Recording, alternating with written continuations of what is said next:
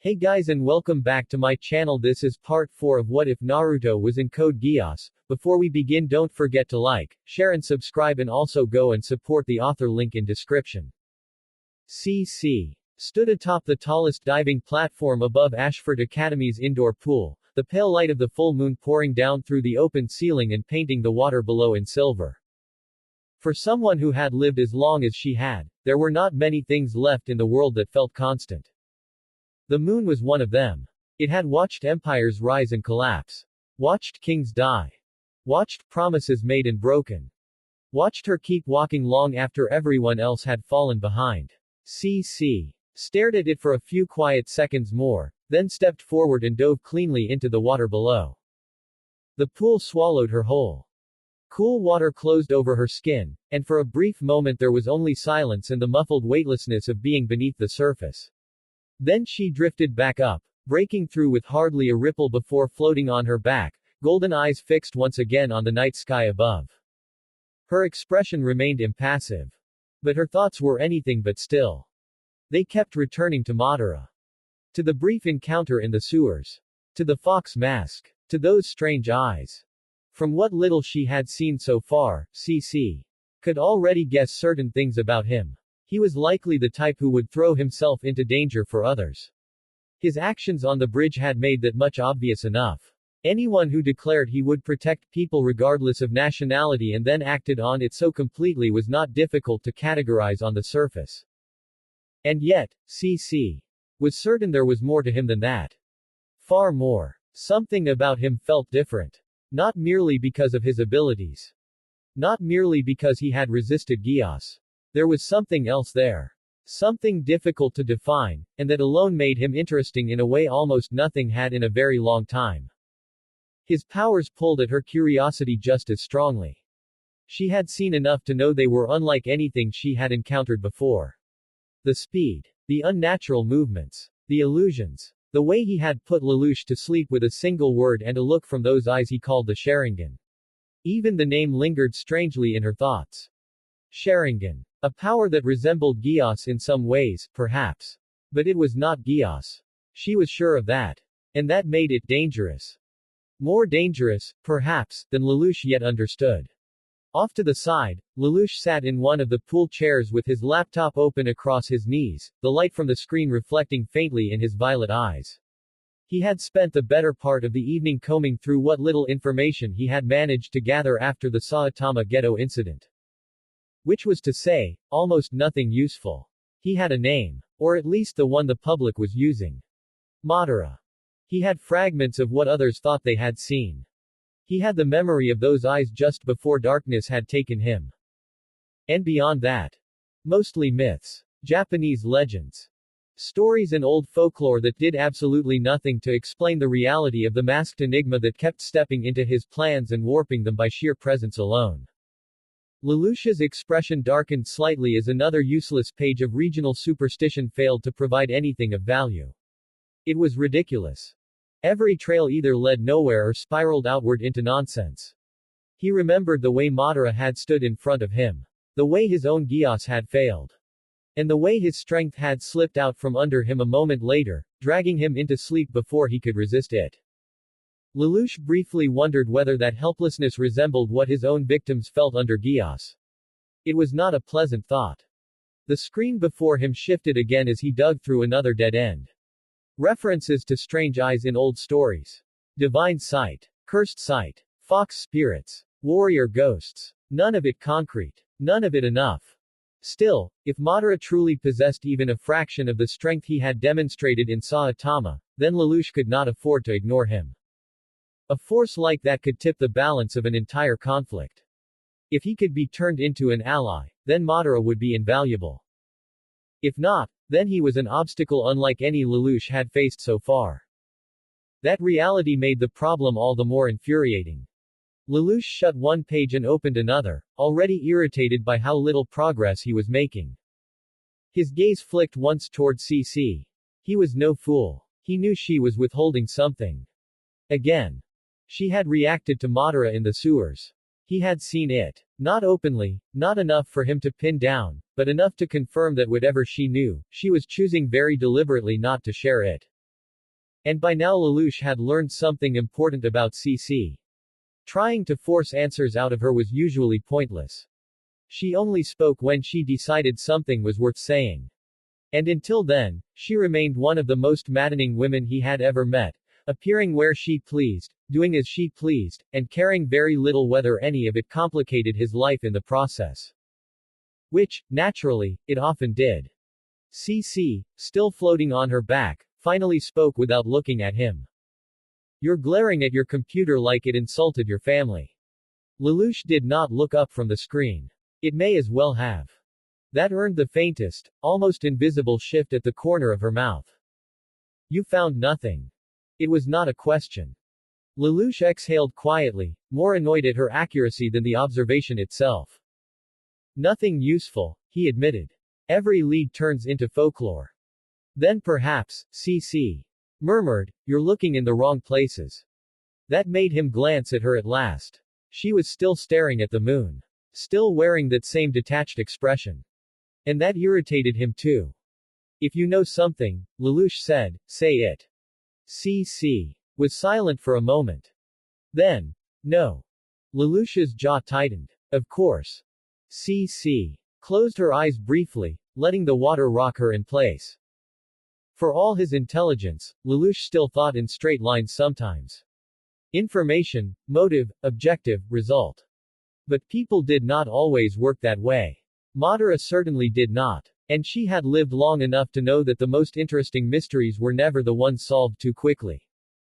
Lelouch looked away from her again and back to his laptop. For now, answers about Madara would have to wait. He needed soldiers. He needed structure. He needed an army. Whatever else happened, that much had become clear in Saitama. Strategy alone was not enough.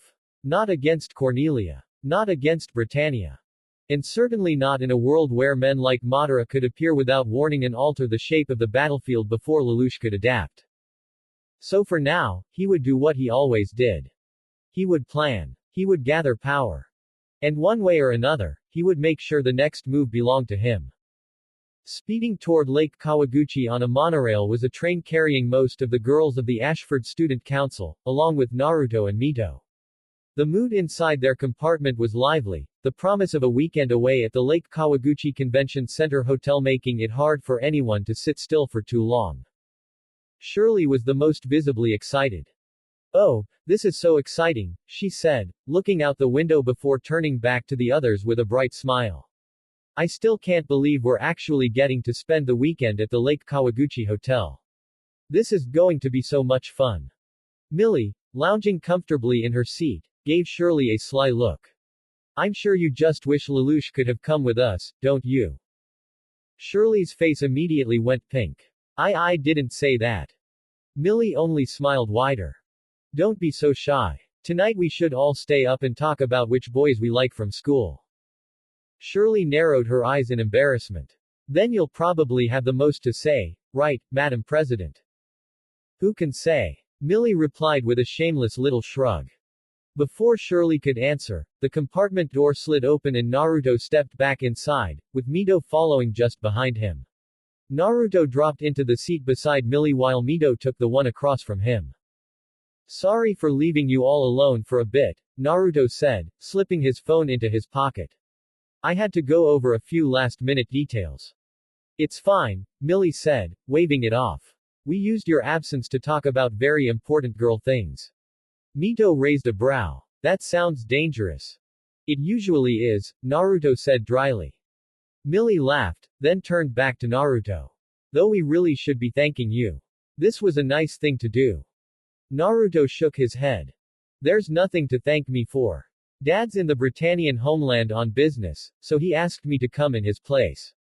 He leaned back in his seat a little. Mito tagged along because, apparently, she had nothing better to do. Mito crossed her arms. That is not how I would phrase it. It's how I phrased it, Naruto replied. Mito sighed. I came because someone has to make sure you don't work through the entire trip and forget why you're here. Shirley smiled a little at that. Well, it's still nice of you both to bring us. Naruto shrugged. I figured everyone could use a break. Even if this is still mostly work for me. It's a shame Colin and the others couldn't come, Mito added. Well, what can you do?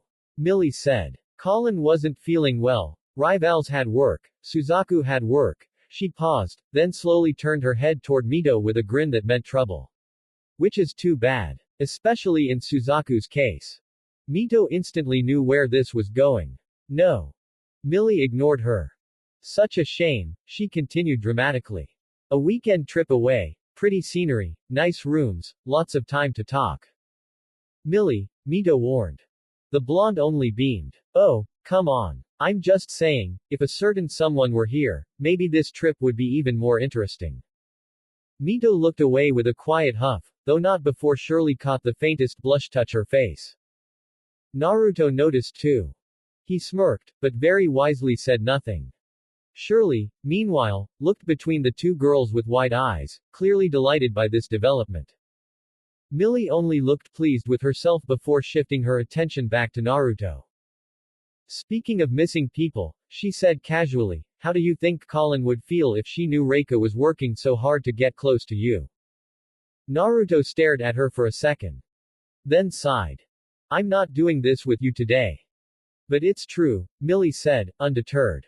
She's putting in a lot more effort than what's expected from a normal researcher. Naruto rubbed the back of his head. Reika heard I needed an assistant and decided to prove she could handle it, he said. So far, she's actually doing a good job. Mito snorted softly. That's the least dramatic possible way to describe Reika. Naruto pointed at her. I'm trying to be nice. Nina, who had been quiet until now, looked toward Naruto. If you're going to be working, she said hesitantly, should I be helping with something too? Naruto shook his head at once. No. You're still an intern, Nina.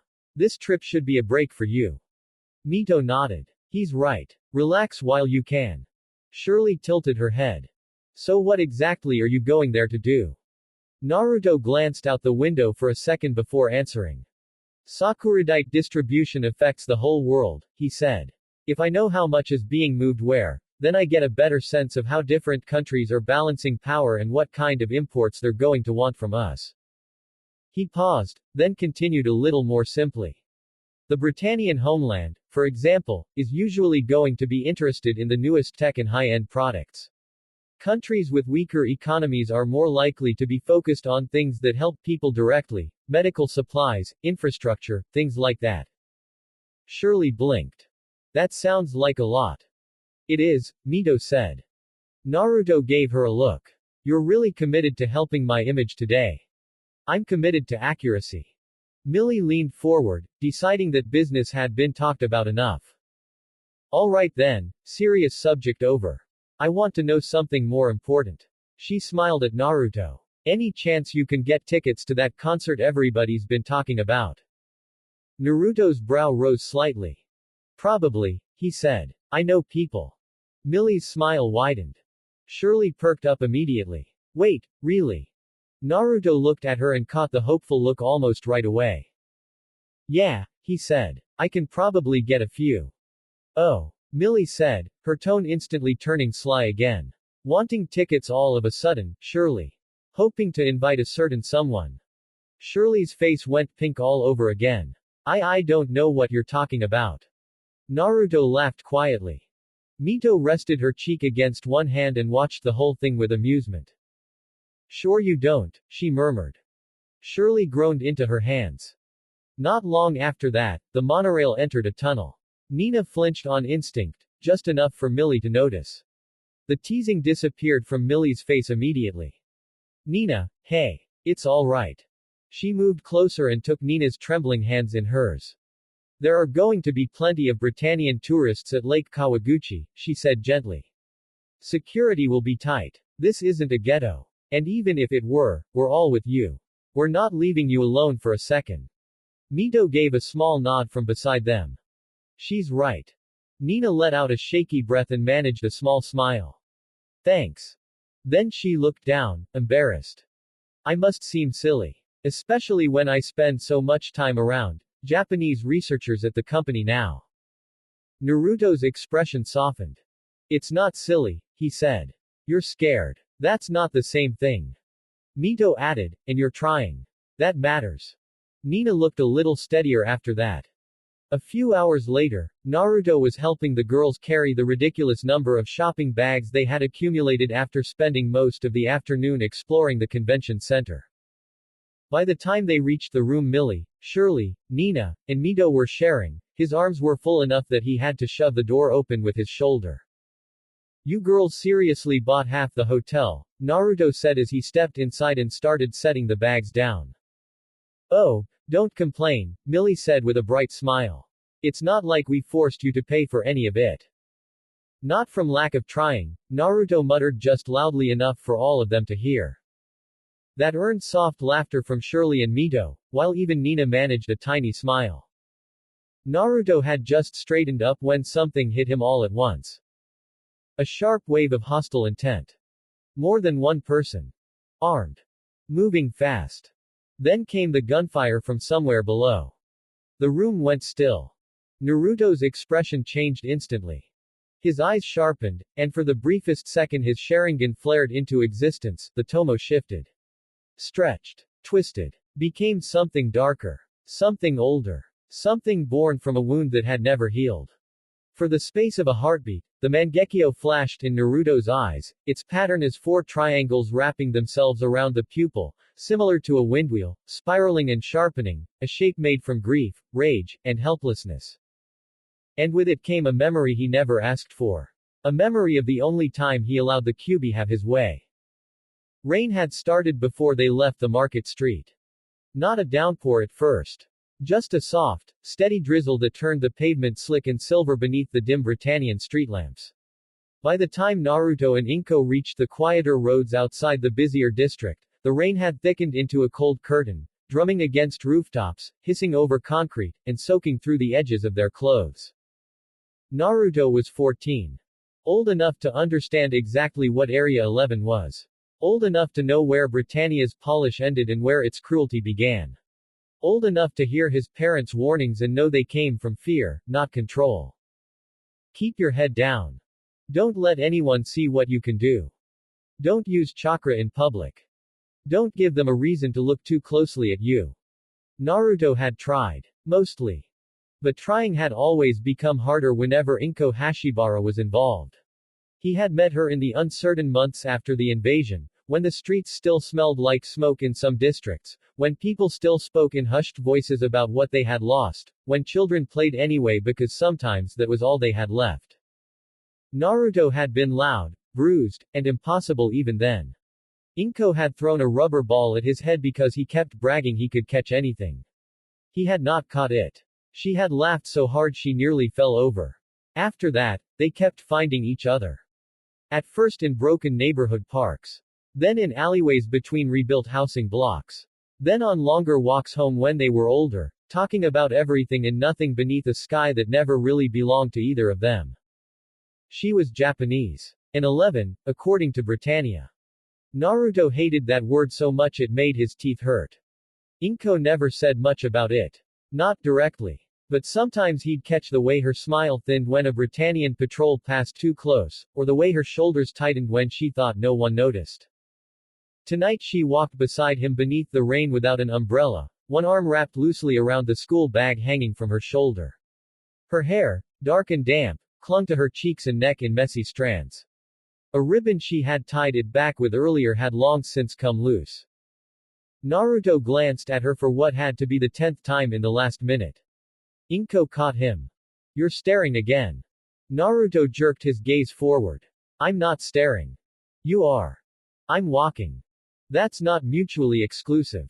Naruto made a face. You sound way too smug for somebody getting rained on. Inko lifted her chin. I'm elegant in the rain. You look soaked. So do you. Naruto pushed wet blonde hair back from his forehead and gave her a grin. Yeah, but I make it look cool. Inko laughed softly. There it was. That sound. Naruto never quite knew what to do with himself when he got it out of her. He shoved his hands into his pockets, suddenly finding the wet street fascinating. You laugh way too much at me. That's because you say ridiculous things. You keep walking with me. She went quiet at that. Naruto risked another glance.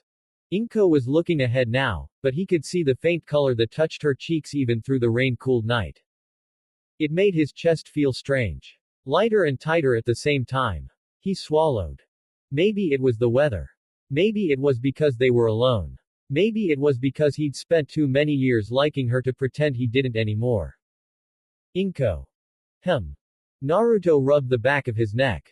You ever think maybe you only hang around me because I'm interesting? Inko snorted. No. Naruto looked offended. Wow. Rude. I hang around you, she said, because if I don't, you'll probably say something stupid to the wrong person and get yourself arrested. Naruto grinned. So you care. I tolerate. That's basically the same thing. In your head, maybe. They turned down a narrower road, the sound of the rain deepening as buildings boxed the street in tighter. Water streamed along the curb in thin rushing lines. The neighborhood was quieter here. Too quiet, maybe, but Naruto didn't notice at first because Inko had slowed a little, and there was something different in her expression now. He blinked. What? Inko sighed like he was hopeless. You really don't know, do you? Know what? She stopped walking. Naruto took another step before realizing she had stopped and turned back toward her. Rain slid down the line of her cheek. Her books were damp under one arm. Her eyes, dark and steady and warmer than he deserved, held his without flinching. Honestly, Naruto, she said, almost exasperated, you're lucky I like you. His entire brain stopped. For one stunned, impossible moment, the rain seemed to vanish. Naruto stared at her. You. The gunshot cracked through the night. Inko jerked. Naruto saw it happen. Saw her body twitch. Saw the shock enter her eyes. Saw the books slip from her arm and scatter across the soaked pavement. For one terrible second, his mind refused to understand. Then blood spread across the front of her shirt. Inko. She swayed. Naruto lunged and caught her before she hit the ground, dropping to his knees so hard they slammed into the wet pavement. Rainwater splashed around them. His hands were already at the wound, pressing desperately, uselessly, feeling warmth pour through his fingers far too fast. Inko. He shouted. Inko, hey, look at me. Look at me. Her lips trembled. Her eyes found his. Naruto's whole body shook. No, he said, voice breaking. No, stay with me. Stay with me, please. Boot steps splashed through the rain. Lazy. Unhurried. Britannian soldiers. 3 of them emerged from the far side of the street beneath the streetlight glow, rifles in hand, uniforms darkened by the weather. One of them still had his weapon half raised, smoke curling faintly from the barrel. The tallest soldier looked at the scene before him and smiled. Well, he said, look at that. Another one laughed. The mutt really was sneaking around with 11 trash. Naruto looked up slowly. Rain dripped from his lashes. His hands were red. She needs help, he said. The soldier who had fired tilted his head. What was that? Naruto's voice came out smaller this time. She needs a doctor. The 3 men looked at one another. Then they laughed. The tallest one took a few more steps forward, boots splashing in shallow water. You should be grateful, he said. We're doing you a favor. Naruto stared at him. A favor, he whispered. The man shrugged. Cleaning up the filth before it rubs off on you any worse than it already has. Another soldier smirked. Though maybe it's too late for that. Inko's fingers twitched weakly against Naruto's sleeve. Naruto bent over her instantly. I'm here, he choked out. I'm right here. Don't talk, okay. Just hold on. Her breathing hitched. Her hand searched blindly until he caught it. She was so cold already. I was gonna tell you properly, she whispered. Naruto's tears mixed with rain. You can still tell me later. A faint, fragile smile touched her lips. You're really lucky I like you. Naruto let out a sound that didn't even feel human. Inko. Her fingers slackened in his hand. The light left her eyes. And the world ended. For one long second, Naruto did not move. He knelt in the rain with her in his arms, head bowed, shoulders trembling, while the soldiers' laughter echoed down the empty street like something filthy. Then one of them spoke again. Let that be a lesson, brat. Naruto's hands curled in the blood-stained fabric of Inko's clothes. Something deep inside him split open. The world sharpened all at once. Every raindrop, every twitch of a trigger finger, every heartbeat in the street. The tomo spun violently in his irises 1, 2, 3 then settled into terrible clarity as it transformed further before coming into something dangerous. Bright. Awake. Merciless. The QB. Its voice rolled through him like thunder. So, the fox rumbled, low and ancient and terrible, why don't you kill them? Naruto didn't answer. The great beast's teeth pulled into a vicious grin. They killed that girl. They'll kill the next one too. Maybe the next time it's someone closer. Its voice dropped lower. Maybe your little sister. Naruto still said nothing. But he did not reject the chakra when it came. Red power erupted from him in a violent wave. The soldiers noticed the change too late. The hell is wrong with his? Naruto laid Inko down with shaking care. Gently. Like she might still wake if he was careful enough. Then he rose. Slowly. His face was blank. Rain ran down his cheeks and jaw, cutting through blood and tears alike. The Mangekyo Sharingan in his eyes spun once more, and space itself warped. One of the soldiers vanished. The space around his upper body twisted inward with a sick, violent distortion, and in the next instant half of him was simply no longer there. Blood sprayed across the wall behind him. The remaining 2 men froze. What? Naruto screamed. Kamui tore through the street again. The second soldier tried to run, but the air around him collapsed, twisting his torso sideways into nothing with a wet, impossible sound. What remained hit the pavement in a broken heap. The last one stumbled backward, rifle slipping in trembling hands. You monster! Naruto was in front of him before the word finished leaving his mouth. The man tried to raise the gun. Naruto caught the barrel. His Sharingan burned. The space around the weapon twisted, folding the metal inward until it ripped from the soldier's hands and disappeared into the spiraling void. The man choked on a scream and fell backward into the rain. Naruto stood over him, chest heaving. The soldier scrambled, slipping in the blood and water. Please, please. Naruto looked at him with both crimson eyes. She needed help, he said.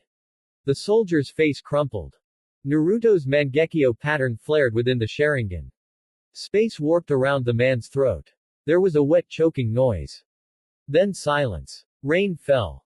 Naruto stood in the middle of the ruined street, shaking so hard it felt like his bones were coming apart. His hands were empty. His vision swam. Everywhere he looked there was blood, twisted pavement, scattered school papers, and Inko lying far too still beneath the rain. He took one step toward her. Then another. And dropped to his knees at her side. He touched her shoulder. Inko, he whispered. No answer. His forehead came down against her hand. The Sharingan dimmed, though it did not fully fade. When Minato arrived, he found the street broken open. Concrete warped. A wall half missing. 3 Britannian soldiers dead in ways that should not have been possible. And at the center of it all Naruto. Minato stopped cold. His son knelt in the rain beside a dead girl, shoulders curled inward, hands stained red, eyes glowing through the dark with the unmistakable crimson of the Sharingan. Both of them. For a moment, Minato said nothing. Then, softly. Naruto. Naruto looked up. There was no rage left in his face now. Only grief. Raw. Young. Bottomless. Minato's expression changed at once. Not fear. Never fear of Naruto. Only heartbreak. He crossed the distance quickly and crouched beside him. One look at the girl told him everything he needed to know. Naruto's voice came out cracked and small. I couldn't save her. Minato closed his eyes for half a second. Then he put a hand on Naruto's shoulder. Behind him, Kushina arrived a heartbeat later and took in the scene in one stunned glance. The bodies, the damage, the girl, their son. Her breath caught. Then she was there, dropping to her knees and pulling Naruto into her arms without hesitation. Naruto broke. He clutched at her like he was drowning. She was talking to me, he sobbed. She was right there, and I. Kushina held him tighter. I know, she whispered, though her own voice shook. I know. Minato reached over and gently closed Inko's eyes.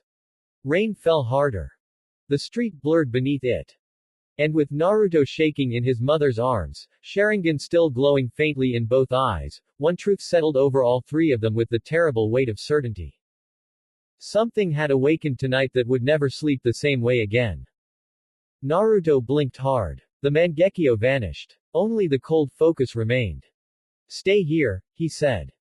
The seriousness in his voice cut through the room so sharply that every trace of lightness disappeared at once.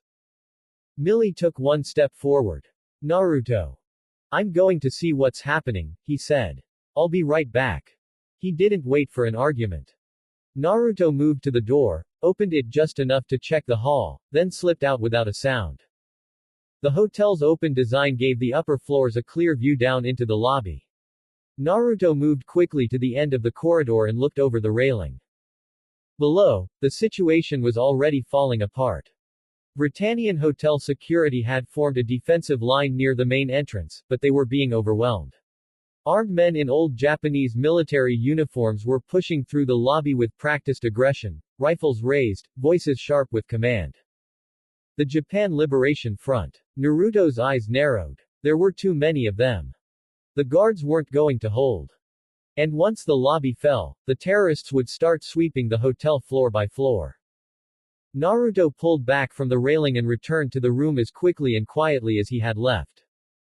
The second he stepped inside, all four girls turned toward him. Terrorists, Naruto said bluntly. They're taking over the hotel.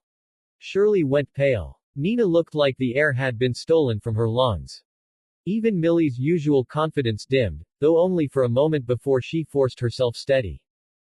Mito's expression tightened. What do we do? Shirley asked, fear clear in her voice. First, we stay calm, Naruto said firmly. When they reach this floor, we do exactly what they say. No panicking. No sudden movements. No trying to be brave. He looked at each of them in turn, making sure the words landed. Then his gaze settled on Nina, who was trembling the hardest. Nina, he said, gentler now, look at me. She did, barely. I promise, we're going to get through this. Nina swallowed and nodded, though fear still had her nearly frozen. Naruto held out a hand. I need to borrow your hat.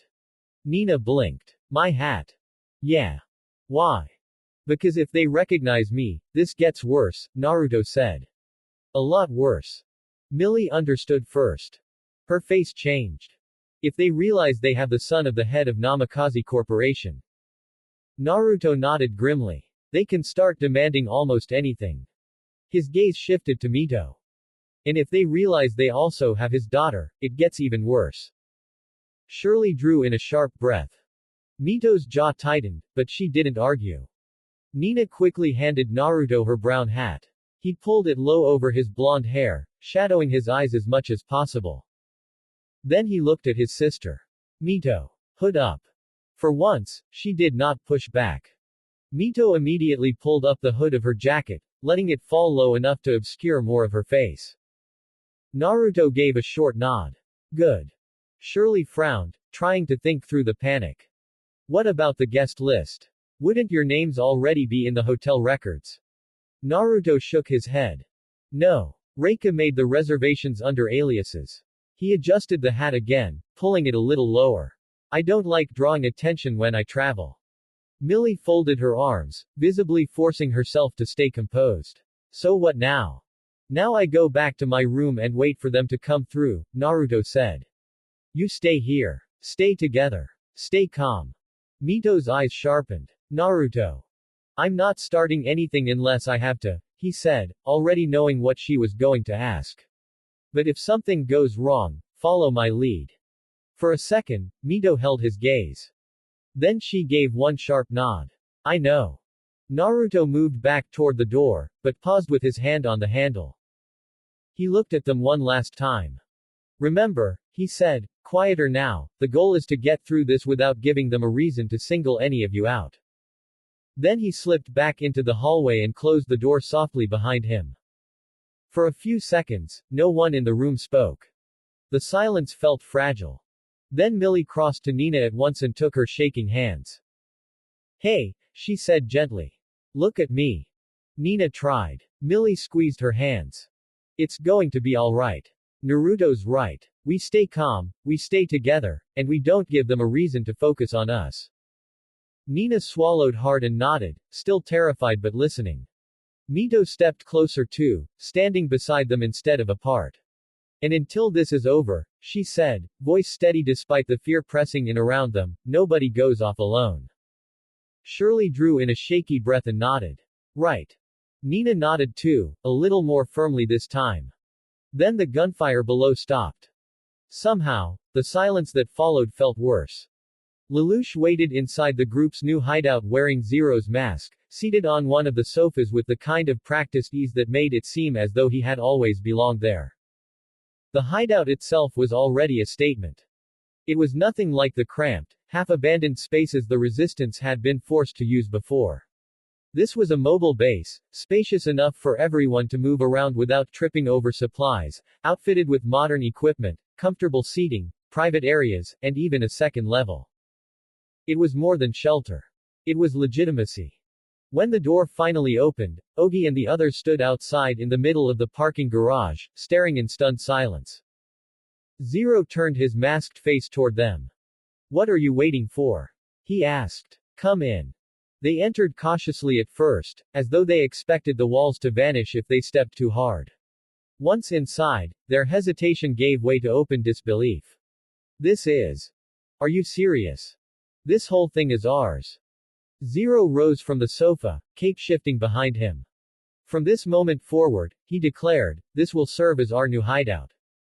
The resistance members spread out slowly, taking in the room, the equipment, the polished surfaces, the stairs leading upward. It was obvious that most of them had not expected anything close to this. Tamaki, naturally, recovered first. Now this is what I'm talking about. He said, grinning as he looked around. A real base. Finally. Ogi was more cautious. Zero, he said, where did this come from? A gift, Zero replied smoothly. A gift, Minami repeated. Zero's tone did not change. You do not need to concern yourselves with the source. What matters is that we now have a place from which we can operate more effectively. That answer was enough for most of them. For now. While the others continued exploring, Minami wandered toward one of the walls and noticed a large flat-screen television mounted there. Curious, he picked up the remote and switched it on. A news broadcast appeared instantly. A reporter stood outside the Lake Kawaguchi Convention Center Hotel, her expression tense as emergency lights flashed behind her. I'm reporting live from outside the Lake Kawaguchi Convention Center Hotel, she said. The hostage-takers have identified themselves as members of the Japan Liberation Front. Among those taken hostage are attendees of the Sakuradite allocation meeting, including Chairman James, as well as tourists and hotel staff. The entire hideout seemed to still.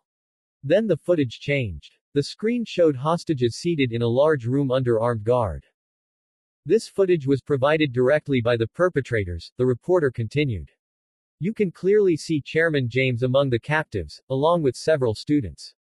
The leader of the group has identified himself as Lieutenant Colonel Kusakabe of the former Japanese military. Colin went rigid. Her eyes locked onto the screen. She saw Shirley first. Then Millie. Nina. Her breath caught. And then the camera shifted just enough for her to see someone sitting with their head slightly lowered beneath a large brown hat. Only a few strands of blonde hair were visible beneath the brim, but she knew immediately. Then she noticed the faint whisker-like marks on one cheek. Naruto, Colin whispered. The name slipped out before she could stop it. Zero heard her. Lelouch's attention snapped fully to the screen. For one moment, everything else vanished. The strategy. The new base. The resistance standing around him. All of it narrowed down to the image on the television. His classmates, no, his friends were there. Shirley. Millie. Nina. And then Naruto. Mito too. Lelouch's gloved hand curled slightly beneath his cloak. Naruto could handle himself. Lelouch knew that better than most. If anyone in that room had a chance of surviving something like this, it was him. But Mito was there too. Mito, who had grown up with Naruto and Suzaku. Mito, who used to trail after them when they were younger. Mito, who Kushina treated like the center of the world because, to her, she was. And Naruto, for a sharp, Dangerous second, anger burned through Lelouch's chest. A sudden flash of genuine fury at the Japan Liberation Front for dragging them into this. At Britannia for creating the conditions that made men like Kusakabe desperate enough to seize a hotel. At himself, because even now, some part of him was already turning their danger into calculations.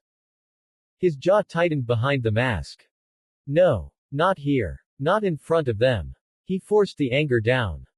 Buried it beneath Zero's voice, Zero's posture, Zero's mask. Around him, the others reacted more openly. They've got students in there.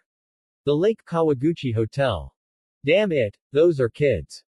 Colin did not move. Her eyes stayed fixed on Naruto's image, her hands clenched hard at her sides. Ogi noticed. Colin. She blinked once, then forced herself to breathe. I know them, she said quietly. They're from Ashford. Zero did not turn toward her. He kept facing the screen. Then his phone began to ring. The sound cut through the room with cruel timing. Lelouch did not need to check the caller ID to know who it was. Still, he looked. Rivals. Of course. The phone vibrated in his hand beneath the cloak. Lelouch stared at it for half a second. He could not answer. Not here. Not as Zero. Not with the Black Knights watching him and Colin already too close to realizing how personal this was. So he let it ring.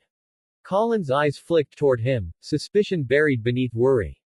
Zero remained perfectly still. On the screen, the footage replayed. Hostages seated under guard. The hotel surrounded. The JLF making their declaration to the world. Lelouch's mind began moving again. Routes. Security positions. Military response time. Cornelia's likely reaction. The JLF's objective. The risk to the hostages. The chance Naruto would act on his own. That last thought made his anger threaten to rise again. He crushed it. Whatever happened next, this was no longer just a crisis. It was a board in motion. And whether Lelouch liked it or not, people he cared about were already sitting in the center of it. Zero lifted his head slightly. We move, he said. The room turned toward him. Oji's eyes widened. Zero. Zero's cape shifted as he faced the gathered resistance.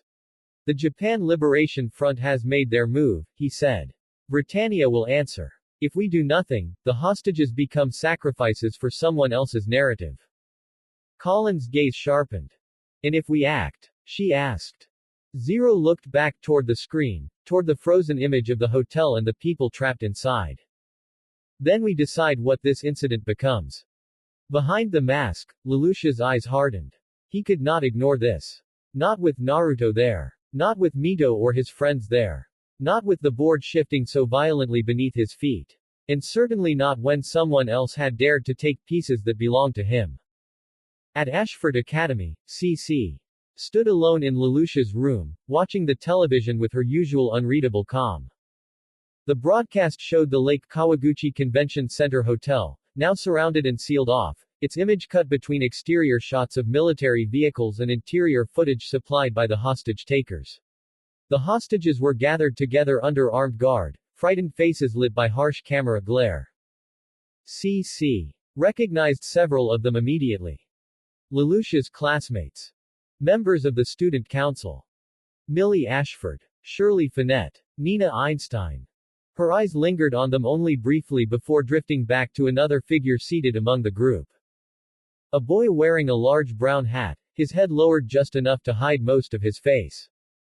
At first glance, there was nothing especially remarkable about him.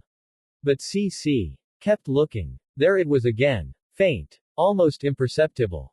A pressure against her senses, subtle enough that anyone else would have missed it completely. The same kind of distortion she had felt in the sewers beneath Saitama. The same strange interference that had prevented her from seeing through Madara's illusion clearly. When she looked away from him, the feeling faded. When her gaze returned to the blonde hostage beneath the hat, it came back. CC's eyes narrowed slightly. Then recognition settled in. Naruto Uzumaki.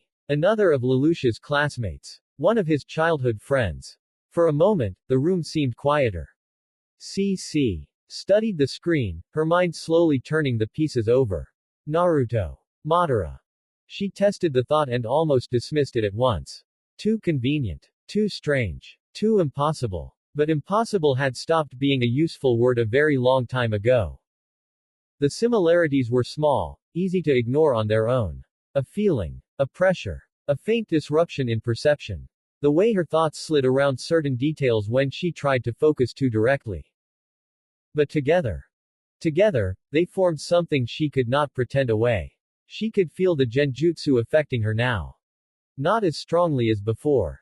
Not enough to hide him completely. But enough. The same distortion. The same quiet resistance in her perception. And that told her more than his face ever could. CC remained still, golden eyes fixed on the boy beneath the hat. Then, after a long silence, the faintest smile touched her lips. Well, she murmured, this is interesting. Back in the hotel, the hostages had been forced into one of the larger food storage rooms. Metal shelves lined the walls, stacked with crates, canned goods, dry ingredients, and sealed containers. The air was cold enough to make some of the hostages shiver, though no one dared complain. Armed men from the Japan Liberation Front stood on every side of the room, rifles raised, eyes sharp, fingers too close to their triggers. Their leader remained near the doorway, one hand resting on the katana at his side as though the blade made him look more honorable. Naruto sat on the floor beside the others, head slightly lowered beneath Nina's hat. Outwardly, he was still. Inwardly, every part of him was ready. He counted weapons, exits, distances, angles. How quickly he could reach Nina if she froze. How fast Mito could move if he gave the signal. Whether he could place Shirley and Millie under genjutsu before they saw too much. How many of the gunmen he could disable before the first shot went off. And how many he might have to kill if, disable, stopped being enough. I am Kusakabe of the Japan Liberation Front, the man at the doorway announced, his voice carrying across the room. This stand we are taking is for the freedom of Japan and our countrymen. Several hostages flinched as he looked over them. Even though you are not soldiers, you are still Britannians. You are the ones who rule us. You are the ones who oppress us. Naruto kept his face blank. What a simple way to see the world. As if every Britannian in the room shared the guilt of the empire. As if every Japanese man holding a gun became righteous just because his target was afraid. As if pain excused pointing rifles at civilians. A low, familiar growl stirred inside him. Oi, Naruto. The Kyuubi's voice rolled through his mind, rough and impatient. Naruto did not move, though his eyes dipped for the briefest instant. I hear you. Good, the fox rumbled. Then stop sitting there like a frightened child and use my chakra. Naruto's jaw tightened slightly. Inside his mindscape, the darkness opened around him like a cage. The Kyuubi loomed behind the bars, massive and terrible, red eyes gleaming with cruel amusement. Its tail shifted behind it like living flames. You know what happens next, the fox said. They make speeches. They wave weapons. Then one of them gets scared, or angry, or stupid. And someone dies. Naruto's gaze hardened. Not if I can help it. The Kyuubi's lips peeled back from its teeth. Then help it. Tear the room open. Break their bones. Rip the guns from their hands. Paint the walls with enough blood that the rest remember fear.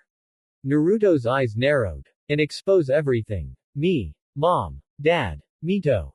The fox snorted. Still hiding. Still pretending. Still acting like the world will be kinder if it doesn't know what you are.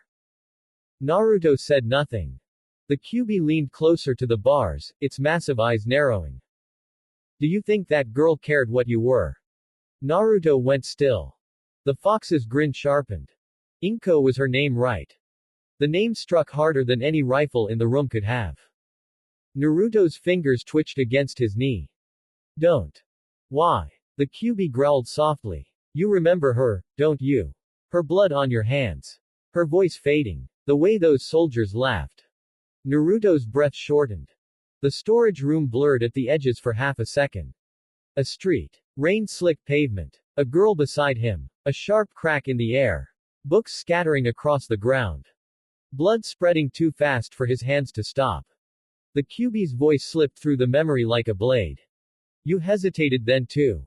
Naruto's teeth clenched. Shut up. You begged. You pleaded. You tried to be human in front of monsters. The fox's voice dropped, darker now. And Inko died anyway. Just like your sister and your friends will. Red chakra pulsed once, faint and dangerous, beneath Naruto's skin. Mito's shoulder brushed his. Naruto forced the breath back into his lungs. That is exactly why I can't just let you loose. The QB's eyes burned. Because you're afraid. Because I know what happens when I stop thinking. The fox growled, low enough to shake the bars. You killed those soldiers. I know. And a part of you liked that they stopped laughing. Naruto's silence answered too much. The QB's grin widened. There it is. Naruto looked up inside the mindscape, anger cold and controlled now. Listen to me. If they hurt anyone in this room, I'll act. If they point a gun at Mito, Shirley, Millie, Nina, any of them, I'll end it before they can pull the trigger. The fox watched him. Naruto's voice dropped. But I'm not going to turn this room into a slaughterhouse just because your need to be freed from the seal. For a moment, the QB said nothing. Then it huffed, tails lashing behind it. Sentimental brat. Maybe. Weak. No. That answer came sharp enough to make the fox's eyes narrow. Naruto stepped closer to the cage. I'm not weak because I don't want them to see me covered in blood. I'm not weak because I don't want Mito dragged into what I am. And I'm not weak because I refuse to become the thing that killed Inko just because it would be easier. The QB's amusement faded. For one heavy moment, the beast stared at him. Then it gave a low, grudging rumble. If they force your hand, I won't ask again. Naruto's gaze did not waver. If they force my hand, you won't need to. Back in the storage room, Kusakabe's speech reached its end. Sit still, he said, his hand tightening over the hilt of his katana. Stay quiet. Obey, and you will live. His eyes swept across the hostages. If you do not. He let the threat hang unfinished. Then he turned and left. The door shut behind him with a dull metallic sound. The guards remained, rifles ready. The silence that followed was worse than the speech. Beside Naruto, Mito shifted just enough that their shoulders touched again. Her voice was barely a whisper. You're thinking too loudly. Naruto did not look at her. That obvious? To me, yes. He exhaled quietly through his nose. I'm not letting anything happen. Mito kept her eyes forward, careful not to draw attention from the armed men. I know. That simple answer steadied him more than she probably realized. Naruto let his gaze move across the room. Millie sat with her hands folded tightly in her lap, doing a surprisingly good job of looking calm. Shirley was pale but holding herself together. Nina was rigid with terror, her breathing too shallow, her eyes fixed on the floor as if looking up would make everything real. Mito sat close by, hood still up, posture controlled but tense. Naruto marked all of it. Who would panic first? Who could run if told? Who would freeze? Who he would have to reach fastest if everything went wrong? A guard near the door shifted his rifle. Naruto's eyes moved to him instantly. The man glanced away without realizing why. Beneath the shadow of Nina's hat, Naruto's gaze remained cold. Waiting. Watching. Measuring every breath in the room. And somewhere deep inside him, behind the bars of the seal, the QB smiled in the dark and whispered one last time. Tick-tock, brat. Naruto's hands slowly curled into fists. Because he knew the fox was right about one thing. This could only last so long before someone made a mistake. Inside Cornelia's royal transport carrier, the air had turned tense and sharp. Officers moved between tactical displays. Operators relayed updates in clipped voices. Maps of the Lake Kawaguchi Convention Center Hotel glowed across the main screen, every bridge, access point, and possible entry route marked in red. Cornelia stood at the center of it all, arms folded, her face composed. It had to be. If anyone in that room saw even a flicker of what she was actually feeling, the situation would shift immediately. Euphemia was inside that hotel. Her little sister was among the hostages. So far, there was no indication that the Japan Liberation Front knew who they had captured. That single fact was the only reason Cornelia had not already ordered a full assault and torn the building apart stone by stone. One of her officers stepped forward, turning from the tactical display. All bridges connected to the hotel have been destroyed except the main one, he reported. Attempts to approach by air and water have both failed. He gestured toward an illuminated route beneath the hotel. There is, however, one remaining path that may allow for a rescue operation. The main utilities tunnel beneath the convention center. Cornelia's eyes shifted to the route. The officer continued. If we enter here, our units can advance directly beneath the structure. Destroying the foundation blocks would destabilize the building and partially submerge the lower levels. The tunnel was also designed for supply transport, so it should be wide enough to accommodate Sutherlands. Cornelia studied the map for only a moment. Proceed. The order was carried out at once. 3 Sutherlands were lowered into the underground passage and sent racing through the tunnel toward the hotel. But at the far end of that tunnel, the Japan Liberation Front was waiting. Mounted atop 4 heavily modified Glasgows stood a massive cannon-like platform, the Ryko. Its frame braced against the tunnel floor, weapon angled directly down the passage. Inside the altered cockpit, 2 Japanese soldiers sat one behind the other, both wearing white bandanas marked with the old flag of Japan. The moment they saw the approaching Britannian units, their commander shouted the order. Super electromagnetic shrapnel cannon, fire! The Ryko thundered. A single shell tore down the tunnel. The lead Sutherland pilot reacted instantly. Evasive maneuvers. Now. Too late. The projectile split apart in front of them, revealing a canister packed with dozens of metal spheres. In the enclosed tunnel, the shrapnel had nowhere to disperse except straight through the approaching nightmares. All 3 Sutherlands were shredded almost instantly. Inside the hotel, the Japan Liberation Front erupted into cheers. Inside Cornelia's carrier, the mood dropped into grim silence. They've been wiped out, Darlton said sharply, watching the tactical feed mark all 3 units lost. Most of the room understood the military cost. Only Cornelia, Darlton, and Guilford understood the personal one. Euphemia was still inside. And their best approach had just failed. One subordinate swallowed before speaking. It appears they've modified a Glasgow into a linear cannon platform. Another officer stared at the map. Then there's no way through. A third man stepped forward hesitantly. If we release the political prisoners they demanded, perhaps. We will not show weakness to terrorists. Cornelia's voice cut through the room like a blade. The officer immediately fell silent. No one else dared speak. Guilford stepped closer, lowering his voice so only she could hear. But Princess Euphemia. Cornelia's jaw tightened. Yes, she said quietly. I know. Darlton spoke next, careful but firm. At present, it does not appear the terrorists know she is there. If they discover Princess Euphemia is among the hostages, they will use her as leverage immediately. Since she came only as an observer, she was not listed among the registered guests. That, at least, was one mercy. Cornelia kept her eyes on the tactical display, though her thoughts had already moved beyond the map. They were inside the hotel now. With Euphy. Was she frightened? Was she hurt? Had she realized how close she was to becoming the center of this entire crisis? Cornelia's hands curled tighter around her arms. If we give in to their demands even once, she said at last, then we legitimize terrorism itself. Darlton looked toward her. Then do we proceed with force? We proceed with force, Guilford said, only after Princess Euphemia's safety can be guaranteed. Cornelia said nothing. For a long moment, she simply stood there, caught between 2 instincts that warred viciously inside her. One demanded that she crush the Japan Liberation Front completely. Make an example of them.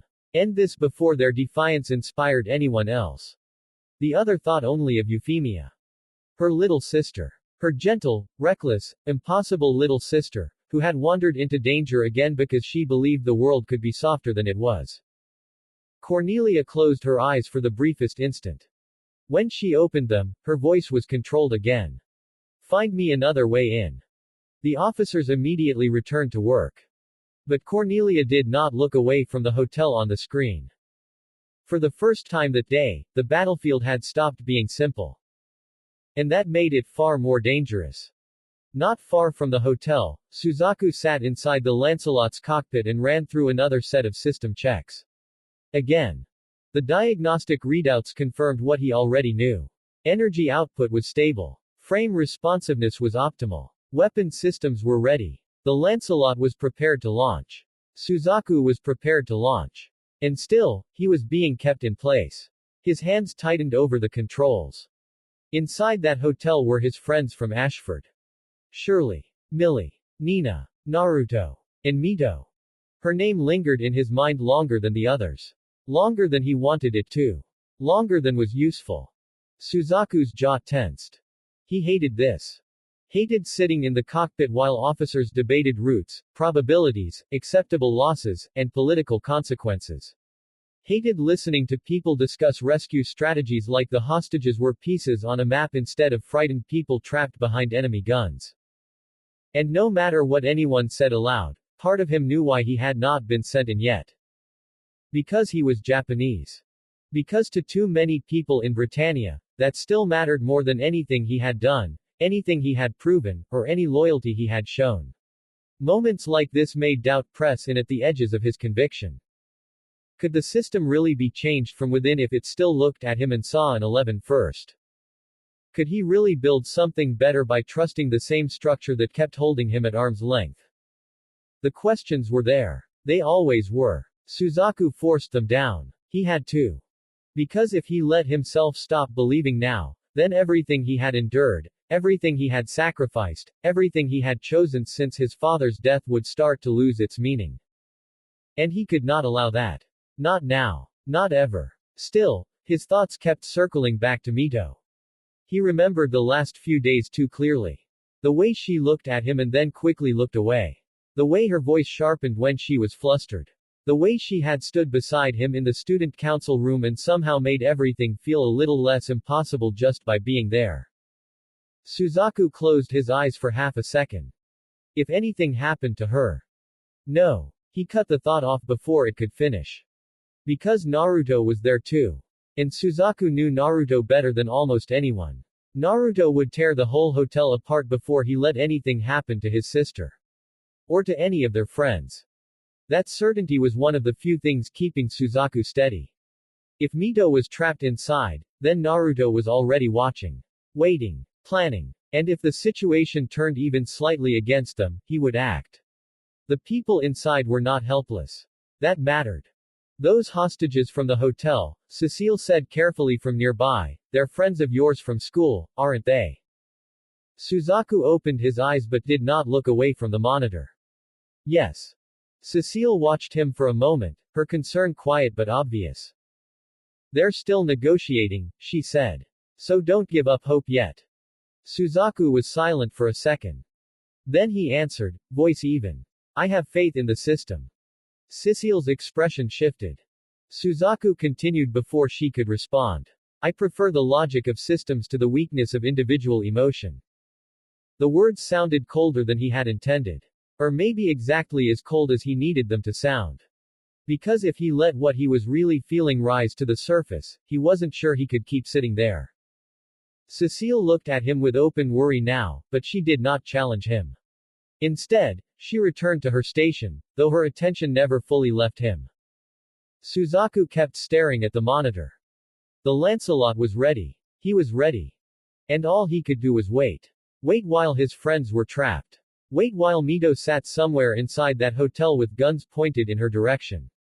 Wait while the system he had chosen decided whether he was useful enough to be trusted. His fingers tightened again. Because no matter how calm he sounded, no matter how carefully he buried it, the truth was simple. The boy inside the cockpit was wound too tight. And all it would take was one bad report from that hotel to snap the restraint holding him in place. Kushina paced back and forth through Minato's office the moment the news reached them.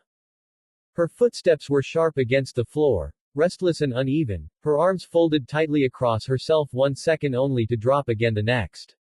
She already knew how strong her children were.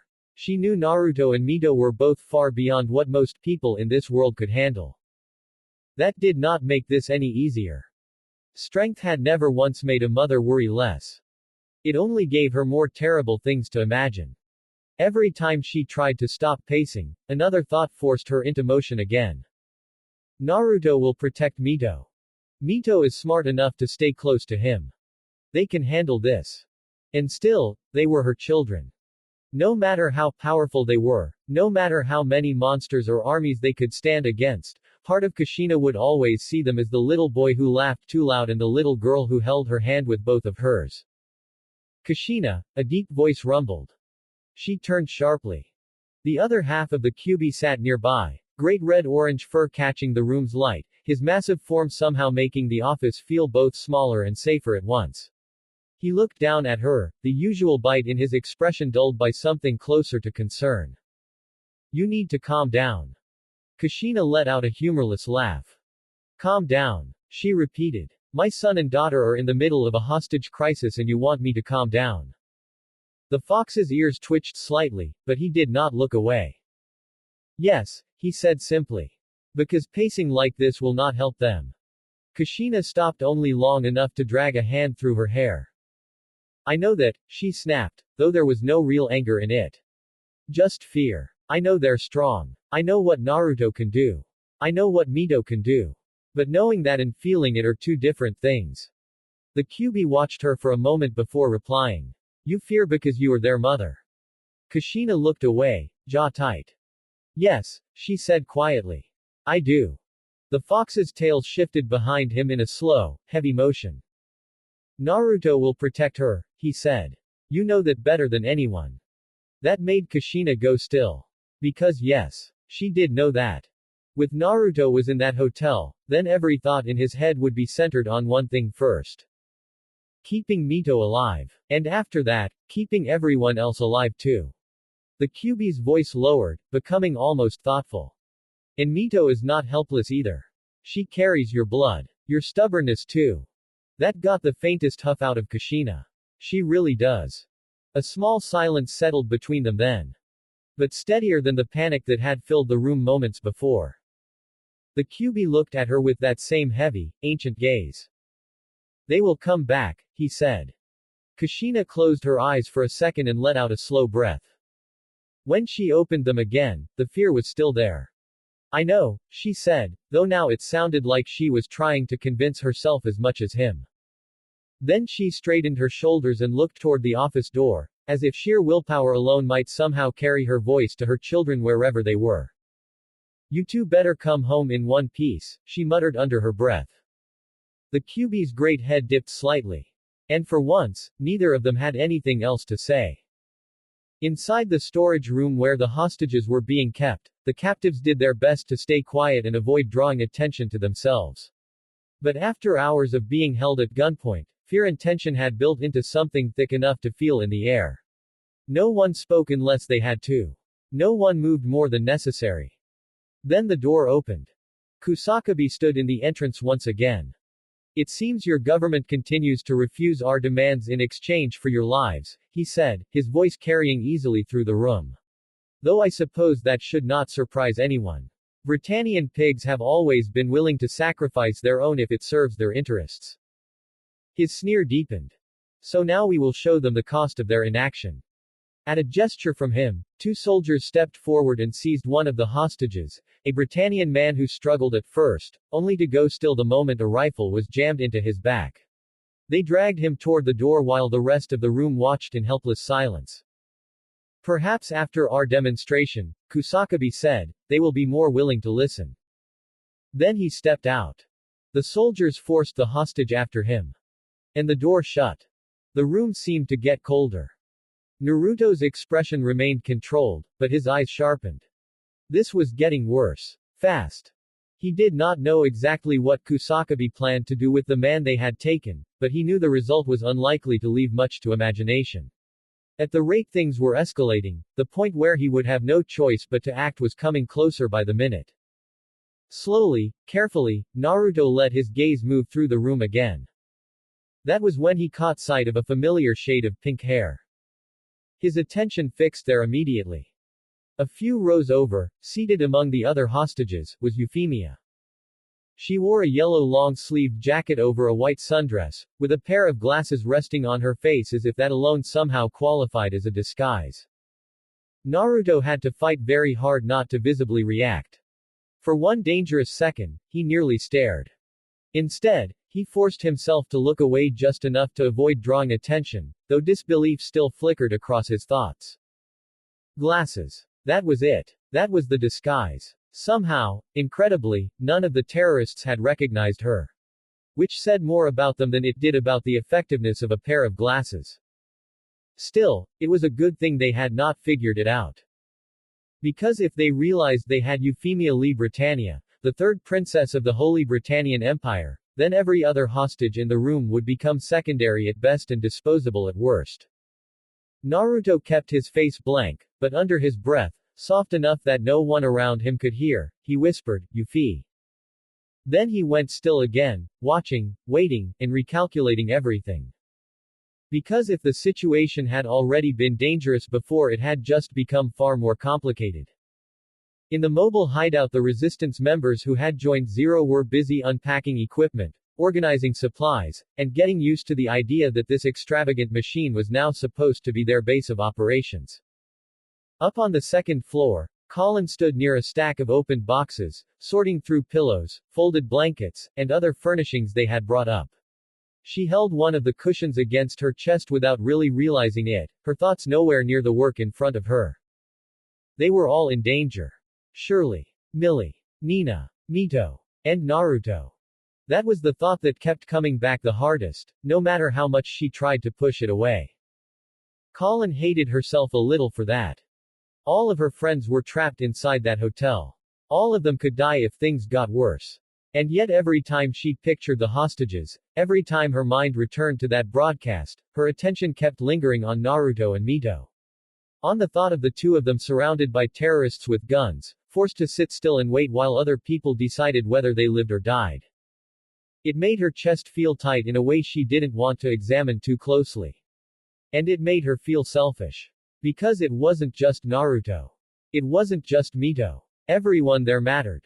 Still, that didn't stop her from worrying about him more.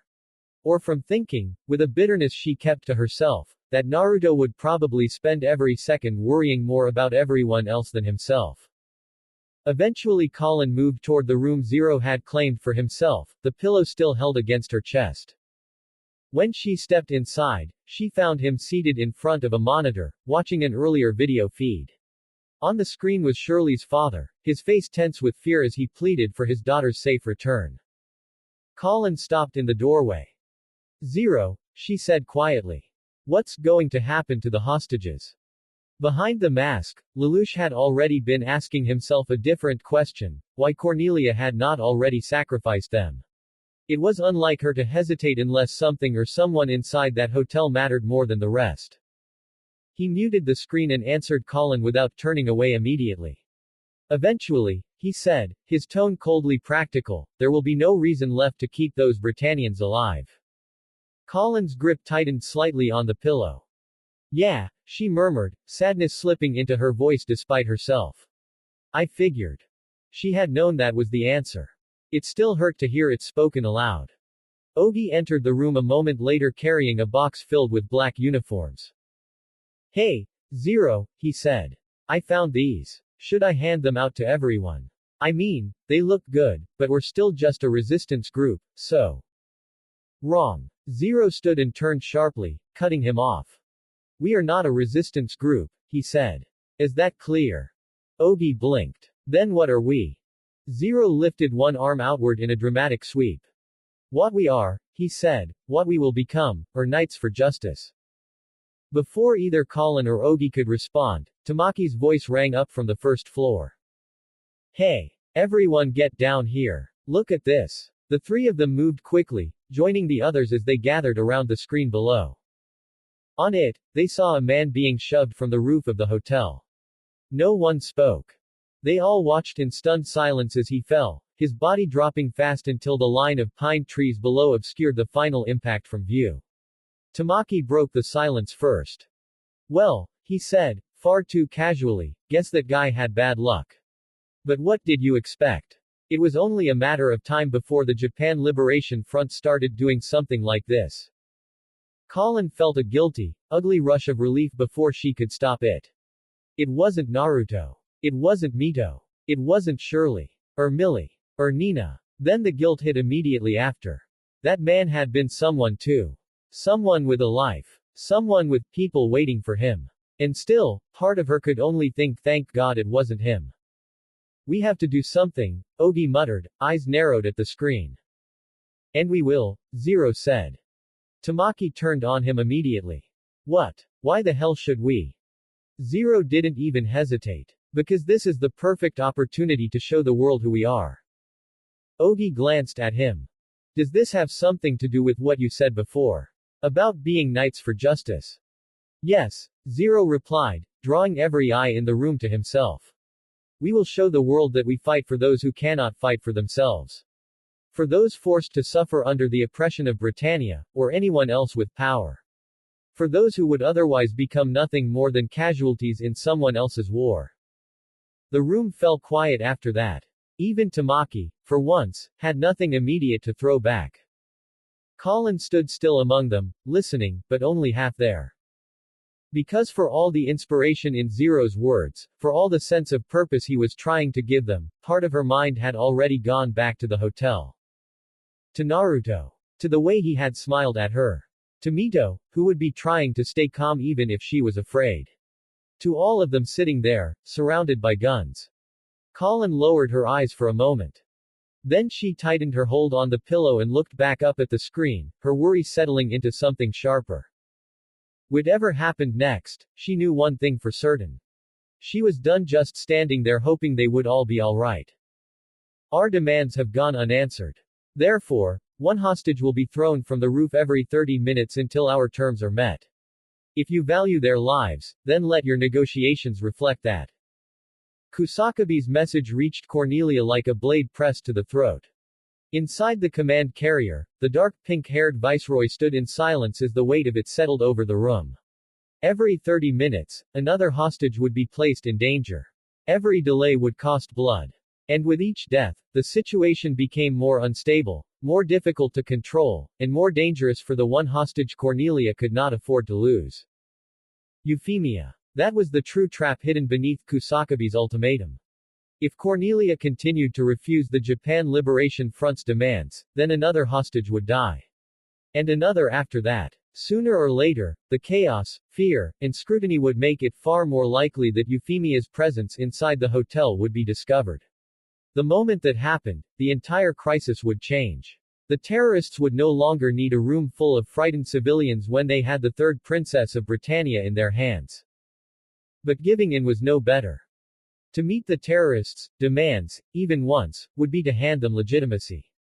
It would mean allowing force and fear to dictate the empire's response. And Cornelia despised the very thought of it. So she stood caught between two choices she could not accept.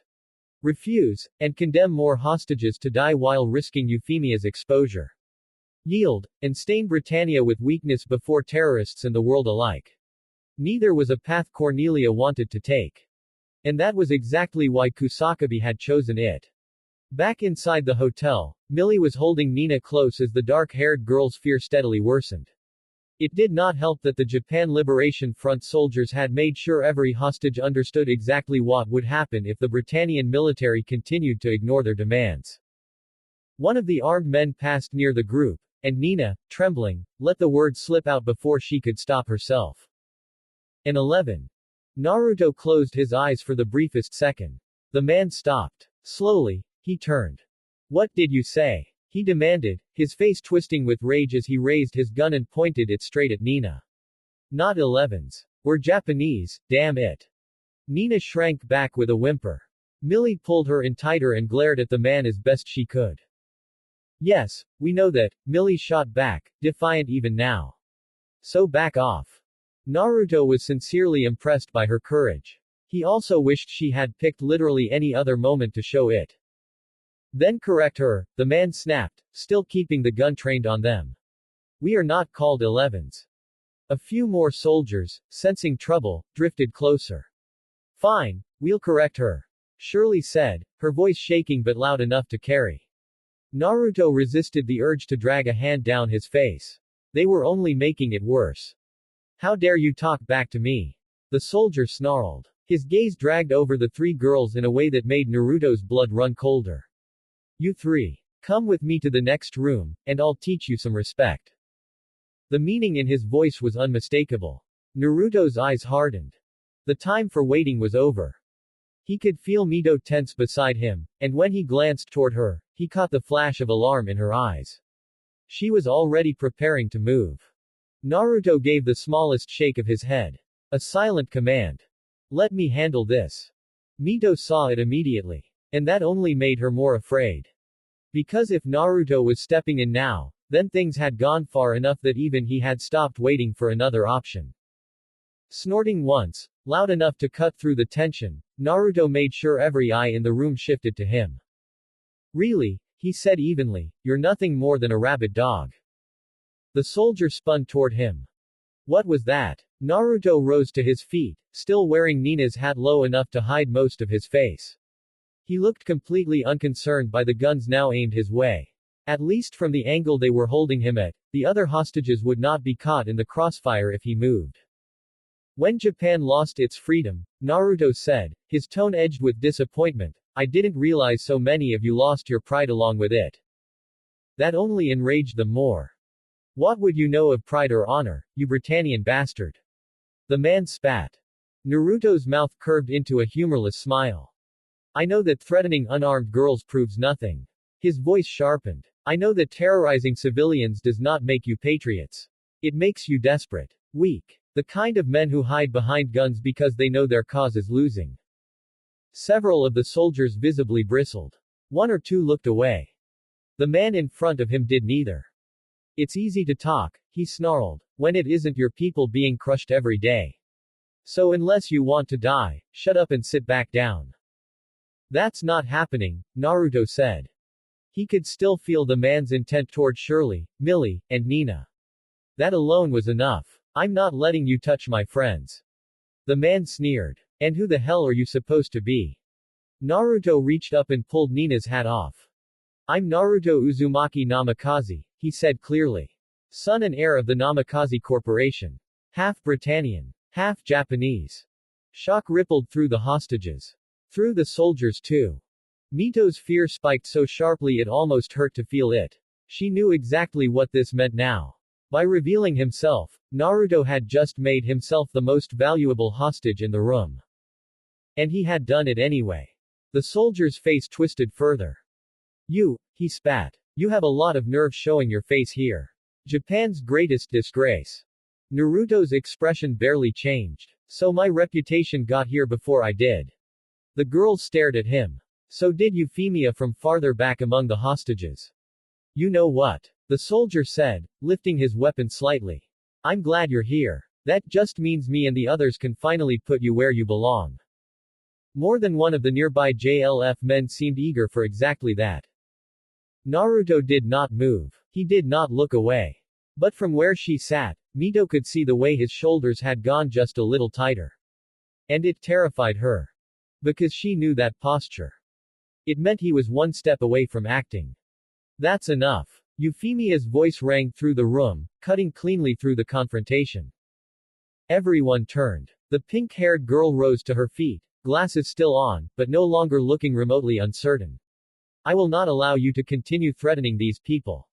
The soldier glared at her. And who the hell are you? Euphemia took off her glasses. I demand that you take me to your leader, she said, her voice calm and commanding in a way that left little room for refusal. Do you understand? The man stared. Then his eyes widened. I am Euphemia Lee Britannia, she said. Third princess of the Holy Britannian Empire. Silence crashed down over the room. Then Euphemia turned her attention to Naruto and the others, and her expression softened at once. Are you all right? Naruto gave her the smallest nod, as if this were somehow a perfectly normal conversation to be having in the middle of a hostage crisis. We're fine, Yuffie. That earned him a gentle smile from her. I'm glad. The JLF soldier looked like he was trying very hard to think through what this changed. Eventually, he made his decision. All right, he said. Then he pointed. You too. You're coming with me. A few more soldiers were called in as backup. Enough remained behind to keep the rest of the hostages covered while the others formed up around Naruto and Euphemia. Mito felt her stomach drop as Naruto stepped forward. He did not look at her again. He did not need to. Because she already understood. He had just made himself a target on purpose, to pull the danger away from everyone else.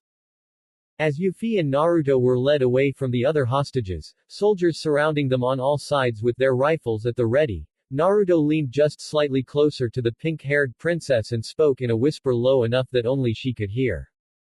"It's nice to see you again, Yuffie," he said with a faint, somewhat sheepish smile. "Though I really wish it wasn't under these circumstances." A small smile found its way onto Euphemia's face despite everything. Even now, knowing exactly who she was, Naruto wasn't speaking to her with stiff formality or treating her like she was above him. He was talking to her the same way he had back in Shinjuku, like they were simply two people who happened to meet again. "Yes," Yuffie whispered back. "I wish that too." Naruto's expression softened for a moment before turning more serious. "What you did back there was brave," he said. "Standing up like that took courage." He paused. "But it was also reckless. You put yourself in danger." Yuffie gave him a look that was just a little amused. "I could say the same thing about you." Naruto let out the quietest breath of a laugh. "Yeah," he admitted. "That's fair." He hesitated, then glanced ahead at the armed men escorting them before lowering his voice even further. "I couldn't just sit there and do nothing. Not with my friends in danger." His eyes shifted for the briefest second, back toward where the hostages had been left behind. "And not with my sister there too." That made Yuffie look at him more fully. There had been no hesitation in his voice when he said it. Just that simple, unshakable certainty that he would put himself in front of danger before he let it reach the people he cared about.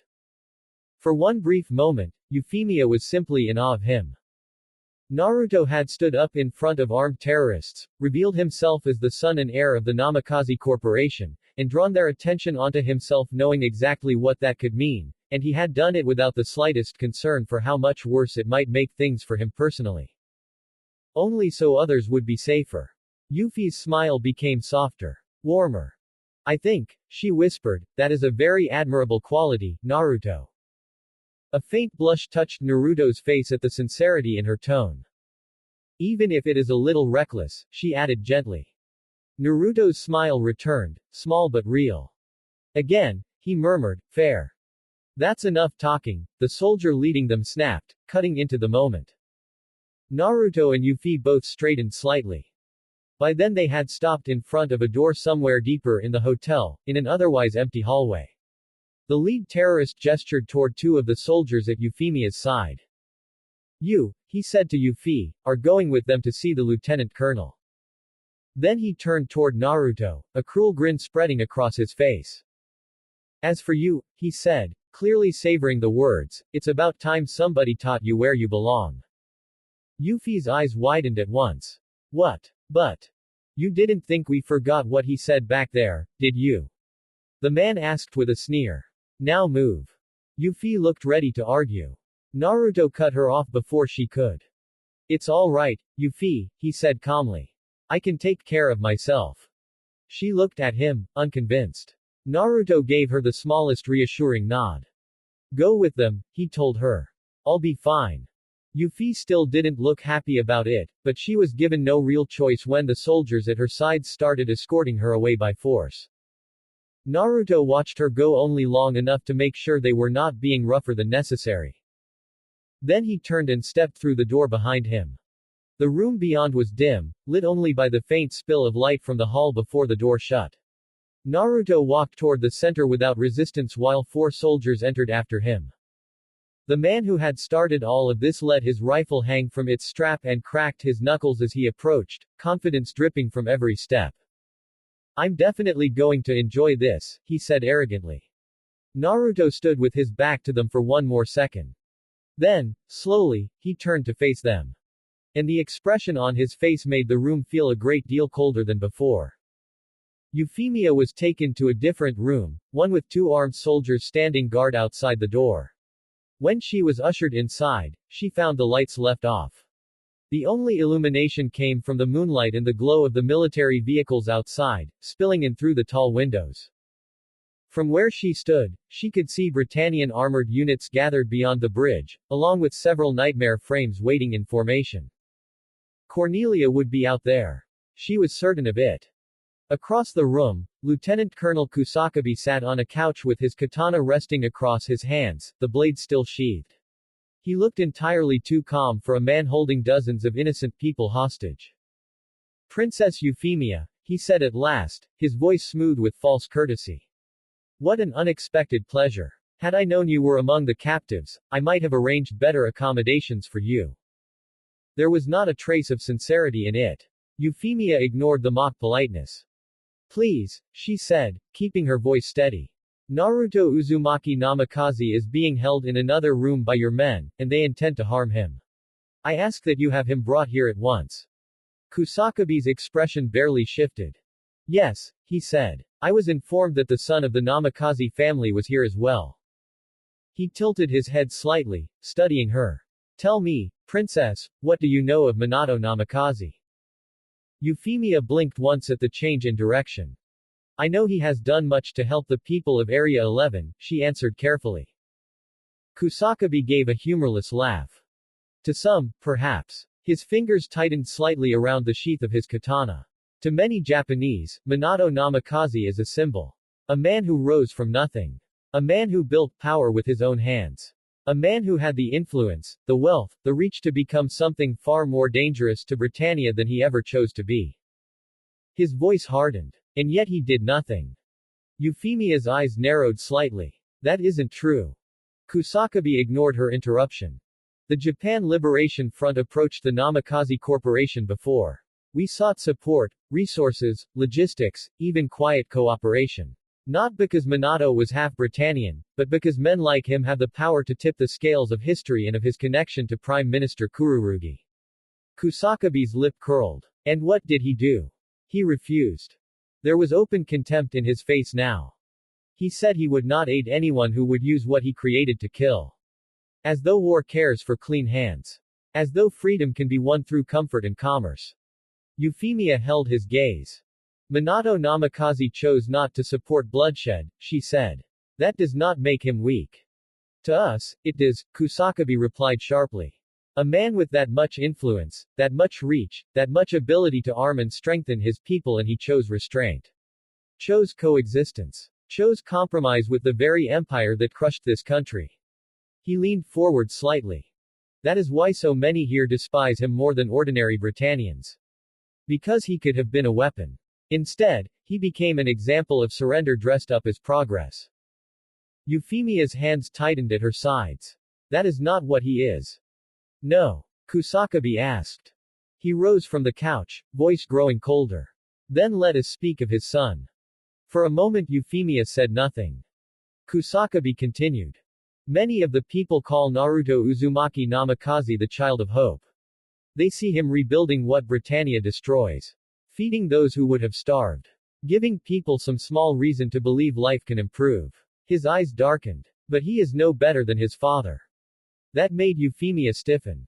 He walks the same path, Kusakabe said. He eases suffering without striking at its source. He gives comfort, but not freedom. He makes life more bearable under occupation, and some fools mistake that for salvation. He helps people, Euphemia said firmly. He does not ignore them. He acts. Kusakabe's grip on the katana tightened until his knuckles went white. He acts where it is safe. He acts where it costs him nothing that truly matters.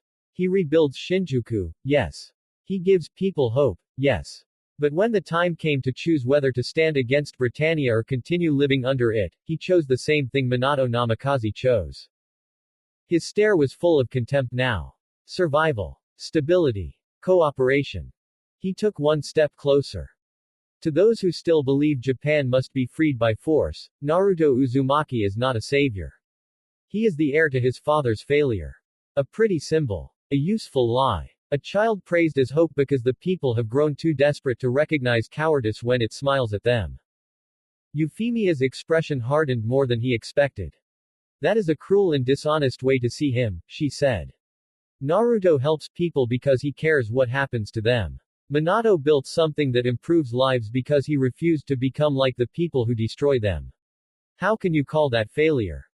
Because this country does not need kindness from the powerful, Kusakabe replied. It needs liberation. It needs people willing to die so that Japan may live again.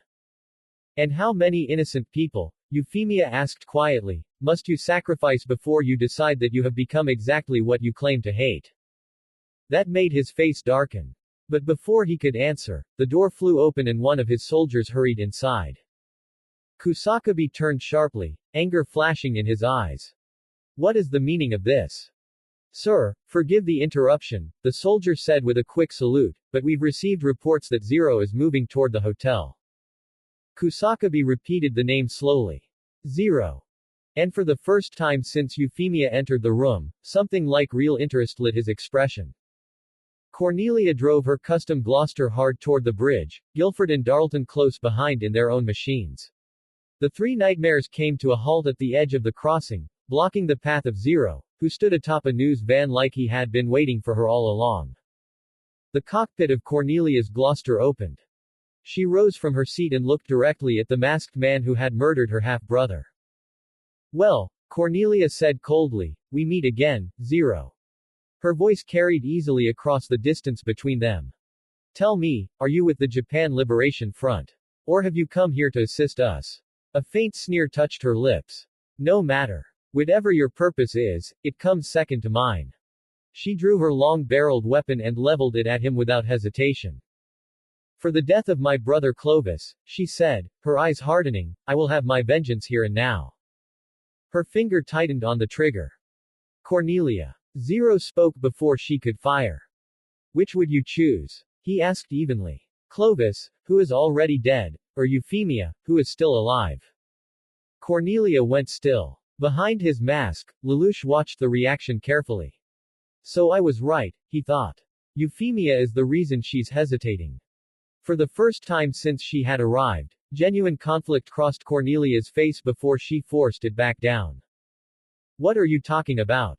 She demanded, though the denial came a fraction too fast. I have no idea what you mean. Zero did not move.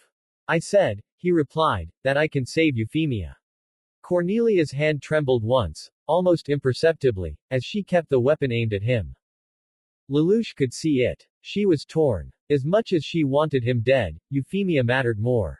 That was the weakness. That was the opening. You expect me to trust you? Cornelia asked. I expect you, Zero said calmly, to understand that you do not have a better option. Silence hung between them for a moment. Then, slowly, Cornelia lowered the gun. It was not surrender. Not even close. But she stepped aside. Just enough to let Zero through. Darlton turned toward her at once. Viceroy, what are we doing?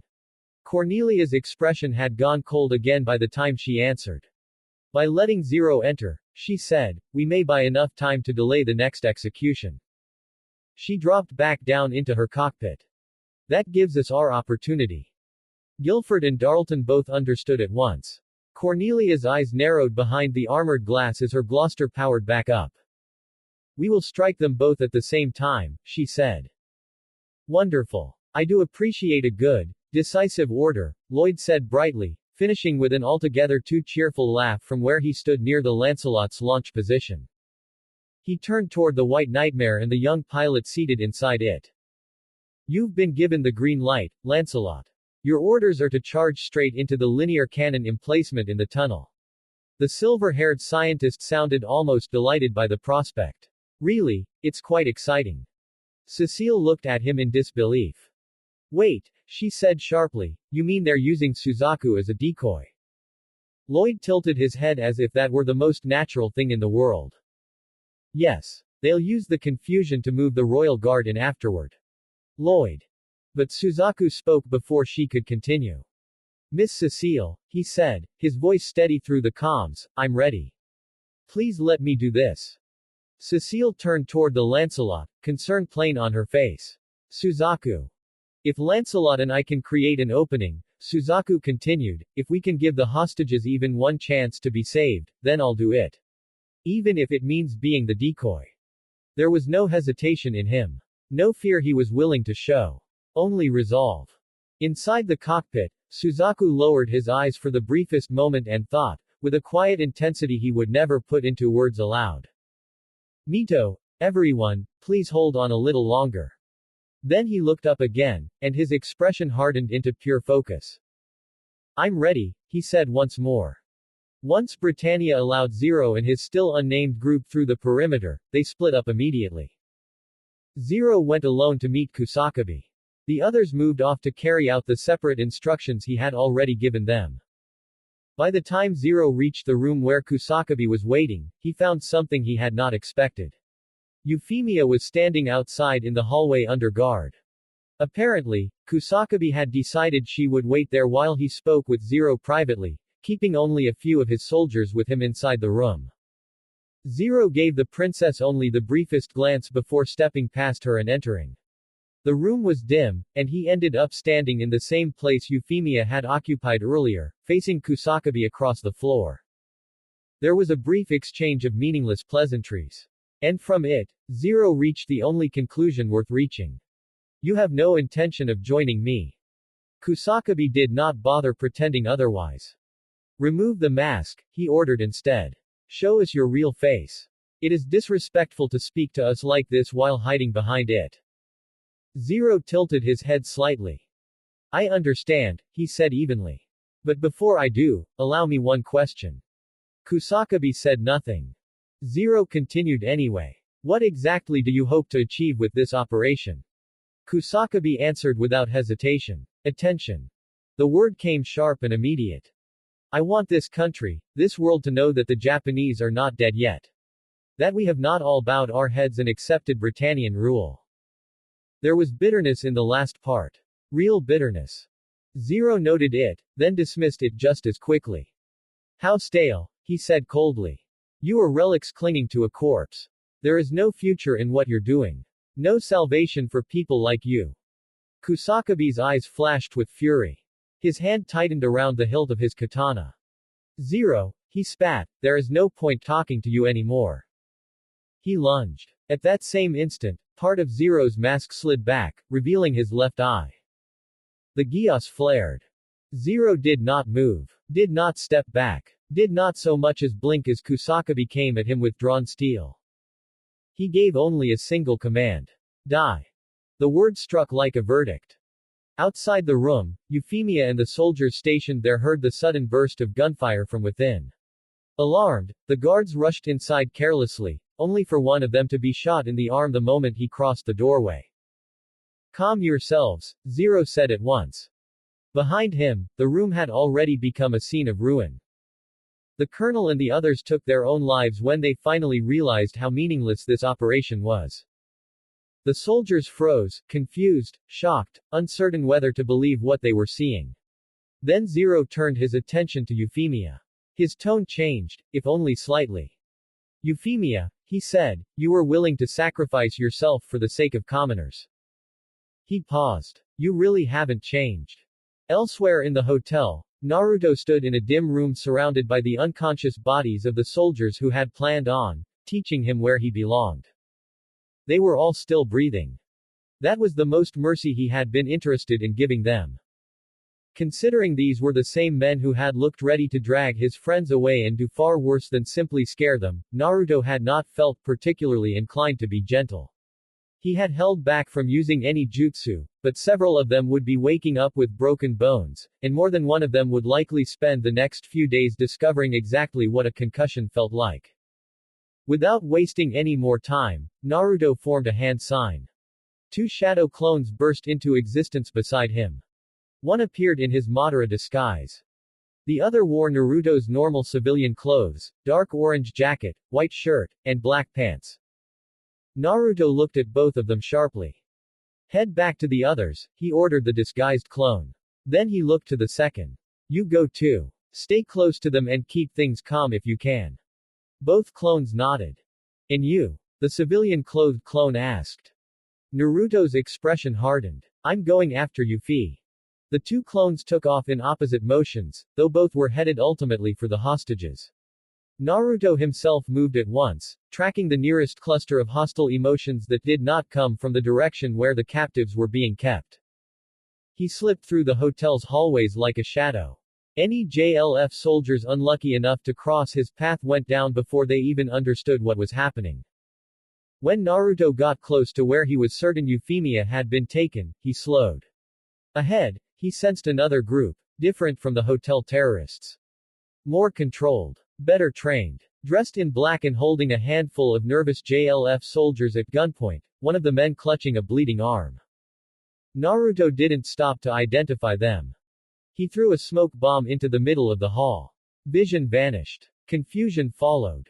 By the time the smoke began to thin, every JLF soldier in the area was unconscious except for the wounded one, and Naruto had already slipped into the room beyond and shut the door behind him while the black-clad newcomers tried to make sense of what had happened.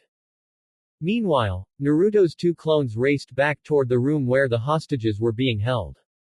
There were only two guards outside the storage room, which made things easy. Neither clone had to worry about keeping Naruto's abilities hidden from them. The civilian-clothed clone dropped one with a strike to the throat and caught the second with a kick to the ribs just as the Madara clone burst through the door into the storage room itself. The hostages looked up in alarm. The terrorists barely had time to react. Several kunai flashed through the air, striking guns and knocking them spinning from the soldiers' hands with brutal accuracy. Before the weapons even hit the floor, the Madara clone was already moving. He drove a fist into the stomach of the nearest soldier hard enough to fold the man in half, then grabbed him by the front of the uniform and hurled him across the room into another terrorist before either of them could recover. The remaining JLF men scrambled toward their dropped rifles. They never made it. More kunai and shuriken pinned sleeves, nailed clothing to the floor, and stopped them short. One particularly unlucky man let out a howl when a kunai drove cleanly through his hand before burying itself in the ground beneath it. Another soldier, closer to the hostages, made the quick decision that things were going badly and lunged for what looked like the easiest captive to seize Naruto's second shadow clone. The clone turned just as the man grabbed for him. The kick it drove into the terrorist's side bent the man halfway around. He blocked some of it with his arm, but the crack that followed made it obvious the limb was nearly useless now. Before he could even scream properly, the clone pivoted and slammed a punch into the side of his head that dropped him to the ground at once. The storage room door opened again. 4 more figures in black entered, 3 carrying guns and a 4th woman just behind them. All right, nobody move. One of them ordered, though the uncertainty in his voice made it less than convincing. The group stopped short when they saw the aftermath. The Madara clone standing among the hostages. The scattered guns. The downed soldiers. And the Naruto lookalike standing calmly beside the captives as if none of this were unusual. The few remaining JLF men, now thoroughly outmatched, threw up their hands in surrender. The Madara clone stepped forward a little, a kunai glinting in one hand. Who are you? He demanded in a low voice. The people in black immediately tensed. They knew who Madara was, or at least enough about him to understand he was not someone they wanted, mistaking them for enemies. We're here to rescue the hostages, Ogi answered quickly from behind the visor covering his face. And get them out safely. The Madara clone let the silence stretch just long enough to make them sweat. Then he gave a small nod. Very well. He took one step back. I'll leave them in your care. And with that, the clone vanished in a cloud of smoke. Across the room, Mito, who had been holding herself together through sheer force of will, finally let out a breath she had not realized she was holding. Relief hit her so quickly it almost made her dizzy. Naruto. Or at least one of him. Then her gaze shifted to the civilian-clothed clone still standing near the hostages, and that feeling deepened. Both of them were here. Naruto had not left them alone. He had sent help and stayed with them, in his own way, all at once. That alone did more to steady her than anything else that had happened in the last hour. Shirley looked shaken but relieved. Millie exhaled slowly, clearly trying not to show just how close she had been to panicking. Nina looked like she might cry from the release of tension. And Colin, standing there in black with the others, watched the smoke left behind by the vanished Madara clone with narrowed eyes. Then her gaze shifted, almost unconsciously, to Naruto's remaining clone. The similarities were there. Same height. Same general build. Same sun-warmed blonde hair. For a moment, the thought almost formed. But then she crushed it. That was impossible. Naruto and Madara could not be the same person. She was looking at Naruto right now, standing in the same room where Madara had just been. Still, As she looked from the clone to the last traces of smoke in the air, Colin couldn't help but think that for all their obvious differences, Naruto and Madara seemed to stand for the same things.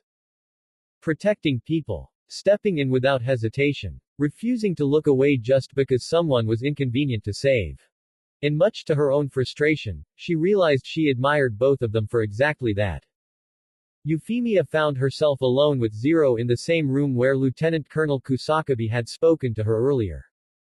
Now Kusakabe and two of his men lay dead not far from where she stood. Euphemia did her best not to look at them. Not to think about them.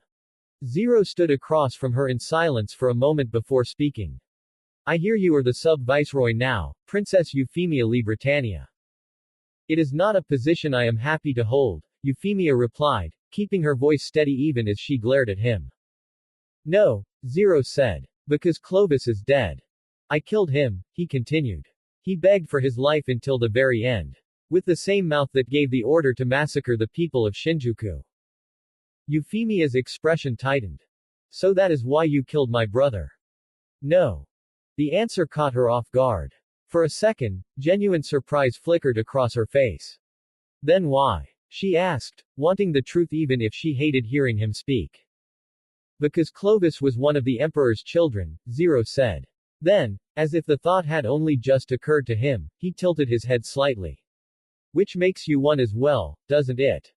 He raised his gun and pointed it at her. Euphemia took an involuntary step back. Before he could fire, the door to the room burst open and slammed shut again almost immediately. A figure moved between them. Fox mask. Sword drawn. Posture sharp and unyielding. Madara. He stood in front of Euphemia with his blade raised just enough to intercept a shot if Zero tried it. That is enough, Zero, Madara said, his voice low and hard. I will not allow you to harm Princess Euphemia.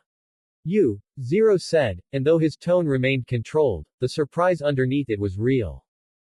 Behind the mask, Lelouch was already cursing the failure of the men he had placed outside. Of all people to appear now, Madara was one of the last he wanted to see. Still, he forced himself back into calm. So we meet again, Madara, Zero said evenly. Tell me, why would you protect Euphemia? She is the Emperor's daughter. Euphemia, despite the danger of the moment, found herself wanting to hear the answer too. From everything she had heard, Madara had fought Britannia more than once. It would have made sense for him to let Zero kill her or at least not interfere. But he had. Without hesitation. Madara did not lower his sword. The sins of the father should not become the sins of the child. Zero let out a quiet breath through his nose. No, he said, in the end, the child commits their own sins. He lowered the gun slightly, though not enough to make the room any safer. Clovis ordered the massacre at Shinjuku. Cornelia ordered the slaughter at Saitama. Why protect them? Why defend any of them, when this is what they do? Madara's gaze never left him. I cannot answer for Clovis, he said. Or for Cornelia. Or for what other members of the royal family may choose to do. His voice remained serious. But Euphemia is not them. Madara continued. From everything I have seen and heard, Princess Euphemia treats people with kindness. With compassion. Britannian, Japanese, or otherwise. There was no mockery in his tone, no dramatics, only conviction. As long as that remains true, I will stand between her and anyone who intends her harm. You included. A faint blush rose to Euphemia's cheeks at the quiet certainty in his words. Not because he was flattering her. But because he meant it. Madara turned his head just enough to glance back at her over his shoulder. That has not changed, has it? Euphemia blinked, startled at being addressed so directly. No, she said quickly, catching herself a second later. No, it has not. Zero watched the exchange in silence for a moment. Then he spoke again. How noble, he said. And how naive. He raised the gun once more. Or have you forgotten that I am the one holding the weapon? How exactly do you plan to stop me? Madara shifted his grip on the sword ever so slightly. You seem to have forgotten how meaningless that is against me, he said coldly. His eyes, visible through the mask, darkened as the tomo in his Sharingan began to spin. And between the two of us, he added, I am still the one with more power. Zero knew exactly what he meant. He remembered the bridge. He remembered the sewer. And he knew better than to assume the gun in his hand gave him control of this room. Before he could think of a response, the entire hotel suddenly shook violently. The floor trembled beneath all three of them. Dust drifted from the ceiling. Somewhere deeper in the building came the sound of distant impacts and the groan of strained metal. For one brief moment, even Zero's attention shifted from Madara and Euphemia to the chaos unfolding around them. Lancelot was lowered into the service tunnel with Suzaku already inside the cockpit, the White Nightmare held in place for only a few final moments before launch. Fixed to the back of its waist was the Varus, the weapon that would determine whether this mission succeeded or failed. Over the comms, Suzaku heard Cecile's voice through the red and white headset resting against the left side of his face.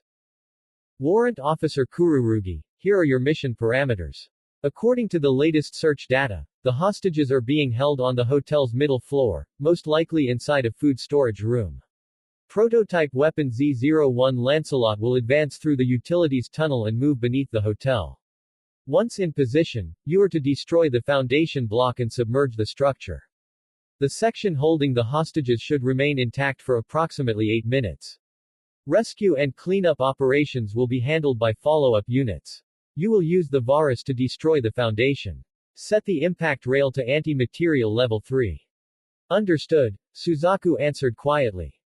Then Lloyd's voice cut in, carrying its usual mix of excitement and alarming cheer. The only complication is that troublesome linear cannon waiting for you in the tunnel. Space is rather tight down there, so the Lancelot's calculated evasion rate is only 47.8%. Suzaku understood what that meant. There was a very real chance he would be hit. A mission like this bordered on suicide, and he knew that. He knew what the numbers said.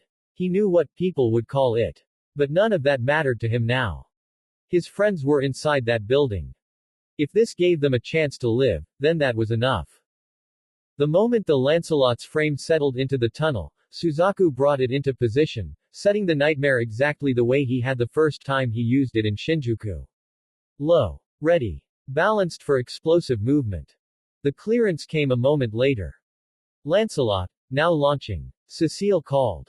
Suzaku moved instantly. The White Nightmare blasted forward through the tunnel with terrifying speed, fast enough to shock the pilots waiting ahead. The men inside the Ryko had expected another Sutherland, something slow enough to swat aside with overwhelming force. Instead, Lancelot came at them like a white streak of light. So what if it's faster? One of the Ryko pilots shouted, forcing confidence into his voice. It'll die like the rest. Super electromagnetic shrapnel cannon, fire. The Ryko unleashed another blast, just as devastating as the earlier one. But Lancelot was not a Sutherland. Suzaku drove it forward at full speed, and the 7th-generation Nightmare responded with terrifying precision. It dodged through the barrage, then, with its land spinners screaming against the concrete, ran straight up the wall and along the tunnel ceiling. The pressure wave trailing behind it blasted debris out through the tunnel mouth as the machine came down into a crouch, already pulling the Varus free and bringing it to bear. Inside the Ryko, one of the Japanese pilots stared in disbelief. It broke through salvo number 5, I don't believe it. Don't panic. The other man barked back. Deploy the quad-link free firearm gun. Batteries 2. We hold this point with our lives if we have to. Maximum output. I don't care if the guns burn out. Be ready to die protecting this position. Crush him. Suzaku narrowed his eyes as Lancelot charged. Ms. Cecile, he said over the comms, I'm going to use the Varus. No. Cecile shouted back immediately. You'll be killed. There's no room left to evade, Suzaku answered, his voice steady despite the danger. If I want the shot, I have to take theirs too. He meant it. If getting hit was the price of opening the way to the hostages, then he would pay it. Lancelot brought the Varus up and leveled it with perfect focus as the machine closed the distance. The weapon's barrel extended further, the energy within it building toward release. Then both machines fired. The Ryko's attack exploded forward in a brilliant yellow blast that tore through the tunnel and ripped up the ground beneath it. Lancelot's Varus answered with a pale blue beam that cut through the darkness with far greater speed and force. The two attacks met, and the Varus won. The blue shot tore clean through the Raico's canister. The metal spheres inside were annihilated before they could spread, and the beam continued straight into the barrel of the cannon itself. The Raico exploded. The blast punched upward through the structure above, tearing open the surface and giving Lancelot a path out of the tunnel. Suzaku did not hesitate. Lancelot burst through onto the far side of the bridge, landed, re-aimed, and fired again. A series of controlled shots slammed into the hotel's foundation block. The structure shuddered. The mission objective was complete. From her command position, Cornelia stared at the screen in astonishment. The 11, she murmured, barely able to believe what she had just witnessed. Not just the performance of the Lancelot, but the fact that Suzaku himself had actually pulled it off. He did it. Then her expression hardened as she remembered what came next. Guilford. She barked. Understood. Guilford answered at once, already moving to carry out the next phase of the operation. Inside the Lancelot's cockpit, Suzaku looked up just in time to see him.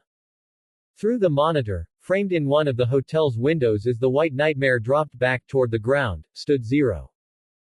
Inside the hotel, Zero looked out the window just in time to see a White Nightmare burst up into view, rifle in hand. The White Nightmare from Shinjuku, Lelouch thought at once, recognizing it immediately. From where he stood in front of Euphemia, Madara saw it too. Unlike Zero, however, he knew exactly who was piloting it. Suzaku, he thought, a flicker of recognition passing through him before his attention shifted to something else. In Zero's hand was a small detonator. That was all Madara needed to see. When Lelouch and the others had first split up inside the hotel, he had ordered members of the resistance to plant explosives at key structural points throughout the building. The hostages had already been moved toward the designated escape route, and with the hotel now beginning to sink, it was time to trigger the charges and force the next stage of the plan forward. Zero pressed the button. The first explosions ripped through the hotel almost immediately. He turned, about to tell Euphemia and Madara to follow him if they wanted to live. Only for Madara to move first. The moment he recognized the detonator for what it was, he sealed away his blade in one smooth motion, spun, and closed the distance to Euphemia before she could even fully process what was happening. Time to go, princess, he said. Then he swept her into his arms in a bridal carry. Euphemia let out a startled gasp, her eyes going wide, but Madara gave her no time to protest. He rushed past Zero just as another explosion thundered through the floor below them. A second later, he leapt straight through the window. Glass shattered outward in a storm of sharp fragments, but Madara twisted in midair, keeping Euphemia shielded tightly against him so that not a single shard touched her. Smoke from the blasts boiled outward around them, swallowing the two of them from sight. Hidden within that cover, Madara drove chakra into the red crystal at his wrist. It flared to life in a brilliant crimson glow. When the Britannian military saw the explosion tear through the hotel, many of them feared the worst. None more so than Cornelia and Suzaku. Yuffie! Cornelia shouted, all concern for appearances momentarily forgotten as she stared toward the collapsing structure. Inside the cockpit of the Lancelot, Suzaku froze for half a second then slammed his fist into the console hard enough to rattle the controls. No. His voice broke through the Lancelot's external speakers, raw with horror. For one terrible moment, he was sure he had failed. Surely. Millie. Nina. Mito. Naruto. His oldest friend. The people he had been trying to save. He had done exactly what Britannia ordered, exactly what the mission demanded, and all it had done was bring the hotel down around them. Suzaku's chest tightened painfully. I was too late. I let them die. Mito, Naruto, everyone. He shoved the Lancelot forward in desperation, barely hearing Lloyd shouting through the comms for him not to rush in any closer. Then something streaked across the night sky. A flash of crimson light, fast enough to look like a falling star, cut past the Lancelot and drew every eye on the battlefield toward it. The light descended and from it emerged the Izanagi. The black and crimson nightmare appeared in midair, not falling, not dropping, but flying. Actually flying. For a stunned instant, no one on the ground seemed able to process what they were seeing. The machine cut through the smoke and fire above the ruined hotel with impossible grace, its flight units active and stable as it moved through the air like something no nightmare had any right to be. Cornelia stared. So it can fly, she murmured, real shock breaking through her composure for the first time. Around her, soldiers and officers alike could only watch in disbelief. Even Suzaku, half out of his mind with fear moments before, stared at the sight of the Izanagi cutting across the night in stunned silence. Then the second miracle came. From the broken remains of the hotel, a ship began to emerge. Around it, lifeboats filled with hostages pushed free into open water. Alive. All of them alive. Relief hit Suzaku so hard his grip on the controls nearly failed him. Then every screen in Area 11 shifted. Televisions. Portable monitors. News broadcasts. All of them were taken over by the same masked face. Zero. His voice rang out across speakers and radios alike, carried by the stolen broadcast equipment he had prepared earlier. My dear Britannians, have no fear. The hostages from the hotel are safe and sound. I, Zero, return them to you unharmed. Cornelia's eyes narrowed at once, though some of the raw strain in her face had eased the instant she saw the lifeboats. Brazen, she muttered, staring at Zero with open hostility. If we attack now, he turns every survivor there into his shield. Even while she said it, her gaze was searching desperately through the boats for signs of Euphemia. She had not forgotten Madara either. Several units were already tracking the Izanagi, waiting for the slightest sign that the Black and Crimson Nightmare meant to turn on Britannia. Floodlights snapped on across the deck of the ship, illuminating Zero and the figures behind him, all dressed in black and wearing visors that concealed their identities. People, Zero declared, his voice rising as he addressed all of Area 11, fear us, or rally behind us as you choose. We are the Black Knights. The name carried. It settled over the watching public with immediate force. We, the Black Knights, stand with all those who have no weapon to wield, whether they be Britannian or 11. The Japan Liberation Front cowardly took innocent civilians hostage and murdered them without purpose or meaning. Among the Britannian civilians watching the broadcast, fear deepened. Those with loved ones at the hotel could only pray the lifeboats held the faces they were desperate to see. Zero continued. As Clovis was punished for the slaughter of unarmed 11s in Shinjuku, so too have the guilty here been judged. We will not tolerate the strong massacring the weak. Those who kill must themselves be prepared to be killed. On the ship, Colin stared at his back, her thoughts turning over his earlier words. Knights, for justice. Those of you with power, fear us. Zero proclaimed, throwing one arm out from beneath his cape. Those without it, rally behind us. His other arm swept out to mirror the first. We, the Black Knights, shall be the ones to judge this world. Then another voice cut in. That was quite a speech, Zero. Everyone turned. The cameras did too. The Izanagi hovered a short distance away, the Black and Crimson Nightmare suspended in the air above the water, flight systems humming as though such a thing had always been possible. The sight alone sent another wave of shock through the military and the public alike. A hatch opened. Standing within the cockpit, clearly visible beside him, was Princess Euphemia. Euphi, Cornelia breathed, relief and disbelief mixing in equal measure. Every screen split, showing Zero on one side and Madara in the Izanagi on the other. And suddenly the entire world was watching the two masked figures face one another. You claim to stand for those who cannot fight for themselves, Madara said, his tone far more serious than Zero's theatrical grandeur. Then explain something to me. Madara continued. How do you justify threatening to shoot Princess Euphemia? Under his mask, Lelouch's expression darkened. Madara's gaze did not waver. You were prepared to kill her simply because she is the Emperor's daughter, he said. An innocent person, condemned for the bloodline she happened to be born into. Tell me, Zero, how is that justice? Lelouch scowled behind the mask, but outwardly he remained composed. Many watching were stunned. Most had assumed Zero and Madara were allied in some fashion. They appeared at the same incidents, fought the same enemies, and moved through the same chaos. To see Madara publicly challenge him like this shattered that assumption at once. Colin felt that shock as sharply as anyone. She had assumed, hoped, perhaps, that Madara would stand beside them. Now she wasn't sure what to think. If even he rejected Zero, what did that mean for all of them? Zero answered carefully, every word measured. It was never my intention to kill Princess Euphemia, he said. I was making an observation, a warning. There are many in this world who would harm her because of who her father is. I merely pointed out that truth. Is that so? Madara said quietly.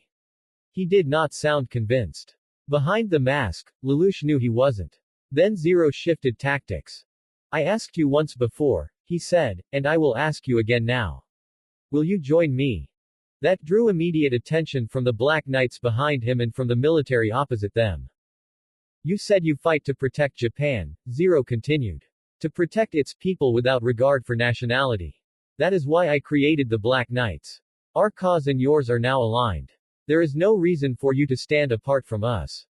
For a moment, hope flickered among the Black Knights. Colin felt it too, despite herself. But Madara answered after only a short silence. If what you say is true, he said, then I have no reason to fight against you. Relief spread through the Black Knights at once. Tension surged through the Britannian lines just as quickly. But, Madara continued, and the relief died instantly, I still won't join you. Not now. And why not? Zero asked, still outwardly calm. Because our goals are not the same, Madara replied. Only some of the roads we walk happen to cross. Then his tone sharpened slightly. And because I know why you created this army. That brought a fresh scowl to Lelouch's face beneath the mask. Colin felt another flicker of uncertainty. Madara guided Euphemia down from the Izanagi as Cornelia and several Royal Guard units approached with extreme caution to retrieve her. Euphemia left reluctantly, though her eyes remained on the black and crimson nightmare and the masked pilot within. As I said, Madara continued once Cornelia's forces had taken Euphemia back, so long as you truly fight for the sake of others, I will not stand against you. He closed the Izanagi's cockpit and let the machine drift back. Then, before anyone could move to stop him, the Izanagi rose higher into the night sky. It did not jump. It did not fall. It simply ascended, flight systems carrying it upward with smooth, undeniable control before it turned and disappeared into the darkness. The battlefield stared after it. Even now, after all of this, many of them still looked unable to accept what they had just seen. A nightmare frame. Flying. And with attention fixed on the Izanagi's departure, Zero used the distraction to vanish as well. With the military focused on securing the rescued hostages and retrieving Princess Euphemia, the Black Knights had little trouble slipping away into the confusion. On the ship, Colin stood in silence, her thoughts churning. Madara had refused Zero. But he had also promised not to oppose them, so long as they truly fought for others. What exactly did that mean? If they met again on a battlefield, would he help them? Ignore them? Turn on them? And perhaps most troubling of all, if it ever did come to a fight, how could the Black Knights possibly match the Izanagi? It was not just powerful. It was something else entirely. And now everyone had seen it. The next day, Ashford Academy had mostly returned to normal. Mostly. Everyone who had been trapped at the Lake Kawaguchi Hotel was back safe, and for the rest of the students that was enough reason to be relieved and move on. But for the members of the student council, especially the ones who had actually lived through it, things were not quite that simple. Naruto had assumed, perhaps foolishly, that everyone would want to relax after something like that. Instead, he found himself standing in the middle of the club room under attack from a very different kind of danger. What were you thinking? Millie shouted, pointing straight at him. Naruto actually leaned back a little under the force of it, hands halfway raised in surrender. Yeah, that was unbelievably stupid, Naruto. Shirley added, clearly still upset. Do you have any idea how worried we were when they took you and Princess Euphemia away? Nina stood nearby looking upset too, even if she was quieter about it than the others. She understood exactly why Naruto had stepped in. He had done it, at least in part, because of her. That did not stop her from thinking it had been reckless to an almost unbearable degree. And then there was Mito. She had her arms folded tightly across her chest, trying to look calmer than she felt. Part of her had never truly believed Naruto was going to die in that hotel. She knew what her brother was capable of. She knew how strong he was. That somehow only made it more infuriating. Because he had still thrown himself into danger without hesitation. And even if she knew he would probably come out of it alive, that did not mean she had enjoyed sitting there knowing he was taking all that risk on himself. Naruto looked from one angry face to the next and wilted a little. I was trying to keep all of you safe, he said, in the tone of someone who knew full well this was not helping his case. By putting yourself directly in danger, Colin shot back, hands on her hips. After hearing the full story from the others, Colin had gone from worried to furious in record time. And you made everything worse by antagonizing them, she continued. What would you have done if they'd actually shot you? That last question came out sharper than she meant it to. Then her voice dropped. You could have died.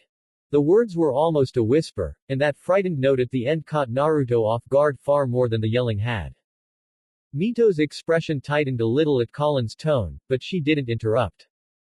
Naruto rubbed the back of his neck weakly. It wasn't that bad. The silence that followed was so immediate and so disbelieving that even he seemed to realize, too late, how stupid that sounded. Shirley stared at him. You called one of them a rabid dog. Naruto shrugged helplessly, as if that were somehow a reasonable defense.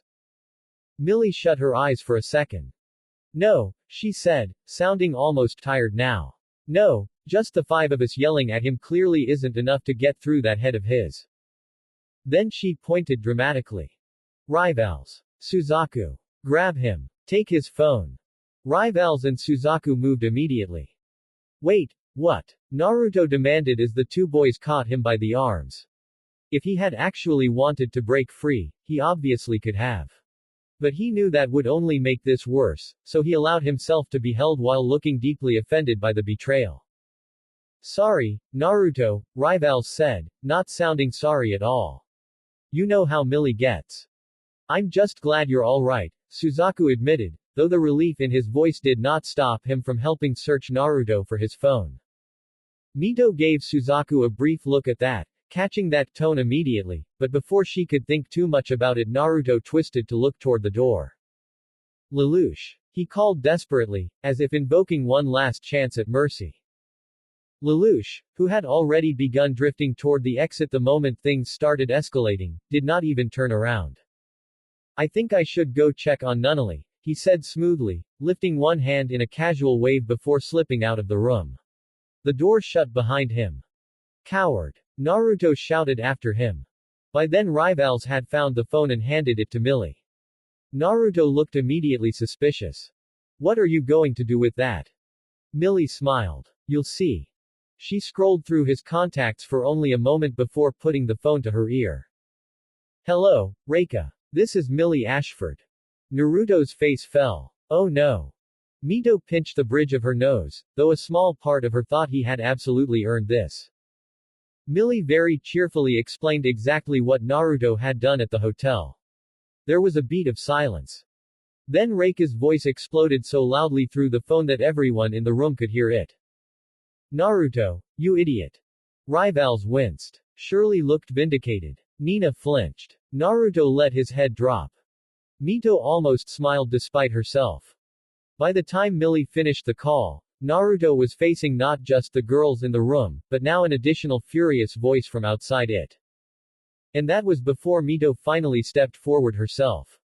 Naruto looked up at her, maybe hoping that because she was his sister she would be at least a little less harsh. She wasn't. I knew you were going to be fine, Mito said, and for a second Naruto thought that might actually be a defense. Then she kept going.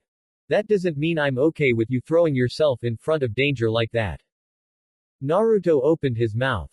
Closed it. Mito's eyes narrowed. You don't get to act like it's no big deal just because it turned out okay. You still did it. Naruto sighed. Yeah. And, Mito added, Mom was furious. That got an immediate reaction out of everyone. Naruto looked even more miserable. I know, he muttered. I'm sorry. I already got chewed out by Mom this morning. Millie raised a brow. Only this morning. Naruto gave her a flat look. I'm pretty sure I'm still being chewed out spiritually. That got the faintest huff of laughter out of Shirley, though she was still upset with him.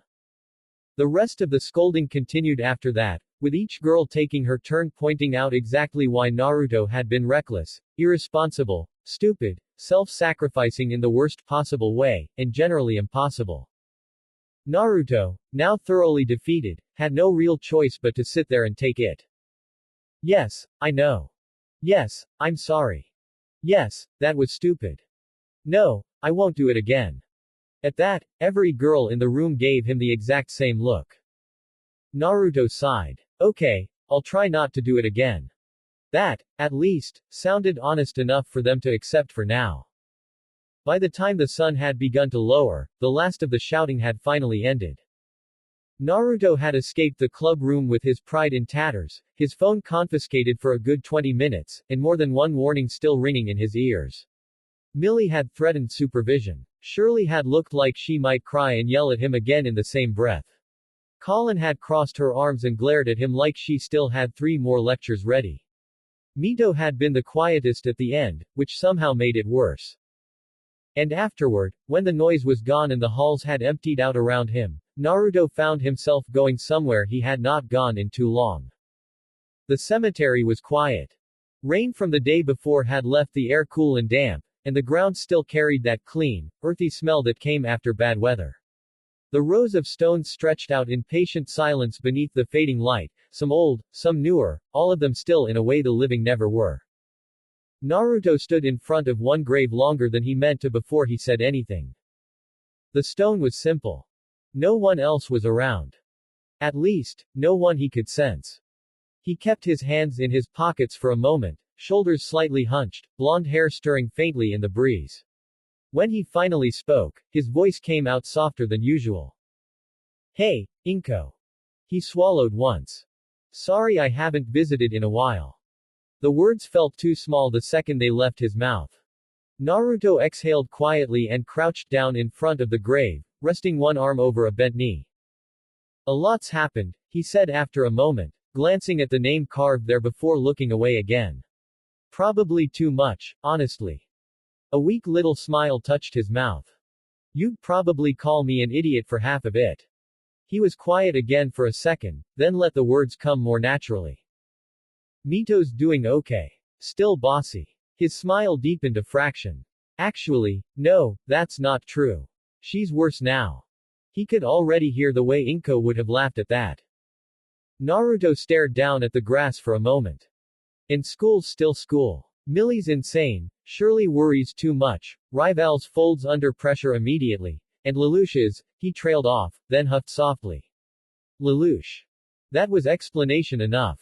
He reached up and rubbed the back of his neck. Princess Euphemia's been around more too, he added. She's nice. Too nice, maybe. The kind of nice that makes you feel like a jerk if you say the wrong thing around her. A small silence followed that. Naruto's expression softened. I think you would have liked her. His eyes drifted back to the grave. I've been trying to keep everyone safe, he said quietly. Not that I'm doing a great job of it. That got a humorless little breath out of him. There's politics now. More than before. More things moving around in the background. Stuff I can't really talk about, even here. His voice dipped slightly at that. And I know that probably sounds paranoid, but, better safe than sorry. He left certain names unspoken. Left certain monsters in the dark where they belonged. Naruto rested both forearms on his knees, head lowering a little. I miss you, he said. There was no joke in that one. No deflection. Just the truth. I still think about that day more than I want to. The breeze stirred again, carrying the faint rustle of leaves and distant city noise too far away to matter.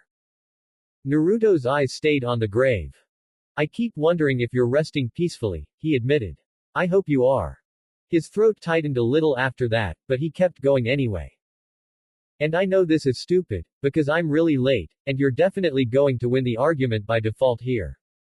He let out the tiniest, broken laugh. But I never got to answer you. The smile he wore this time barely held together. When you said you liked me.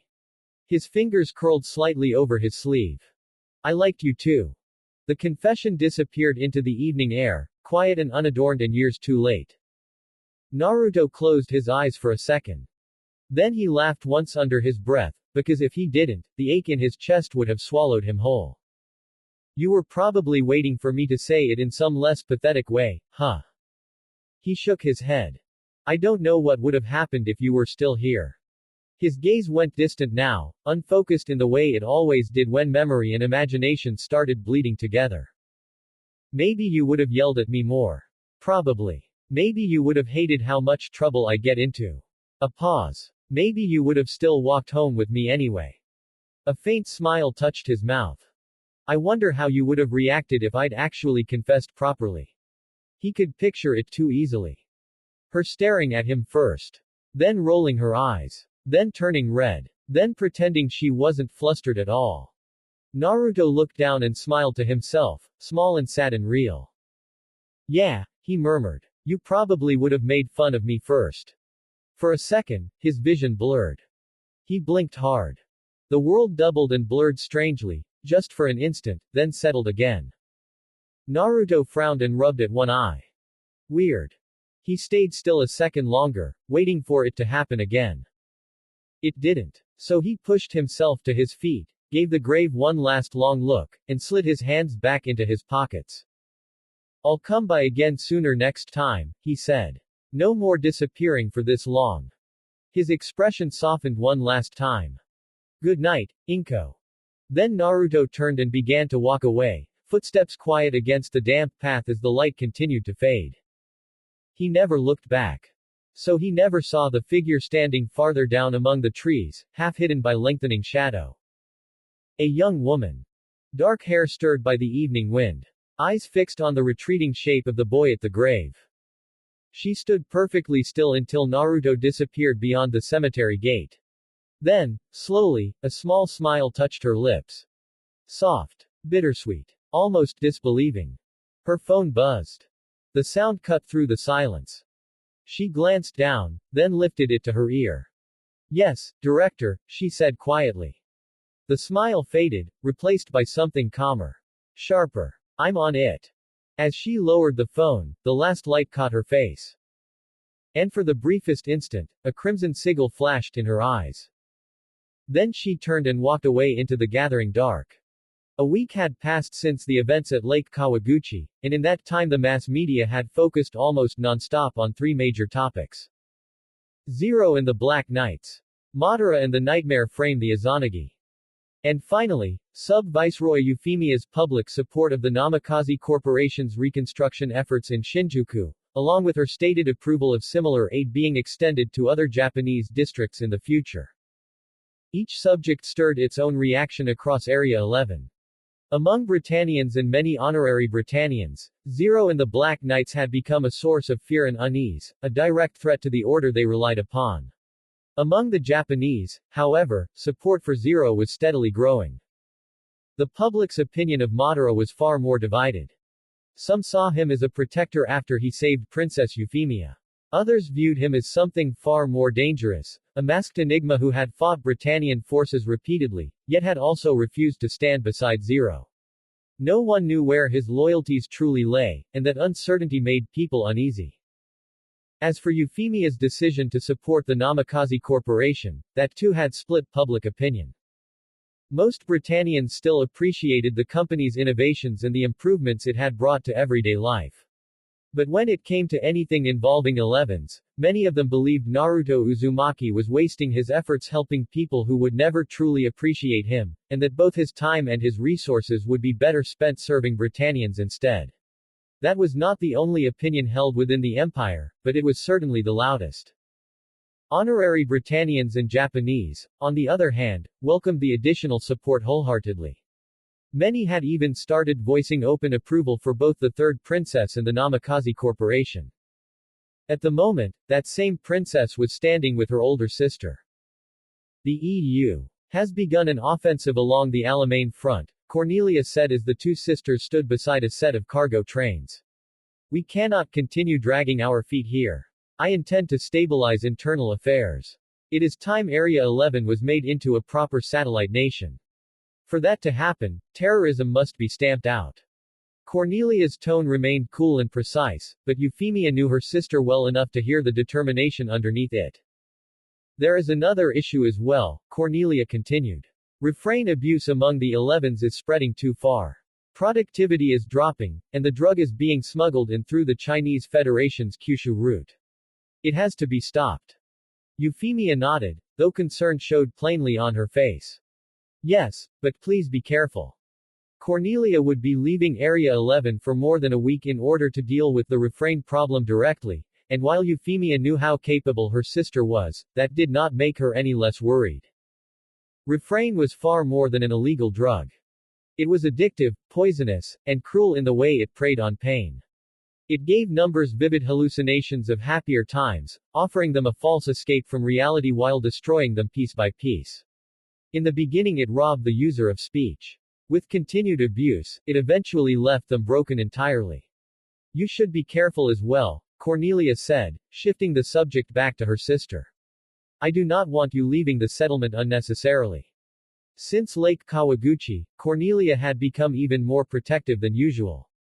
Euphemia could hardly go anywhere without informing her first and being accompanied by part of the royal guard.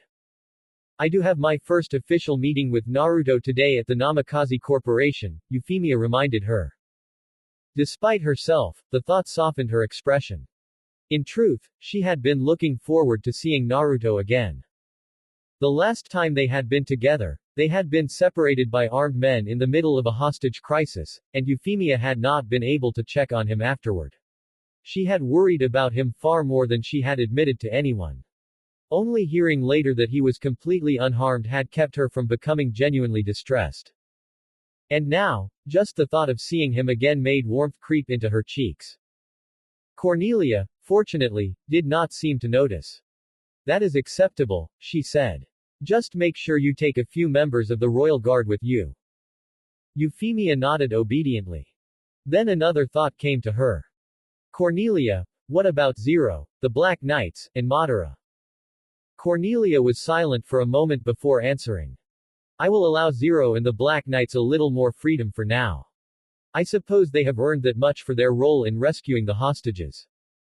Her expression hardened a little at the next part. As for Madara, it seems Mr. Namikaze was right. Euphemia looked at her in confusion. When I met with Minato Namikaze, he suggested that Madara might prove more dangerous than Zero, Cornelia explained. Not because he is openly more hostile, but because we still do not know where his allegiance lies. It appears he understood the situation very well. Cornelia paused, and though her voice remained measured, Euphemia could hear the meaning in every word. Madara has fought Britannian forces more than once. Yet he also saved your life. For that, he has my gratitude. Her gaze softened as she looked at her sister. At the same time, he openly refused to join Zero while also refusing to stand with Britannia. That makes him difficult to predict. So what will you do? Euphemia asked. Until proven otherwise, Madara will be treated as an enemy of the Empire, Cornelia answered without hesitation. That does not erase what he did for you, but it does not change the reality either. Our primary focus will remain Zero. However, if Madara proves too dangerous, then he will be pursued with the same intensity. Euphemia lowered her eyes slightly. She could not deny the logic in what her sister was saying. And yet, Cornelia stepped closer and placed a hand gently against her cheek. Once I return, she said more softly, and once I have cleaned up this area, I intend to leave more of it in your hands. So stay out of danger for once, all right, Euphi. A gentle smile touched her face, one that Cornelia reserved for almost no one else. Euphemia smiled back. I'll try. For a little while after that, the two sisters allowed themselves a more ordinary conversation, speaking of smaller things before a soldier arrived to inform Cornelia that it was time to depart. They said their goodbyes shortly after. As Euphemia watched the trains begin to move and her sister leave, her thoughts drifted back to the night at Lake Kawaguchi. To a particular moment she had not been able to forget. Because Clovis was an offspring of the Britannian emperor, Zero had said, as though only just realizing it, that makes you one of his children as well, doesn't it? He had raised his gun. And Euphemia had taken a step back. Before he could fire, the door burst open. Madara stepped into the room, blade already drawn, and placed himself squarely between her and Zero. That is enough, Zero, he had said, his voice harsh and absolute. I will not allow you to harm Princess Euphemia. The memory lingered in her mind long after it ended. When Zero had spoken to her that night, what exactly had he meant? And what about Madara?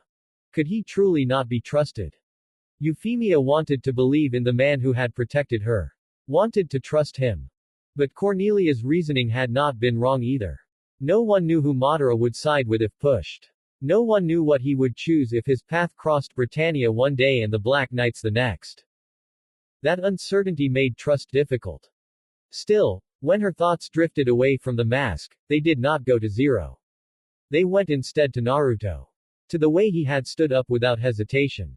To the way he had spoken to her so naturally, even knowing who she was. To the warmth in his voice. To the quiet steadiness he carried with him, even in danger. And at that thought, Euphemia flushed far more deeply than before, her cheeks turning a bright pink as she brought one hand lightly to them. Ah! She looked away from the tracks at once, suddenly very aware of how warm her face had become.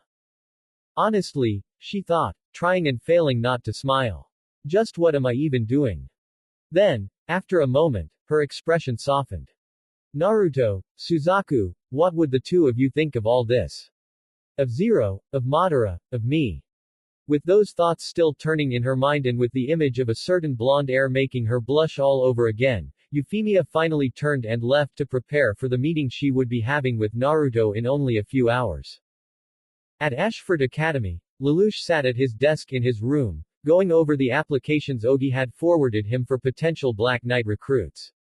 One file after another flickered across his computer screen while, behind him, CC lay stretched across his bed with a magazine in one hand and a slice of pizza in the other. A Britannian. Lelouch murmured when he reached one application featuring a blonde man with dark roots and his hair tied back in a ponytail. He narrowed his eyes at the picture. Too self-assured to be a spy. His fingers tapped lightly against the desk. An extremist, maybe. Isn't it wonderful, CC said casually without looking up from her magazine, how the number of recruits keeps growing. A smug little smile touched Lelouch's mouth. It's been even easier than I expected, he admitted. I despise Britannia, but I won't support terrorism. That seems to be the position most 11s have settled on. His eyes moved back across the screen as he continued. Though there are fewer of them than I expected. I suppose I have Naruto and Madara to thank for that. At that, a faint knowing smile appeared on CC's face. Lelouch still hadn't figured it out. Even now, he was speaking of Naruto and Madara as if they were two entirely separate people. CC supposed that was the work of Naruto's genjutsu. It was subtle, layered, and persistent enough that even someone as sharp as Lelouch had yet to fully put the pieces together. So, in other words, CC said, taking another bite of pizza, most 11s support the Black Knights. Which makes it easier for us to operate, Lelouch replied, not noticing the look that had crossed her face. It helps that people aren't rushing to report our activities to Britannia. And I've heard some group called Kyoto intends to send us nightmares within the week. He leaned back slightly in his chair. Informants are multiplying too. The Japanese are eager to believe in anything that sounds solid enough to stand on. Give them a clear slogan, a symbol, and a direction, and they'll follow. CC chewed slowly, then swallowed. Hence the Knights for Justice performance. Lelouch glanced back at her, his expression faintly amused. Yes. Everyone wants a hero. His smirk deepened a little. And what better hero than a knight? CC flipped a page in her magazine. I doubt that's what a real knight for justice would say. That only made Lelouch smile a little more. You don't think so? He asked. Maybe I should ask Madara for advice on that front. He seems exactly like the sort of person people would call a knight for justice. That time, CC did look up. Only briefly. Then she lowered her gaze again before Lelouch could catch the change in her expression. Speaking of Madara, she said, keeping her tone as even as possible, what are you planning to do about him? Lelouch's attention returned fully to the applications on his screen, but his answer came after only a short pause. For the moment, nothing. He folded his hands loosely in front of him. Madara is too strong to confront directly right now. So I'll wait. Watch. Prepare. If the situation ever shifts enough that I can move with certainty, then I'll offer him the same choice again. And if he refuses? This time Lelouch did not hesitate. If he becomes too much of a threat, he said, voice calm and absolute, then I'll remove him from the board. Silence lingered after that. CC lowered the slice of pizza slightly in her hand. For some reason, the answer bothered her more than it should have. Maybe because she could already imagine what Lelouch would do if he ever learned the truth. If the genjutsu slipped. If the pattern finally became too obvious to ignore. If one day he looked at Naruto Uzumaki and saw Madara staring back at him. Would he really be able to kill him then? One of his oldest friends. Someone tied to his childhood. To Suzaku. To Nunnally. To the fragments of warmth Lelouch still carried around beneath all that calculation and ambition. Could Lelouch truly put a gun to that and call it necessary? CC wasn't sure. And the fact that she wasn't sure unsettled her. Lelouch, oblivious to where her thoughts had gone, continued scanning through names, faces, and loyalty profiles with the detached focus of someone building an army one piece at a time. The discussion, as far as he was concerned, was over. CC looked back down at her magazine and tried to return to it, but her attention no longer sat fully on the page. Because whether Lelouch knew it or not, the question had already been placed in front of him. He just hadn't realized whose face it was wearing yet. At the Namikaze Corporation, Naruto was sitting behind Minato's desk with a stack of reports spread out in front of him while Reika stood beside him, handing over documents one at a time with practiced efficiency. She had gotten a lot better at this. When they first met, she had been far less composed around him. Now she mostly kept it under control. Mostly. Minato himself was still in the Britannian homeland on business. He already knew what had happened at the hotel and was on his way back, though apparently he had refused to use Horaishin to return faster. As much as he wanted to be there, he wasn't about to risk exposing something like that so openly. Naruto understood the reasoning. Didn't mean he liked it. One of the wall-mounted monitors displayed fresh images of the ruined Saitama ghetto. Naruto studied them in silence for a moment, his expression dimming. Somehow, it looked even worse than Shinjuku had before reconstruction had started. A knock at the door pulled him from his thoughts. Come in, Naruto called. The door opened, and one of the front lobby receptionists stepped inside. Sir, she said, Princess Euphemia is here to see you. Naruto smiled faintly at the sharp little gasp that escaped Reika. He had told her he had an important meeting today. He just hadn't told her with who. That reaction alone almost made the secrecy worth it. He looked back at the receptionist and nodded. Send her in. A second later, Euphemia Lee Britannia entered the office with 2 Royal Guard escorts following behind her. Both men were already giving the receptionist the kind of thinly veiled contempt they reserved for Japanese people. Naruto ignored them for the moment. His attention shifted fully to Euphemia instead. She was dressed differently than the last few times he had seen her. Not in one of her more ornate royal dresses, and not casually either. This was something more suited to her role as sub-viceroy. A cream-colored top with long white sleeves and coattails, a white knee-length skirt, white boots, and a white ornament holding her long pink hair back in a ponytail. Formal, but not excessive. And, Naruto had to admit, she still looked beautiful. Hi, Yuffie, Naruto said easily, with the same informal warmth he always used around her. Both guards looked like they wanted to object to that immediately. Naruto paid them no mind. Euphemia smiled at once, clearly not bothered in the slightest. And you as well, Naruto, she said. I'm so glad to see you're alright. There was real concern in her voice. She looked him over carefully, like she was checking for injuries he might be trying to hide. You weren't hurt, were you? Naruto shook his head reassuringly. No, I'm fine. Madara stepped in before they could really do anything. The lie sat awkwardly with him, especially with the way she was looking at him. Honestly, I was more worried about you. Euphemia's expression softened even more. Then, realizing she had effectively ignored the other girl in the room, she turned to Reika. I'm sorry, Euphemia said politely. That was rude of me. I'm Euphemia Lee Britannia. It's a pleasure to meet you. It's an honor, Your Highness. Reika said at once, bowing so fast it was almost dramatic. It's wonderful to meet you, Princess Euphemia. Naruto looked at her in amusement. You're acting weird again, he said dryly. I thought that was something you saved for me. I'm feeling a little replaced. Reika straightened and pouted at him.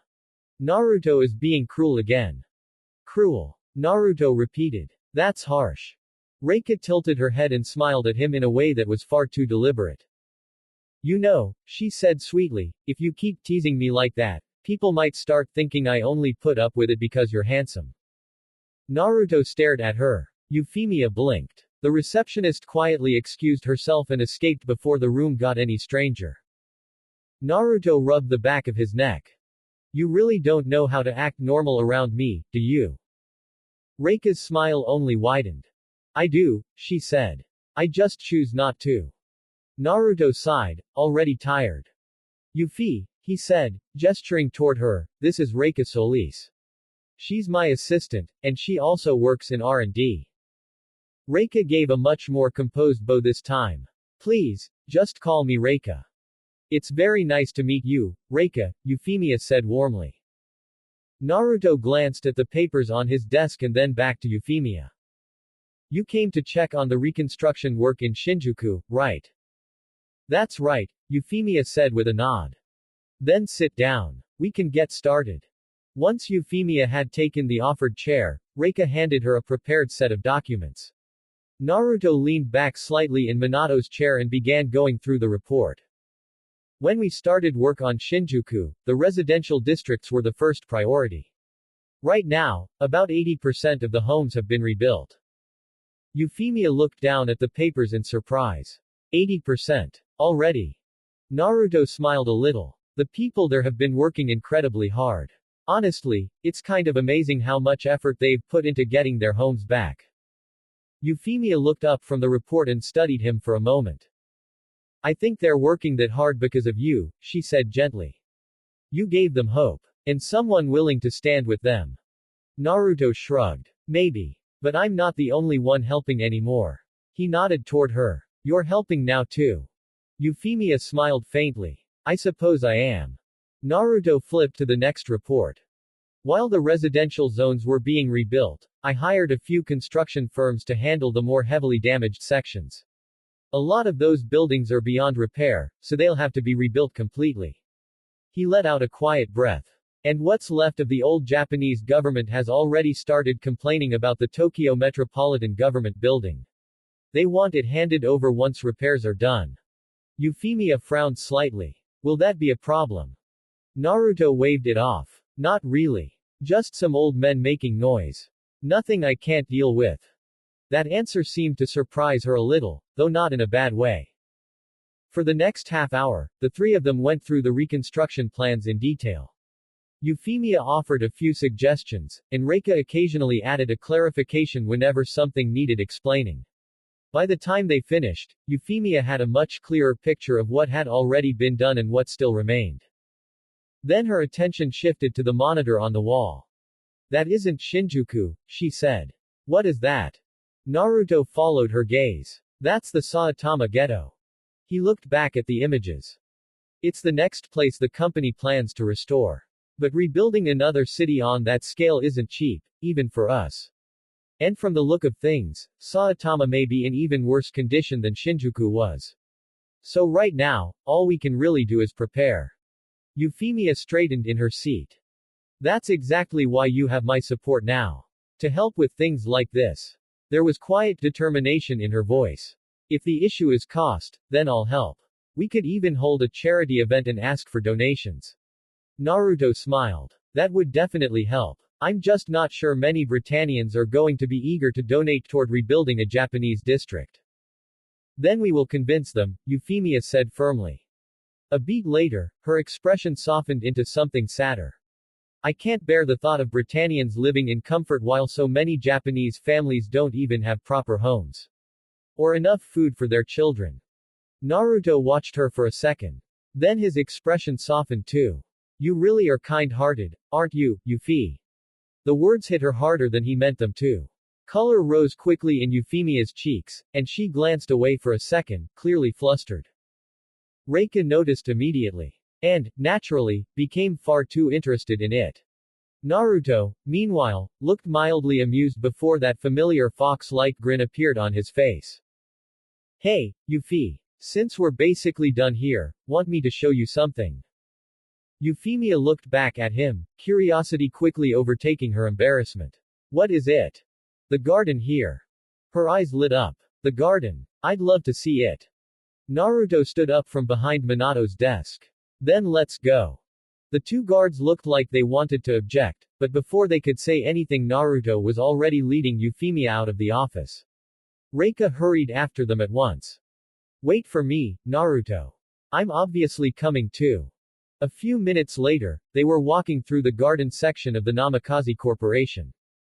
Natural sunlight poured in through the glass overhead, bathing the flowers, trimmed hedges, small trees, and polished river stones in warm light.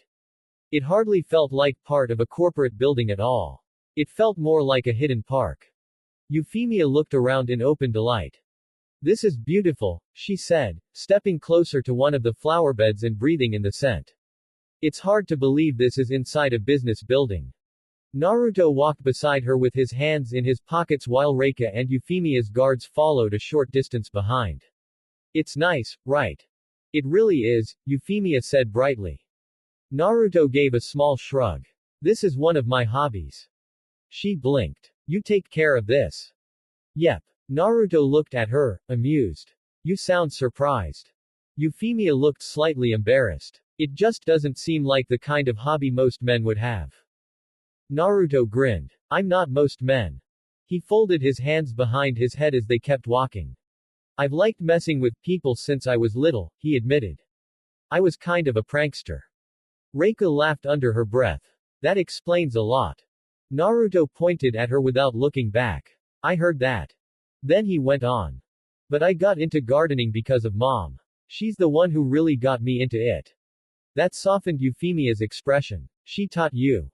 Naruto nodded. Yeah. She said if I had that much energy, I should at least put some of it into something that actually grows. Reika smiled and leaned in a little. That's oddly sweet. Naruto gave her a suspicious look. You're being weirdly nice. Reika looked up at him with exaggerated innocence. I can be supportive. Then her smile turned teasing again.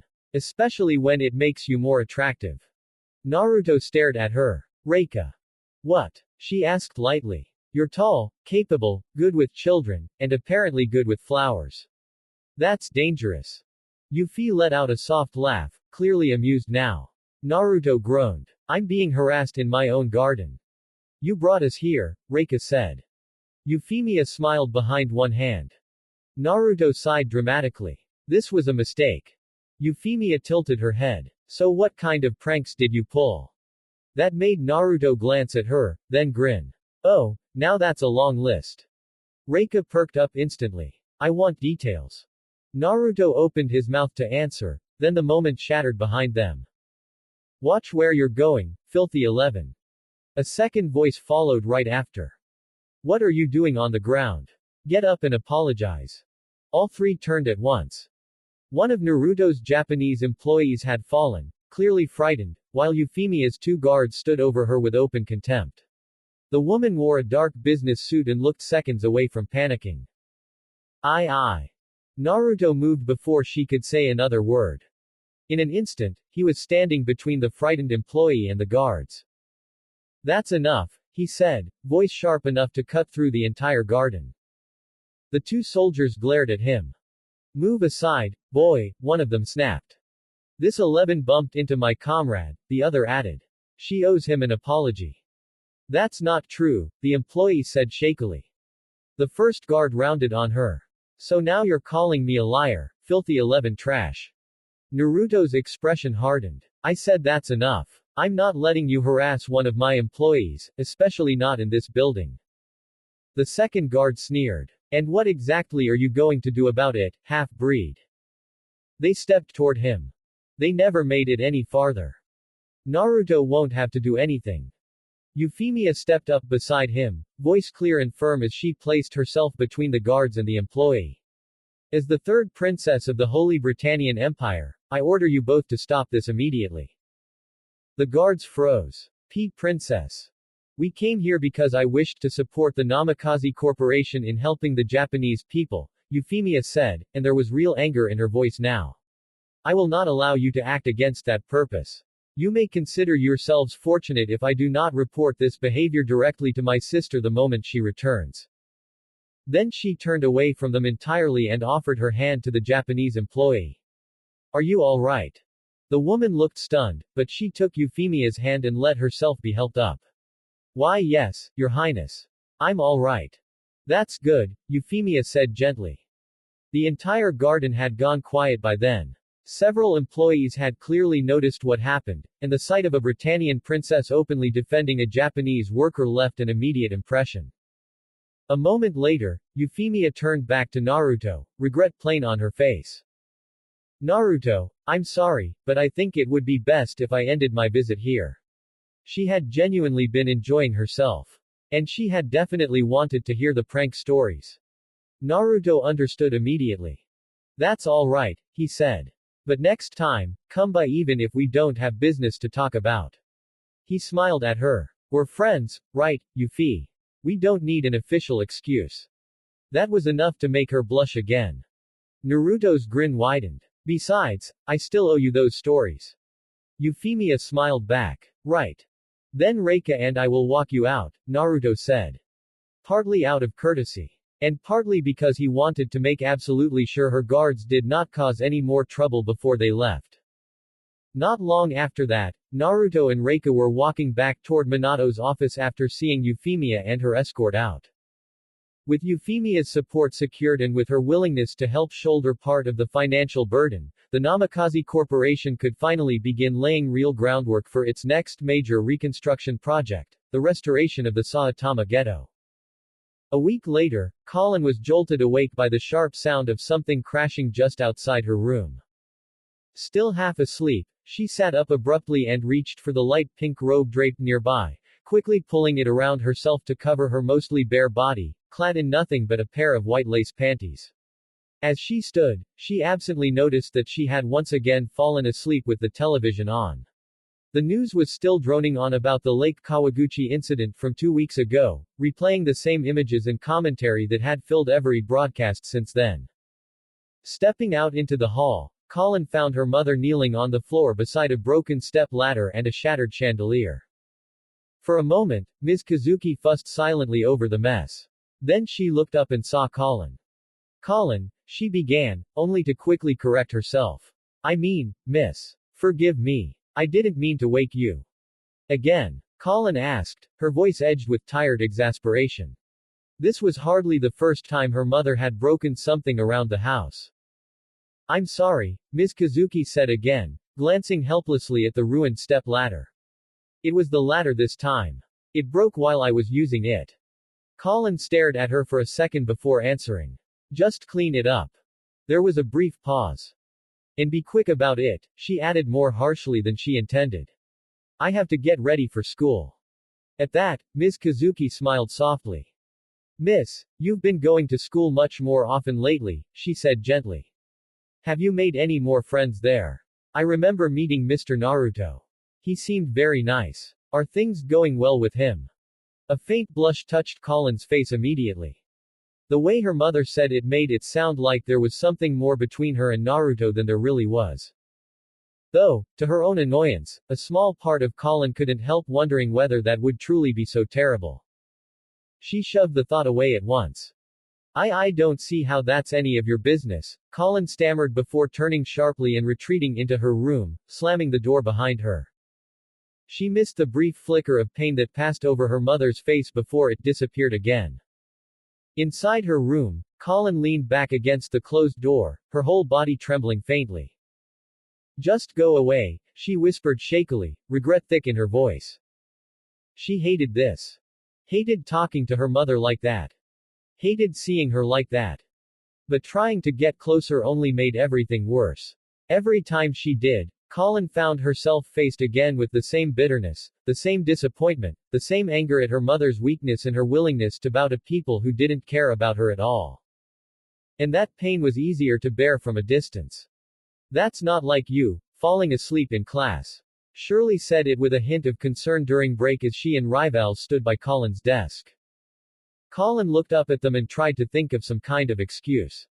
"Well, you could stand to learn a thing or two from Lelouch," Rivals cut in, saving her from having to explain. "He's practically a professional when it comes to sleeping through class."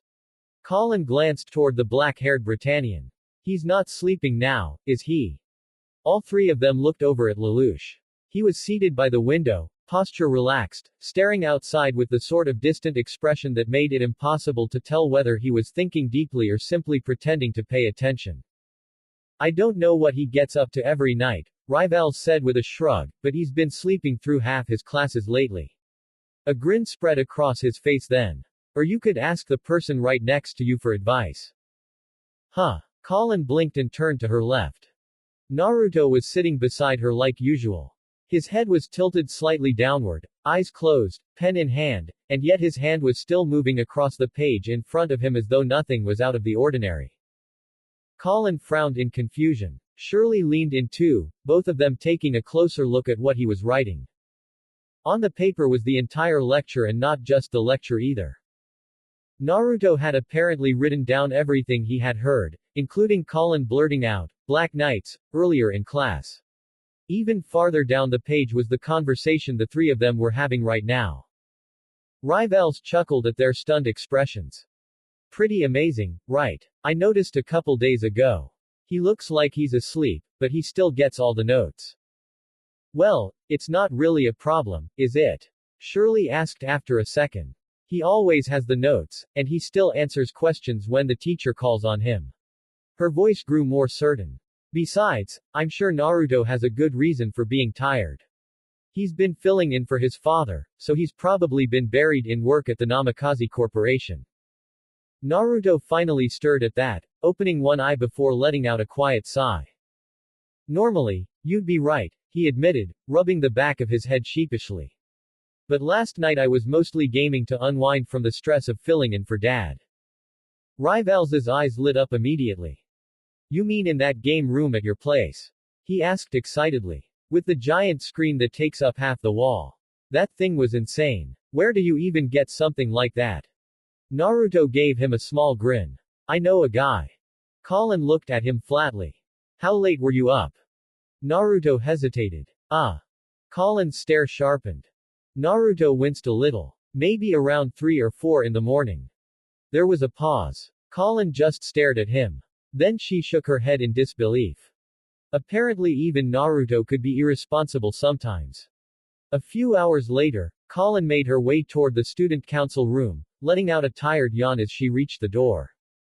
"Man," she muttered under her breath, rubbing one eye, "this double life is seriously going to kill me." The moment she stepped inside, chaos greeted her. "Come on, Suzaku, hold him still," Millie shouted. "Damn it, Suzaku, cut it out." Lelouch snapped right after. "I mean it." "Sorry, Lelouch," Suzaku said, sounding not very sorry at all. "But the president gave the order." Colin stopped in the doorway and just stared. Everyone in the room was dressed in some sort of cat-themed costume. Nina's was the simplest, a tiger-like hood that framed her face and fell down her back. Rivals wore a yellow-spotted cat costume with a ridiculous painted-on muzzle. Suzaku had a blue hooded cat outfit with a spot over one eye and whisker marks painted on his cheeks. Shirley's was pink and soft-looking, with a cropped top, shorts, a tail, and fur-trimmed boots, while Millie's, unsurprisingly, was by far the most daring, black with pink fur and cut to show off every advantage she had. And then there was Mito. Mito, who was very clearly regretting every decision that had brought her to this moment. She was dressed in a fox costume rather than a cat one, mostly because Millie had apparently decided a normal costume simply would not do. The outfit was white and orange, with a fitted top that showed a strip of her midriff, matching shorts with a fox tail, thigh-high stockings, white gloves, and fox ears pinned neatly into her hair. She looked cute. Adorably, unfairly cute. And the fact that she clearly knew it only made her more dangerous. Standing near her was Suzaku, who had gone very still the second Colin walked in, as if being caught staring might somehow be less embarrassing if he stopped moving entirely. Colin barely held back a smirk. Good meowing, Millie greeted cheerfully, waving one paw-gloved hand at her. Quote. Good afternoon, I guess, Colin replied slowly, still taking in the scene. What exactly is all this? What do you mean? Rivals asked. Didn't anyone tell you? It's Arthur's welcome party, Shirley explained.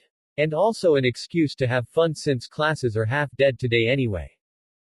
Which means, Millie cut in grandly, that everyone has to dress up. Colin immediately looked suspicious. Shirley, with more sympathy than was probably deserved, pointed toward a pile of costumes. I set some aside for you. Take your pick. No, Millie declared at once. I already picked the perfect one. She bent, snatched up a box from beside the table, and turned back with the delighted expression of someone about to cause trouble on purpose.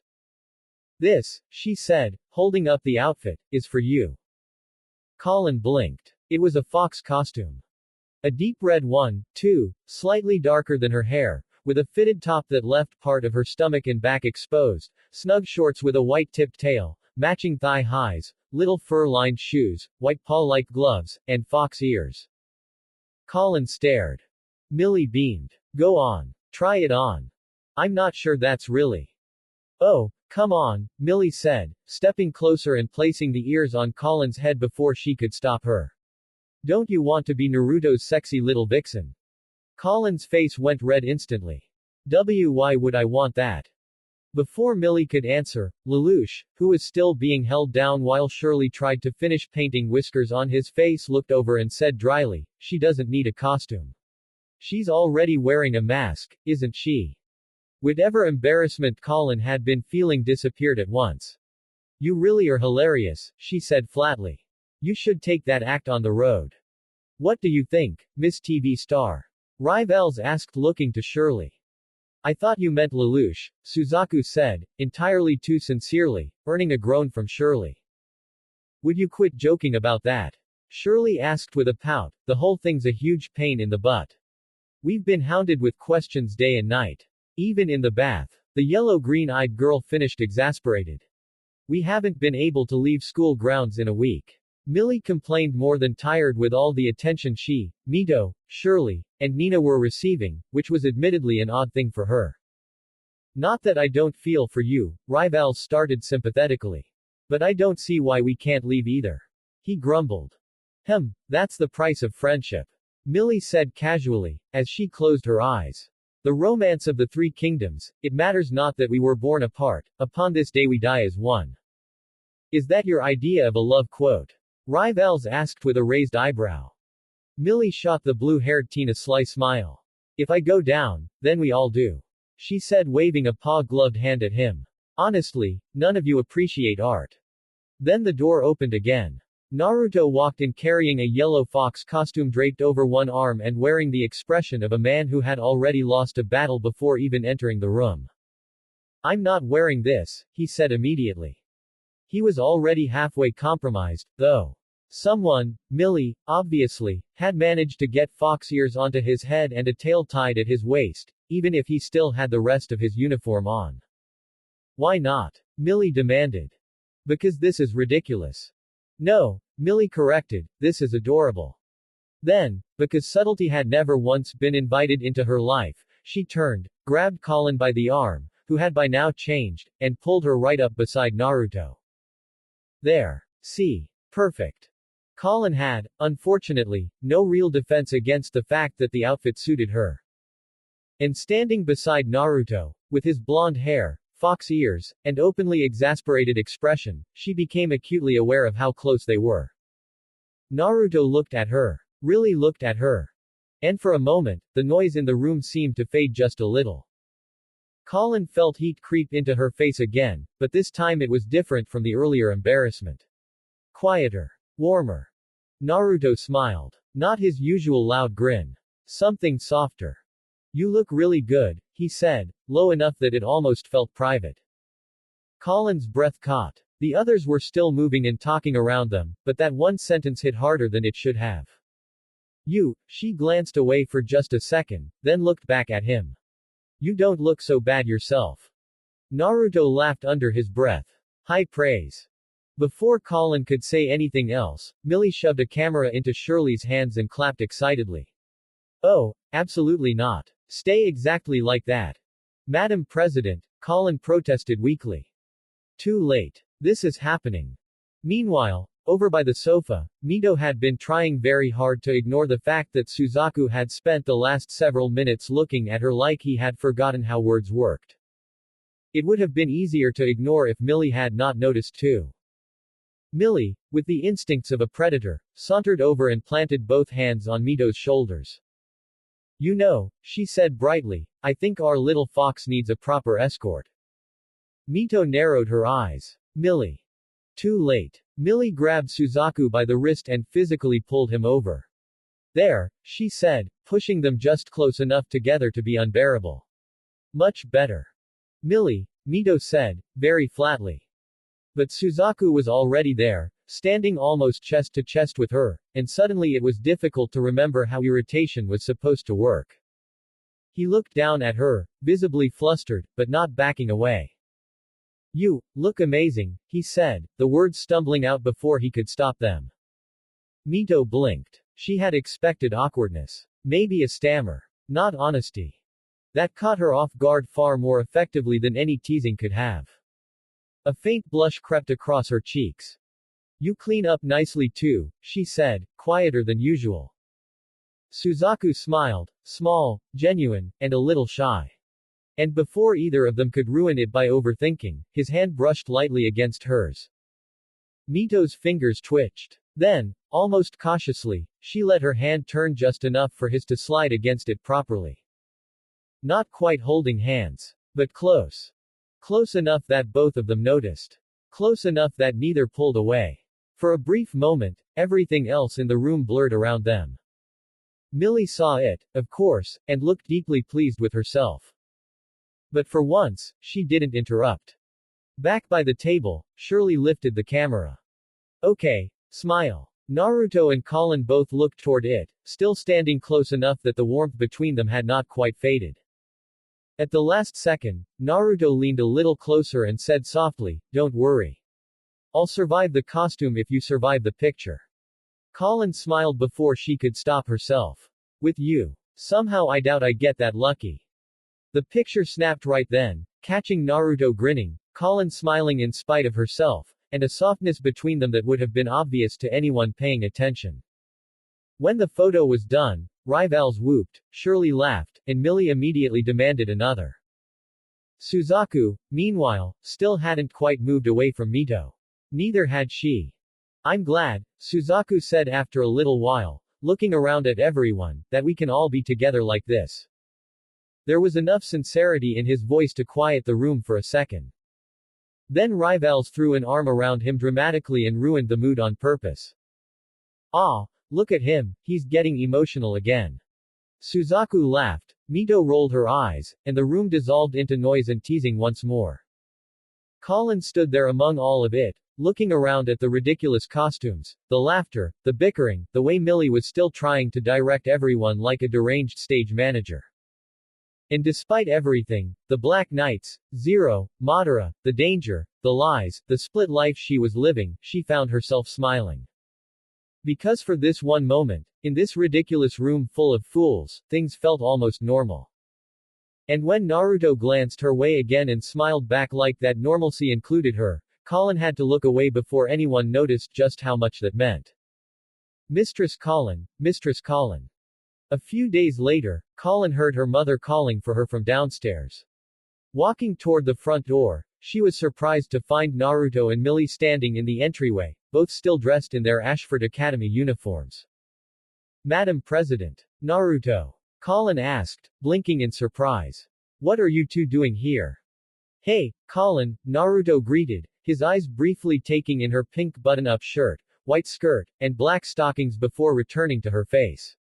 Millie needed a ride, so I dropped her off before heading to Namikaze Corp.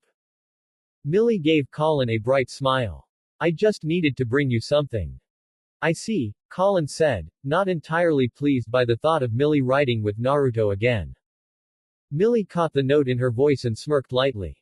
Relax. He used one of the company cars this time, not the motorcycle. Those things are pretty useful, honestly. I may have to convince grandfather the school needs a fleet. Where would you like me to show her? Colin's mother asked softly, clearly assuming only Millie would be staying. The parlor, perhaps, or... We'll be in my room, Colin said, cutting her off before she could finish. There was a trace of irritation in her voice she couldn't quite hide. As you wish, Ms. Kazuki said obediently. Oh, so you do have company. The voice came from the stairwell behind Colin. Everyone turned to see Mrs. Statfeld descending the stairs with the same cold grace she always carried. Her pale blonde hair was pinned up neatly with a red band, and her icy blue eyes settled first on Colin, then on Naruto. So this is one of the friends you've been running around with, she said. A boy, no less. Her gaze sharpened. Is this why you've been staying out late? Missing school? Making all those little trips into the ghetto? None of it sounded like a question. You're lucky your father is still in the homeland, she continued, then let her eyes slide toward Ms. Kazuki. Though I suppose one should expect this sort of thing. Blood always tells, doesn't it? Ms. Kazuki took a small step back. Colin's eyes narrowed at once. You're enjoying Dad not being here, aren't you? Mrs. Statfeld's mouth tightened into a scowl. The air in the entryway went tense. Naruto, meanwhile, noticed out of the corner of his eye that Ms. Kazuki was about to back into a vase on a nearby table. Oh. The woman's startled gasp had barely left her lips before Naruto moved.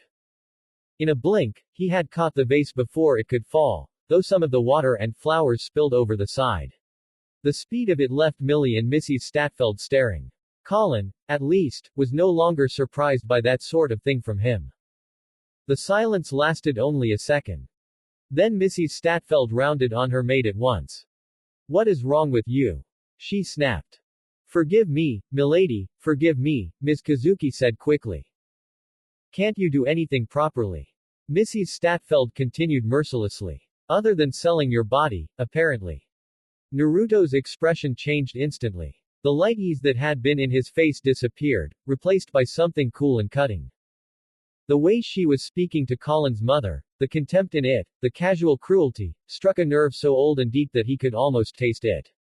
Without warning, the vase slipped from his hands. It crashed to the floor and shattered. Naruto looked down at the broken pieces, then back up with a perfectly insincere expression of apology. Oh, sorry. Slipped. Mrs. Statfeld stared at the broken vase in disbelief, then turned on him with open fury.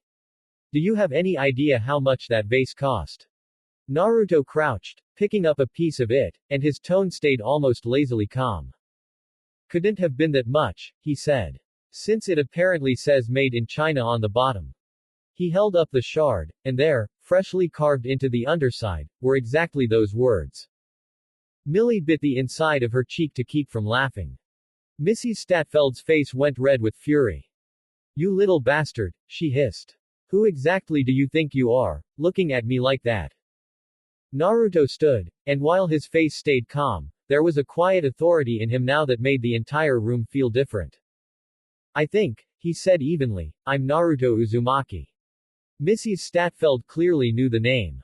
Weeks had passed since Naruto revealed himself publicly, and the scowl on her face only deepened. You think that impresses me? You dirty little half-blood. Naruto shrugged lightly. Maybe not. Then his expression sharpened. But I do wonder how my father would react. That gave her pause. Naruto continued, voice still calm. Minato Namikaze met Mr. Statfeld during his business trip to the homeland. Apparently the meeting went well enough that Dad was interested in following up on a possible deal. He tilted his head just slightly. So I can't help wondering how he'd feel if that opportunity fell apart because he found out his son was being insulted in this house by Mrs. Statfeld. The silence that followed was colder than before. Mrs. Statfeld looked like she wanted to order him thrown out on the spot. But she also knew exactly what kind of influence Minato Namikaze carried. And exactly what kind of problems could come from offending his family. With one last poisonous glare cast at Naruto, Colin, and Ms. Kazuki alike, she turned sharply and headed back up the stairs. I'll be in my room, she said stiffly. Do not disturb me. Understood, madam, Ms. Kazuki replied quietly. Mrs. Statfeld stopped long enough to add, without turning around, and clean up this mess. Then she disappeared upstairs. For a moment, no one spoke. Naruto looked down at the shattered vase, then over at Ms. Kazuki with a sheepish smile that softened some of the tension. So, mind telling me where the broom and mop are? Oh no, I'll clean it, Ms. Kazuki said quickly. It was my fault. If I hadn't been so clumsy. Naruto shook his head. No, I've got it. Then he leaned in slightly, hand raised near his mouth like he was sharing a secret. Honestly, I dropped it on purpose. His whisper was more than loud enough for Colin and Millie to hear. Then he glanced toward the stairs and added bluntly, no offense, Colin, but she seems like a real bitch. Colin actually smiled. None taken, she said. I've thought that more than once. Mistress, Ms. Kazuki gasped softly, shocked by the admission. Naruto laughed under his breath.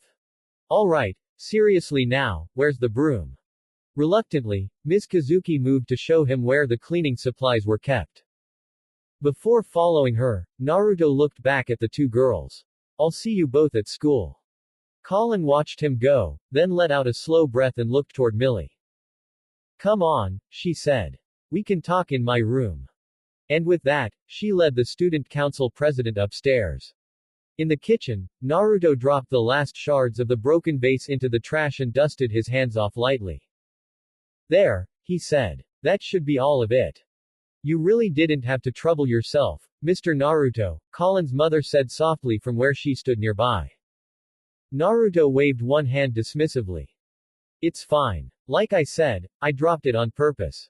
A mischievous smile crossed his face for a second before fading. Besides, I really can't stand people who treat others like that. Especially over something so stupid. I see, the brown-haired woman murmured. A faint smile touched her lips. I'm glad Mistress Colin has such a good friend. Naruto studied her for a quiet moment, enough to make her shift a little under his gaze, before his expression softened. You don't have to call her that around me, he said. Colin's mother tensed. I'm afraid I don't know what you mean, Mr. Naruto. First, just call me Naruto, he said. You don't have to be that formal with me. He paused, then continued gently, and second, you look too much like Colin for me not to notice. Her eyes widened. For a second, she looked like she was trying to think of some way to deny it, but the attempt died before it ever reached her lips. Instead, she lowered her gaze. Please don't tell anyone, she said quietly. And please, don't think less of Colin because of it. Her hands tightened together in front of her. She seems happier lately than she has in a long time. I don't want that to end. So if you must think badly of someone, think badly of me. Naruto couldn't help smiling a little at that. Even now, with everything else weighing on her, her first instinct was still to protect her daughter. You don't have to worry, he said. I'm not going to say anything. And I definitely don't think less of Colin. The tension in her shoulders eased, but only a little. Then she blinked and looked at him more carefully. You noticed all this just from looking at us? Naruto hesitated for half a breath, then answered honestly. No, not just from that. He looked off to the side for a moment, remembering. I met a kid named Naoto once. A long time ago. The woman's breath caught. You met Naoto? Naruto nodded. Yeah, I was 12. My family and I were out at a park, just spending the day together. His expression turned a little distant as he recalled it. I ended up wandering off for a bit, and I ran into him. We only talked for a little while, but he helped me out with something and we got to talking. Colin's mother stared at him now, all her attention fixed on his face. He mentioned he had a little sister, Naruto continued. Said she was about my age. He sounded. Naruto smiled faintly. He sounded really proud of her. At that, the woman had to look down for a moment, emotion rising too quickly in her eyes. Naruto gave her a second before going on. When I met Colin at school later on, I didn't make the connection right away. But after a while, he shrugged lightly. I started seeing it. She swallowed. Does Colin know this? Naruto shook his head. No. That surprised her. You never told her. No, Naruto said. Because if Colin ever hears about Naoto from me, I want it to be at the right time. And I'd rather she tell me about her family when she's ready, instead of feeling cornered because I already know something. Colin's mother watched him quietly, searching his face. You're being very considerate of her. Naruto smiled a little. She's important to me. The woman's expression changed at that, becoming softer and more intent all at once. Is my daughter truly that important to you? Naruto met her eyes without hesitation. We haven't known each other that long, he said, but yeah. She is. There was no uncertainty in his voice, no embarrassment, no attempt to soften it into something smaller than it was. Colin's mother saw that, and something in her finally seemed to ease. She had spent so long worrying about her daughter, about the loneliness Colin carried, the anger she buried, the walls she kept around herself, that knowing someone else cared for her, honestly and without wanting anything from her, felt like a burden lifting just a little from her heart.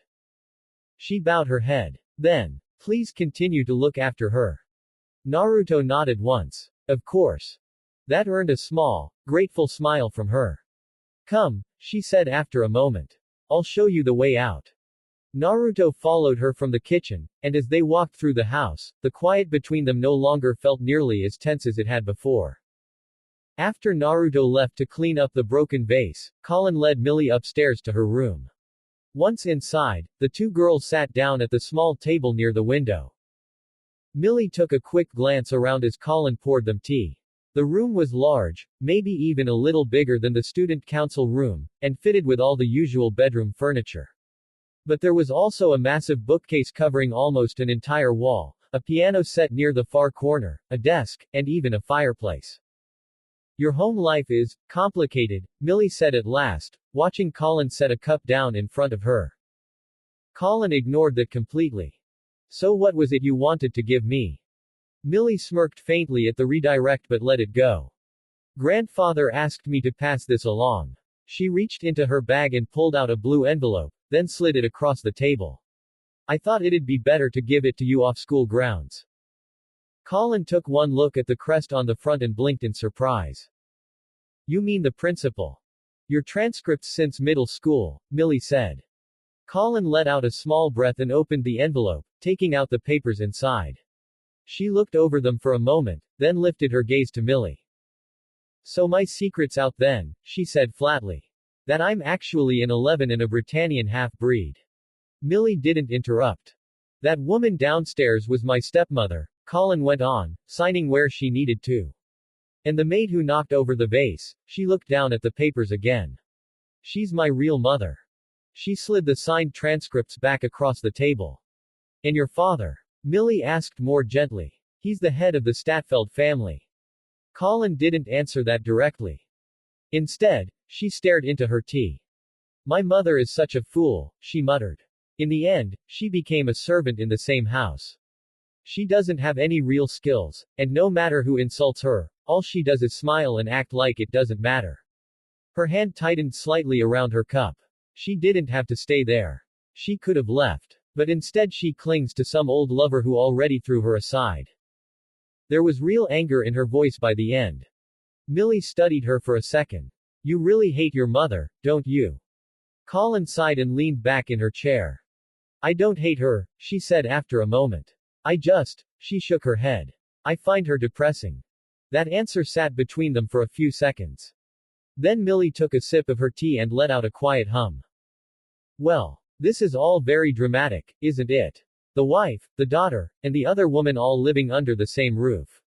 She glanced around the room again. Honestly, it sounds like one of those soap operas my grandmother would watch. Colin gave the faintest snort. It could be worse, she said, glancing toward the window. 3 meals a day and a roof over my head, right? Most of the time it's not unbearable. That's not really the point, Millie said, her tone softer now. Colin looked back at her. Millie set her cup down. There are some things people can carry by themselves for a while, she said. But when you keep stacking enough of them on top of each other, eventually they crush you. Colin frowned slightly, but didn't argue. Millie gave her a small smile. Don't worry. I love secrets, yes, but I'm not going to go spreading this around. Colin relaxed a little at that. Then Millie tilted her head. Does Naruto know? Colin answered immediately. No. Why not? Colin looked away. It's not like there's one big reason, she said. I just don't talk about this stuff. I've had to hide it for so long that not talking about it is just easier. Millie rested her chin in her hand, thinking. Well, have you considered talking to someone else first? Mito, maybe. Or even one of Naruto's parents? She asked. They all seem like the kind of people who'd understand more than most. Colin blinked at that. Mito. Why would I talk to Mito before Naruto, let alone his patents? Millie shrugged. She's sharp, she actually pays attention, and she cares more than she pretends to. And Naruto's parents, Millie smiled faintly. They don't exactly strike me as the sort who'd look down on you for where you come from. Plus between you and me it kinda looks like his mom is rooting for you. Colin was quiet. Then she shook her head. No, I couldn't do that. Why not? Because that would still feel like saying it out loud, Colin replied. And once I say it once, then it becomes real in a different way. Millie nodded slowly. That makes sense. Colin stared down into her tea again. Millie watched her for a moment, then spoke more carefully. I can't fully understand what you've gone through, she admitted. But I can tell that carrying all of this around by yourself is exhausting you. She leaned forward a little. That's why I think you should tell Naruto. Or at least think about it seriously. If there's anyone you wouldn't have to keep pretending around, it'd probably be him. Colin's fingers tightened slightly around her cup. Part of her wanted to dismiss that immediately. But another part of her knew Millie wasn't wrong. She was tired. Tired of the resistance. Tired of pretending to be a meek Britannian schoolgirl. Tired of constantly balancing between two lives and never being fully honest in either one. The idea of not having to hide everything from Naruto. That idea was more tempting than she wanted to admit. After a long pause, Colin finally said, I'll think about it. Millie smiled. Good. Then she picked up her tea again and took another sip, letting the conversation drift into something quieter. At Ashford Academy, Lelouch and Suzaku were the only ones in the student council room, the others either having already left for the day or not yet arrived. Suzaku was kneeling on the floor playing with Arthur, while Lelouch sat nearby flipping through a magazine. On the cover was a split image, Zero on one side and Madara on the other, both facing away from each other like rivals in some overblown headline war. Lelouch turned a page before speaking. I still can't believe you teared up, he said dryly. It was embarrassing. Naruto was right, you need to man up. Suzaku looked up at him with mild offense. It's called being honest, he said defensively. There's nothing wrong with a guy crying because he's happy. You and Naruto just made too big a deal out of it. Lelouch's eyes shifted from the magazine to Suzaku. There had been something else on his mind anyway. He had been noticing the way Suzaku acted lately, small things, but enough to stand out. The slight pauses. The awkwardness. The way his attention seemed to drift whenever Mito was around. A faint smirk touched Lelouch's face. So, he began casually, what exactly is going on between you and Mito? Suzaku froze. Arthur took that moment to paw at his sleeve, but the brown-haired honorary Britannian barely noticed. What do you mean? Suzaku asked, a little too quickly. Lelouch lowered the magazine into his lap. You know exactly what I mean, he said. You two have been acting strange around each other lately. More than usual, I mean. Suzaku looked back down at Arthur, very pointedly not meeting Lelouch's eyes. You're imagining things. The denial came so fast it only made Lelouch more suspicious. Am I? Lelouch asked, clearly unconvinced. Because from where I'm sitting, it looks a lot like you've been making progress. Suzaku's face warmed at once, and the light flush that spread across his cheeks was answer enough. Lelouch's smirk deepened. Well, I suppose that explains a few things. Suzaku muttered something incoherent under his breath, which only made Lelouch more amused. Just so you know, the black-haired Britannian continued, Naruto is probably going to glare you down for a few weeks if you make a move on his sister. That got Suzaku's full attention. What? He sputtered, finally looking at Lelouch directly. I'm not making a move on anyone. Arthur, offended by the sudden rise in volume, bit Suzaku's hand. Ow. Lelouch barely held back a laugh. Yes, clearly, he said in the driest tone possible. Suzaku pulled his hand away and frowned at the cat before rubbing the bite.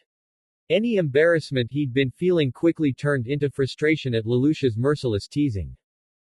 Lelouch, satisfied enough with Suzaku's reaction, lifted the magazine again. Anyway, he said after a moment, it was lucky the Black Knights were there to save everyone. And Madara too, I suppose. That much I can admit. Suzaku's expression changed almost immediately. He pried Arthur off properly and stood up, the earlier awkwardness vanishing as the new subject took hold of him. If they wanted to catch criminals, Suzaku said, they could have joined the police. Lelouch looked back at him from over the edge of the magazine. Oh. They don't answer to anyone, Suzaku continued, his frustration becoming more obvious. They just decide on their own who deserves saving and who deserves punishment. That kind of power shouldn't belong to people acting on personal judgment alone. Lelouch gave a light shrug. Maybe they don't think the police are capable of doing the job. Frankly, I can understand why. The police may not be very effective right now, Suzaku said, but change should come from within the system. If they actually did everything they could before turning to all this, then maybe I'd understand it more. Instead, Lelouch said, they'd get caught in bureaucracy and accomplish nothing. Suzaku shook his head. That doesn't justify this. Lelouch lowered the magazine again. Suzaku continued, his voice sharpening. And Madara isn't really much better. He doesn't answer to anyone either. Everything he does is based on his own choices, his own standards, his own sense of what's right. People want to call it noble because sometimes something good comes out of it, but that doesn't change what it is. Lelouch watched him silently. What standard are they using? Suzaku pressed. Who decides what evil is to them? It's all just self-righteous satisfaction. Self-righteous, Lelouch repeated inwardly, the phrase catching in his thoughts. Before Suzaku could continue, the door to the council room opened. Mito stepped inside. Oh, she said, glancing between the two boys. It's just you two. Suzaku straightened a little too quickly. Yeah, he said, almost too calmly now. I was just about to head back to base. He moved toward the door, then paused just long enough to give her a small smile. See you later, Mito. For just a second, Mito looked caught off guard by the smile, but she recovered quickly enough. Yeah, she said, quieter than usual. See you. Suzaku left the room a moment later. Mito watched the door close behind him, then turned back toward Lelouch, only to find him staring at the now empty doorway with narrowed eyes and a very different expression on his face. Back to base, Lelouch repeated, the irritation in his tone obvious. That was an interesting way to put it. Mito frowned slightly. What's that supposed to mean? Lelouch leaned back in his chair, the magazine forgotten in his lap. Go back, he said. As if that's where he belongs now. There was a quiet edge of anger in his voice that hadn't been there a moment before. And though Mito didn't fully understand why, she could tell immediately that whatever he was thinking, it had very little to do with teasing Suzaku anymore. A few nights later, the members of the Black Knights gathered inside a warehouse where the nightmare frames promised by the Kyoto group had been delivered. The newer recruits could barely contain their amazement as they stared at the machines lined up before them, while the original members found their attention drawn almost entirely to a single crimson unit set apart from the others. Wow, one of the newer male members blurted out. These are incredible. Those are Glasgow's, right? Another asked, squinting at the frames in front of him. Not exactly, a third member corrected. Those are Beret. Japanese modified Glasgow's. I've never seen anything like them before, one of the female recruits said in open awe. The excitement among the newer members kept building as they moved around the Beret, talking over each other and congratulating themselves on joining the Black Knights at the right time. The original members, however, were focused on the lone Crimson machine standing apart from the rest. Kyoto really sent us this, Kento said, almost reverently. A custom machine, Yoshida added, unable to take his eyes off it. Colin stood in front of it in complete silence for a moment before finally speaking. A heavily modified Glasgow, she said, almost under her breath. The Nightmare was unmistakably built from a Glasgow frame, but only at its core. Nearly everything about it had been reworked.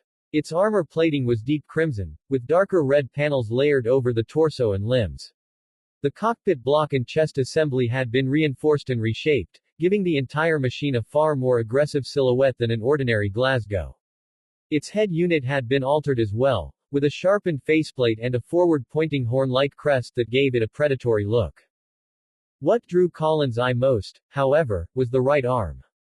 From the elbow down, the entire limb had been replaced with a more advanced, metallic silver unit ending in clawed fingers. The arm looked heavier than the left, more dangerous, and clearly designed for specialized close-range combat. Even at rest, it felt like the deadliest part of the machine. Did anyone check the manual yet? Minami asked, glancing between the Nightmare and the others.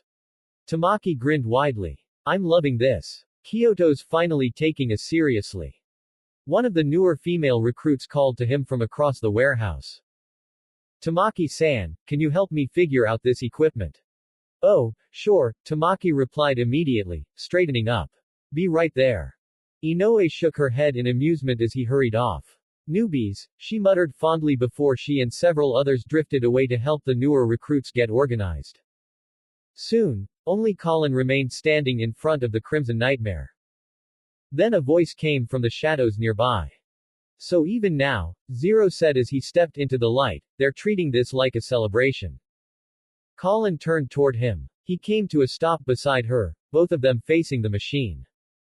Kyoto supports more than one resistance group, correct? He asked. Yes, Colin answered, smiling faintly. Which means we finally got their attention. They know we're worth something. No, Zero said evenly. This is only a test. Colin glanced back at the Crimson Nightmare. Even if it is, she said, this is still incredible.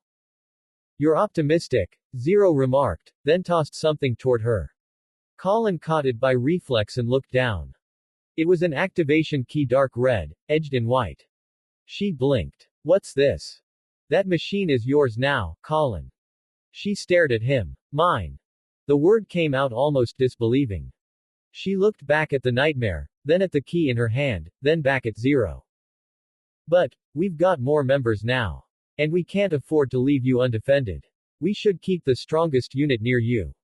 You're our best pilot, Zero said, cutting off her protest before it could gather momentum. I'm a commander. I can use a barai. He turned his masked gaze toward the modified Glasgow again. But in battle, you are our ace. And unlike most of us, you have a reason to fight that will keep you from hesitating. Colin was quiet for a second. Then she nodded slowly. Right. At that moment, Ogi walked over holding a letter in one hand. Zero, he said, stopping beside them. Take a look at this. Zero accepted the letter and opened it. What is it? A formal message from Kyoto, Ogi said, his tone more serious now. Colin straightened a little. From Kyoto. Ogi nodded. They're saying the same thing this delivery already implies. The Berayer support, but this machine, he glanced toward the Crimson Nightmare, is the real test. Whether we get to keep it depends on how well we use it in battle. Zero finished reading the letter for himself. So they're judging whether we're worth deeper support. That's right, Ogi said. If they like what they see, they'll meet with us directly and discuss further funding, equipment, and backing. Zero folded the letter once and held it at his side. So, he said, they want proof. No one answered. No one needed to. Zero turned slightly, the cape behind him shifting with the motion. Then we'll give them proof. We'll pass their test and make it impossible for them to doubt us again. He looked directly at Colin. From this moment on, your priority is mastering that machine. He gestured toward the modified Glasgow. Read the manual immediately. Learn every system, every weakness, every advantage. When the time comes, I want you able to operate it at full efficiency. Colin tightened her grip on the activation key. Understood. I'll also arrange a test run, Zero continued. You won't be thrown into a major engagement with an unfamiliar unit. You'll get battlefield practice first. That made sense. No one with any real understanding of combat would hand a pilot a new machine and expect flawless results in a life or death battle without preparation. Colin looked up at the Crimson Nightmare again, the anticipation in her chest sharpening into resolve. Then she drew the activation key close against herself and gave a firm nod. I'll be ready. A few days later, Naruto stood on the roof of the student council building near the railing, cell phone pressed to his ear as the late afternoon wind moved through his hair. Classes were over for the day, and with no council meeting scheduled, he had taken the chance to contact one of the people in his information network. While Madara had only made his public appearance during the Shinjuku massacre, Naruto had been building a quiet web of informants and contacts for much longer than that, spreading them throughout Area 11 and even into parts of the Britannian homeland. He had started small years ago, learning through observation, trial and error, and advice from the right kind of people. By now, the network he had built was broad enough that very few major shifts in Area 11 happened without eventually reaching him. Is that everything you've got for me? Naruto asked into the phone. He listened for a moment, then nodded faintly. No, that's good. Thanks for the intel. He leaned one arm against the railing. And what about the person I asked you to look into? A beat passed. Then Naruto sighed. Alright. Keep me updated if anything changes. I'll contact someone in the homeland too and see if they can dig up anything else. He ended the call and slipped the phone into his pocket.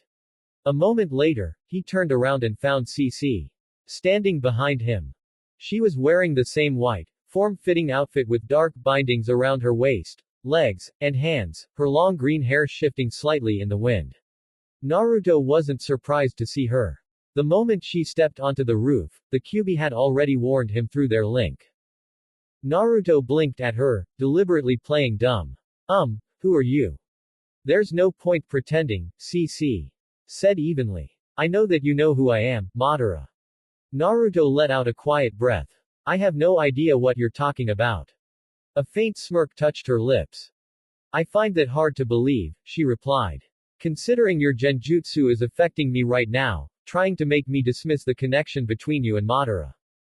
Naruto's expression shifted just slightly. And because you can feel when the genjutsu is working, he said, more to himself than to her. Unlike anyone else. CC stepped closer. I know it only reacts when I start connecting you to Madara, she said. That means the genjutsu is focused. Specific. And the more it pushes, the more obvious it becomes that I'm not imagining this. Naruto was quiet for a second. Then he gave up the act. What do you want? It's simple, CC answered. I want answers. And if I refuse? CC's smirk returned, more confident now. I think the answer to that should be obvious. Naruto studied her for a moment, then shrugged. Fine. Ask. That surprised her more than she had expected. That's it? She asked. You're just going to answer. As long as you don't tell anyone else what we talk about, Naruto said, and as long as you understand I might not answer everything, then sure. I don't see why not. A promise. CC repeated, genuinely taken aback. You're trusting me based on a promise. Naruto nodded once. Yes. CC frowned. You're too trusting.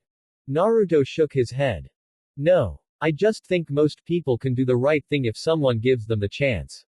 Sometimes they just need somebody to believe in them first. CC stared at him, searching his face. There was no hesitation in him. No pretense. He really believed what he was saying. And what if they prove they can't be trusted? She asked.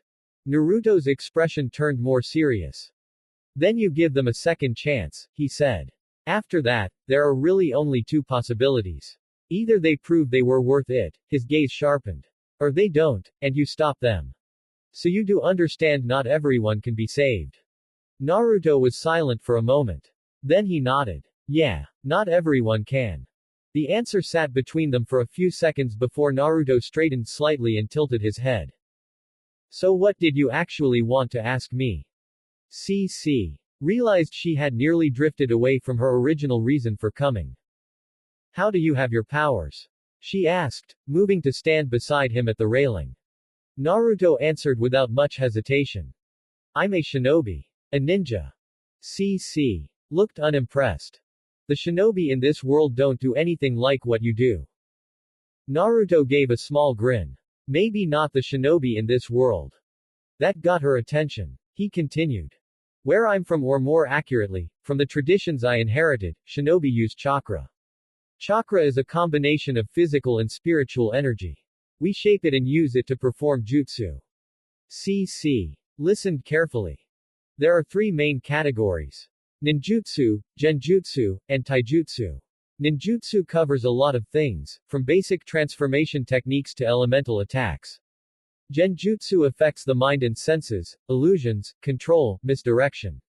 Taijutsu is physical combat enhanced by chakra. He looked at her out of the corner of his eye. Everything people say I can do falls under one of those. CC folded her arms. And this Sharingan. Naruto's eyes narrowed slightly, though not in hostility. The Sharingan is a dojutsu. An eye technique tied to an old bloodline. The Namikaze bloodline. CC guessed. Naruto shook his head. No. He left it there. CC noticed, but let it pass for the moment. And what exactly does it do? Naruto answered more easily this time. At its most basic level, it lets me read movement with far more detail than a normal eye can. It also gives me a powerful form of hypnosis and illusion casting. That's the part you've already run into. You said at its most basic level, CC pointed out. So there are more abilities. Naruto's mouth curved faintly. Maybe. That answer clearly annoyed her, but she chose not to push on it yet. In any case, CC said, looking back out over the school grounds, the Sharingan doesn't seem all that useful inside a nightmare. Naruto let out a soft, amused breath. You think so? CC glanced at him. With the Sharingan active, everything around me slows down, he said. Not literally. But my perception does. Reactions become clearer. Timing gets easier. Weak points stand out. His expression sharpened. And the Izanagi is fast enough to make full use of that. CC was quiet for a moment. Then I stand corrected. Naruto smiled. Anything else? Even CC found herself momentarily distracted by the curious, easy way he asked it. There was something almost unfair about how natural he could seem one second and how dangerous the next. And no, she said, catching herself. Nothing important right now. Naruto noticed the slight stumble in her voice but, mercifully, didn't comment on it. Then my turn. CC adjusted herself almost at once, regaining her usual composure. That depends. Naruto didn't look deterred. What is Geass? CC considered him carefully before answering. Geass, she said at last, is the absolute power of the king. It raises someone above being merely human and gives them the means to change the world, if they have the will and ability to use it properly. Naruto listened without interrupting. But power like that doesn't come without a price, she continued. Anyone who takes it is ultimately set apart from others. Isolated. Drawn toward a life of loneliness, regret, and separation. Naruto's expression darkened slightly. That kind of power, as impressive as it sounded, was not something he found tempting. He had understood for too long what being alone could do to a person. So how do you get Geass? CC did not answer immediately. Instead, she watched him, studying his face closely. There was no hunger in him. No desire for the power. Only curiosity. In Lelouch's case, she finally said, he made a contract with me just before he was about to die. Naruto's eyes narrowed thoughtfully. A contract. That explained part of it, but not all. More importantly, the guarded look on her face told him there was no point asking what she got from such a bargain. So instead, he asked something else. What's with the outfit? CC blinked. What? Naruto gestured vaguely at her white jumpsuit and black straps. I'm just wondering if that look is yours or if Lelouch is secretly into bondage. For a second CC simply stared at him. Then an annoyed look settled onto her face. If you must know, she huffed, these are the only clothes I currently have available. Naruto gave her a flat look. That sounds like a problem. I manage. Naruto shook his head. No, seriously. Let me buy you some clothes. That took her by surprise. You'd do that? Sure. CC turned away slightly, putting a little space between them. That wouldn't be possible. Naruto tilted his head. Why not? Because the Britannian military is looking for me, she said. If I go outside like this without a disguise, I'll be recognized. Naruto was quiet for all of 2 seconds. That's easy. CC looked back at him. I can put a light genjutsu over you, he said. Nothing complicated. Just enough that no one will recognize your face. Then we go shopping. The QB's voice rumbled through his mind almost immediately. You make that sound very simple for someone who still relies on his eyes for most of his illusion work. Naruto resisted the urge to roll his own eyes. I can do it. You can do enough, the fox corrected dryly. Let us not oversell your ineptitude. Naruto ignored him. CC, blissfully unaware of the exact tone of the mental conversation, looked genuinely interested. Really? Really? For the first time since coming onto the roof, CC smiled without restraint. Very well, she said. Let's go. Naruto nodded. Then we should probably stop by Lelouch's room first.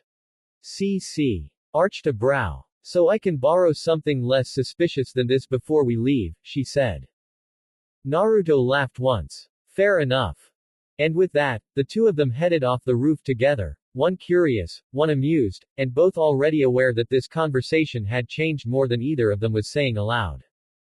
In the Tokyo Settlement Shopping District, Colin stood a short distance away from the main flow of pedestrians with her phone pressed to her ear, making sure no one was close enough to overhear her conversation.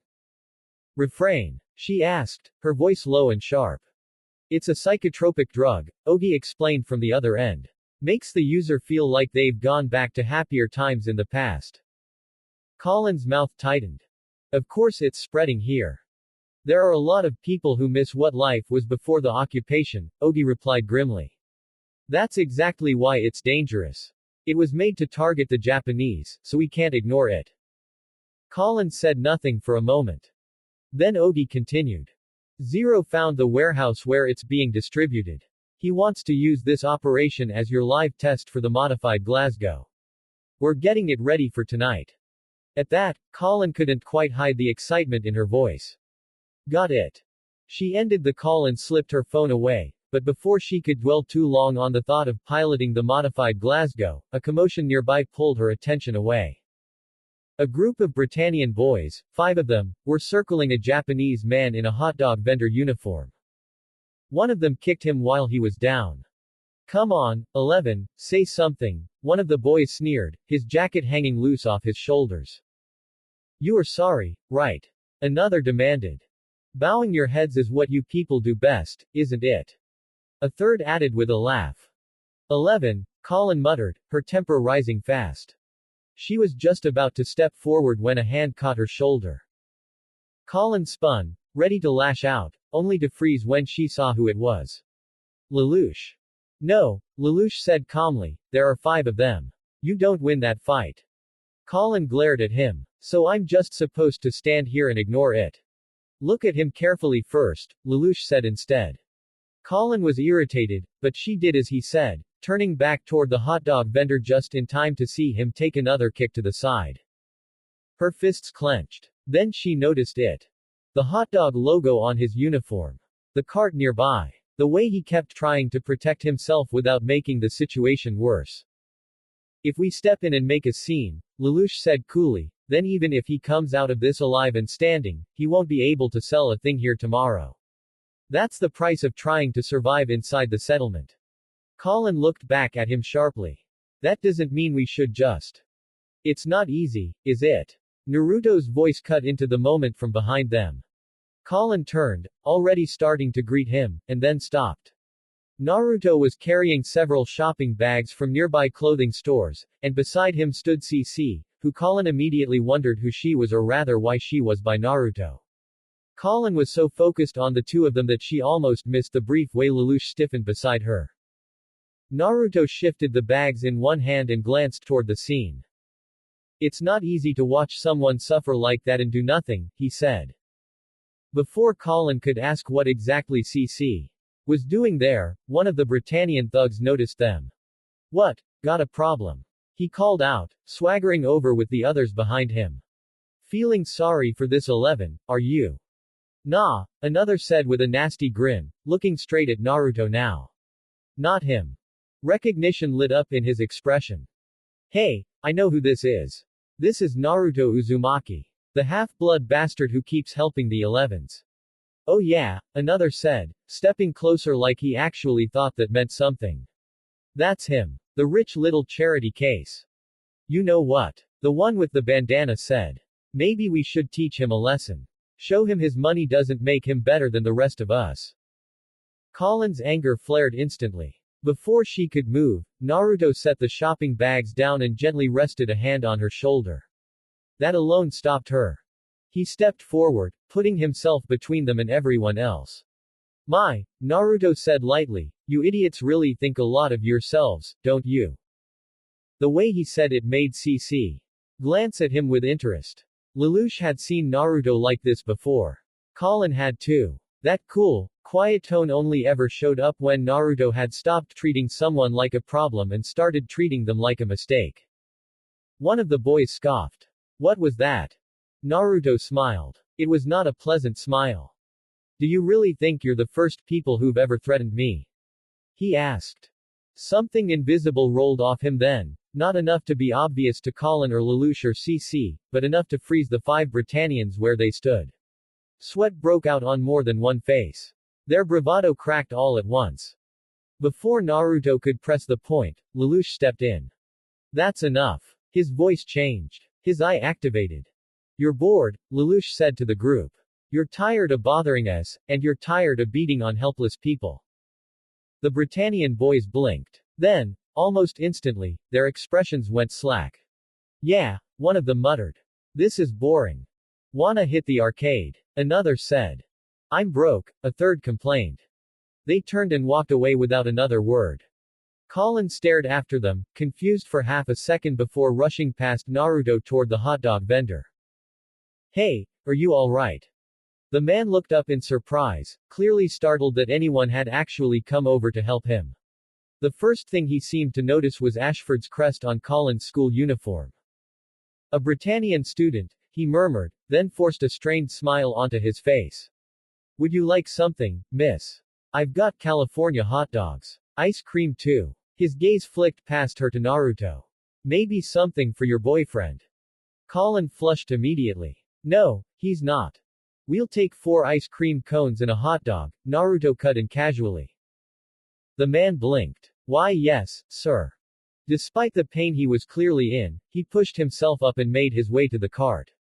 Colin looked over her shoulder at Naruto with open disbelief, but he just waited patiently while the man handed over the food. Here you are, sir. Thanks, Naruto said, taking the food and passing over several bills in return. Then he turned and started back toward Lelouch and CC, stooping briefly to pick up the shopping bags again. A second later the vendor looked down at the money in his hand, eyes widening. Sir, this is too much. Naruto stopped and looked back over his shoulder. Are you saying I made a mistake? The vendor flinched at once. No. Of course not, sir. I'm sorry. Naruto sighed and rubbed the back of his head. It's fine. His voice softened. But if you really want to apologize, then go to the Namikaze Corporation and have your injuries looked at. The man stared at him. Naruto added, and when the time comes for me to fully take over the company from my father, I'm going to do everything I can to help everyone I'm able to. That includes people like you. So don't make me repeat myself. The hot dog vendor swallowed hard, finally recognizing exactly who he was speaking to. Why yes, sir.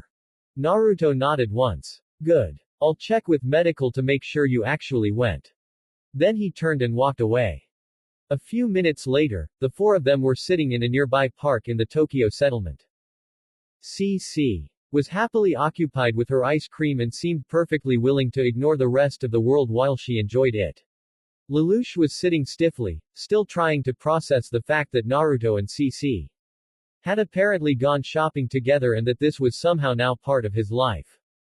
Colin, meanwhile, was watching Naruto. He noticed. What? Why did you do that? She asked. Naruto blinked. To help him. Colin frowned. I meant the money. Isn't $500 a bit much to just give a person? Naruto scratched his cheek.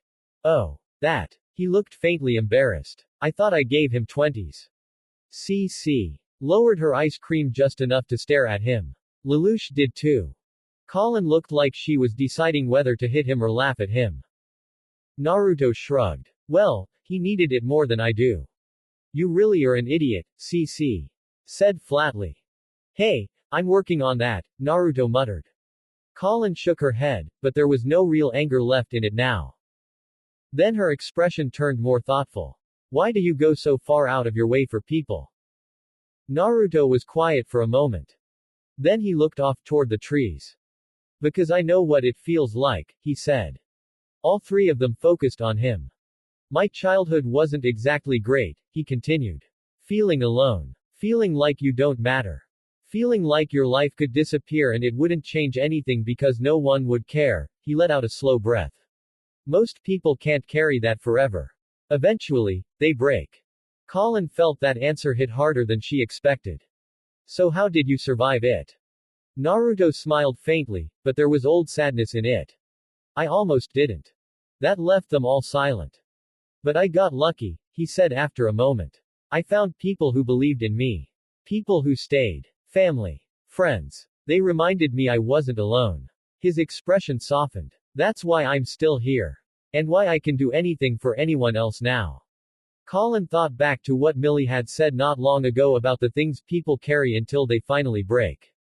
The comparison made her uneasy. Naruto continued before she could say anything else. Though sometimes I wonder if what I'm doing is really enough. What do you mean? Naruto leaned back slightly on the bench. Good intentions don't always lead to good results. The Namikaze Corporation has tried programs before that were supposed to help people, and sometimes it just made everything worse.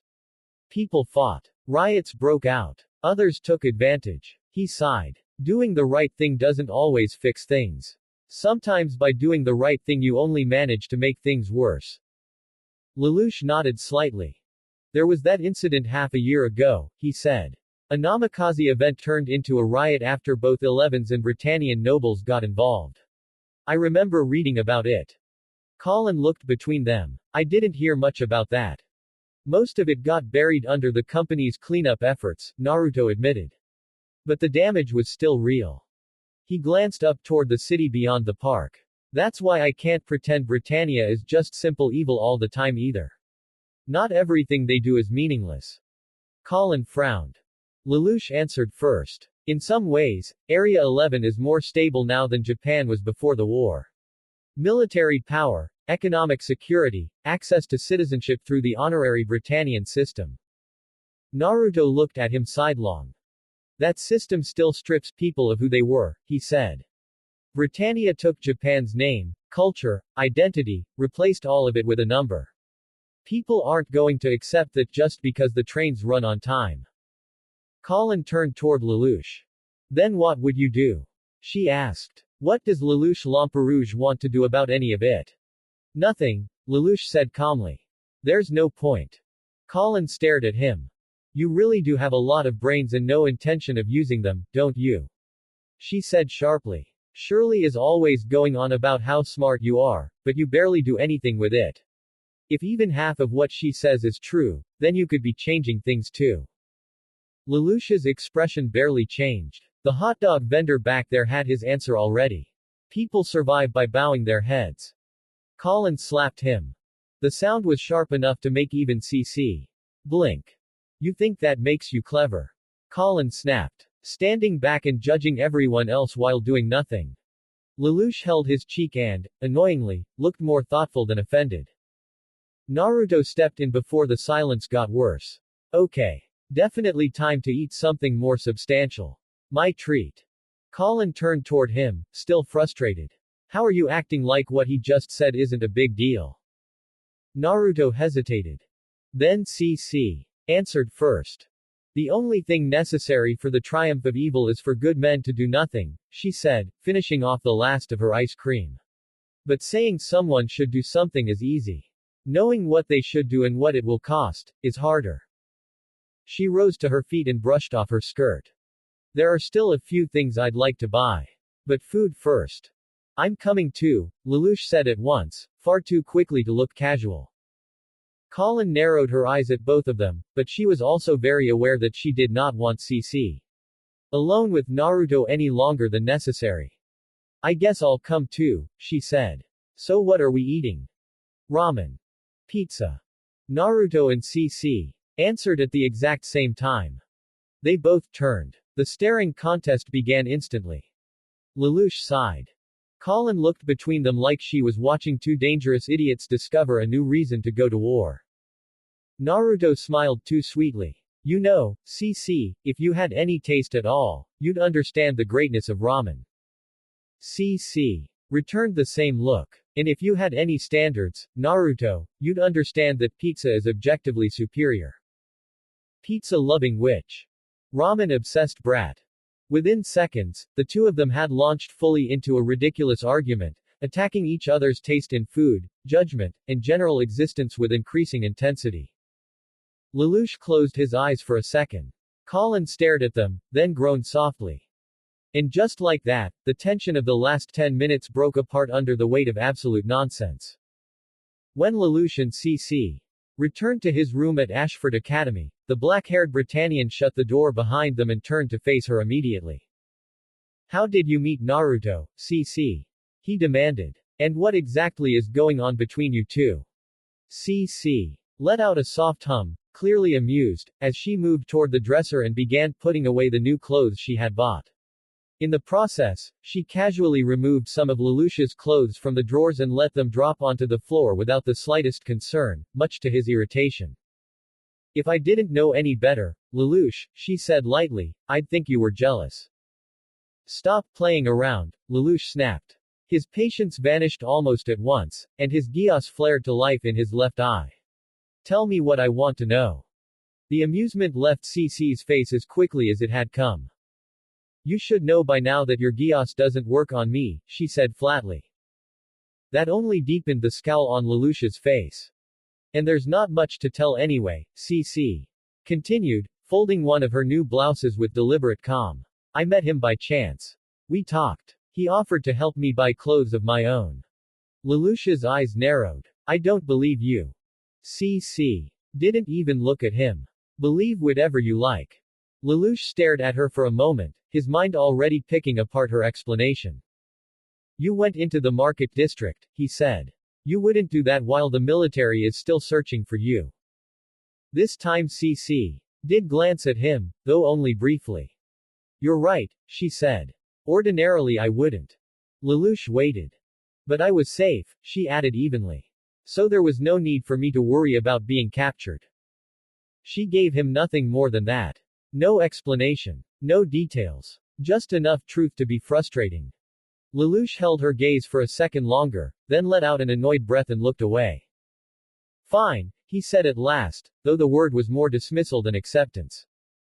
He crossed the room, pulled out the briefcase containing his Zero outfit, and opened it. I have somewhere to be, he told her as he began gathering what he needed. But we're not done discussing this. CC simply returned her attention to her clothes. We'll see. Lelouch shot her one last irritated look before turning and leaving the room, the door shutting behind him with more force than necessary. Later that night, Naruto found himself back at the Shinjuku reconstruction site with most of the student council. The only ones missing were Lelouch, Colin, and Nina. Lelouch and Colin had both claimed they were busy, which to Naruto usually meant they were busy with something they did not want anyone else asking about, while Nina was still too nervous to come into the ghetto after everything that had happened. Mito had come with them this time, along with Millie, Shirley, Rivals, and Suzaku. Shirley and Millie were especially excited to see the children again, while Rivals was mostly there because Naruto was there and food tended to be involved whenever Naruto visited. Naruto had also finally given Shirley the concert tickets he had promised her, which sent the orange-haired girl into quiet but obvious excitement and gave Millie all the ammunition she needed to tease her mercilessly about finally asking a certain black-haired boy out. Rivals complained that he could have used tickets like that to take a date somewhere, which made Naruto point out that first he would need an actual girl willing to go with him. Rivals had then wandered off to sulk in the dirt until Millie told him to stop being pathetic.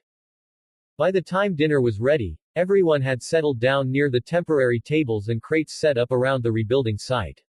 The food was warm, the children were laughing again, and for a little while it almost felt like normal life had managed to carve out a space for itself in the middle of ruin. Then the lights hit. 4 Sutherlands emerged from one of the still damaged sections of Shinjuku, their searchlights sweeping across the unfinished streets and temporary structures like the eyes of predators. The moment the people saw them, terror spread through the site almost instantly. Some of the older residents froze. Others began pulling their children close. A few of the men stepped forward on instinct, even though the fear in their faces made it obvious they already knew they could do nothing against nightmares if the machines opened fire. For many of them, it was as if Shinjuku's massacre had begun all over again. The members of the student council were slower to understand what was happening. Millie rose to her feet first, Shirley right after her, while Rivals looked around in open confusion. Suzaku, however, went pale almost immediately. He knew that feeling. Knew what it looked like when armed men came not for justice, but for slaughter. Naruto stood. Without a word, he moved in front of everyone else, placing himself between the gathered civilians and the approaching nightmares. What's going on here? Naruto shouted, his voice carrying across the ruined street as his eyes narrowed at the 4 Sutherlands. For a second, there was only the heavy mechanical sound of the machines moving into position. Then a distorted voice crackled over one of the external speakers. You are Naruto Uzumaki, are you not? Naruto's expression hardened. Who's asking? Another voice answered, colder this time. Men who understand what Britannia should be. That made Suzaku's stomach twist. The lead Sutherland stepped forward just enough to make itself the clear speaker for the group. The Namikaze Corporation has grown too bold. Too independent. Too willing to aid the conquered and soften the order Britannia built through war. Your family has forgotten its place. A murmur of unease spread through the people behind Naruto. Mito's eyes narrowed sharply. The voice continued. When the time comes, the Namikaze Corporation will be burned to ash. Its buildings torn down. Its influence erased. And the heads of the Namikaze family will be raised on pikes as a warning to all who think they can challenge Britannia and survive.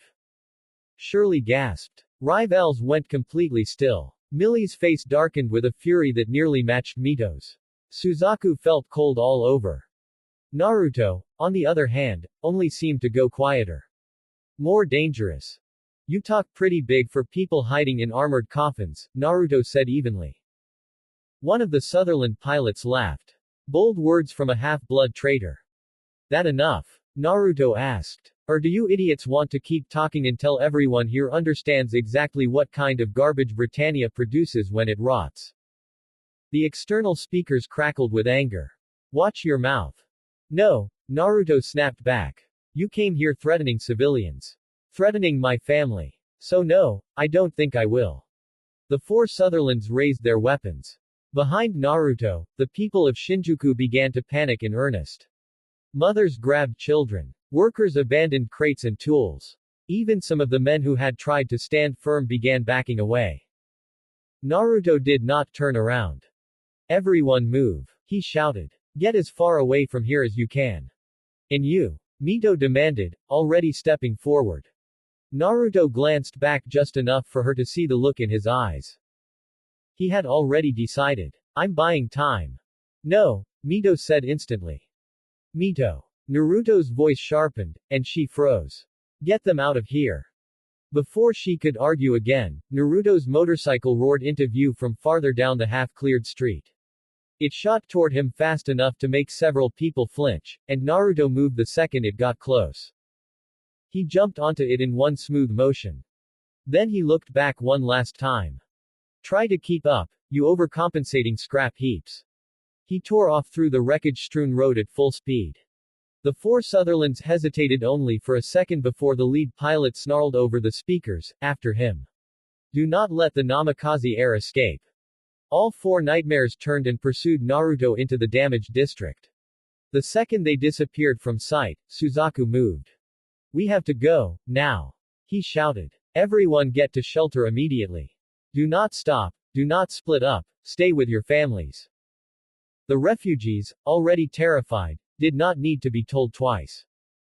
They began moving at once, parents clutching children to their chests, older residents helping the younger ones along, everyone trying to get away before the Sutherlands came back. Mito started after Naruto. Suzaku caught her by the wrist. Mito, no. Let go of me. She snapped, struggling. Naruto's out there alone. And if you run after him, you'll just make it worse. Suzaku shot back.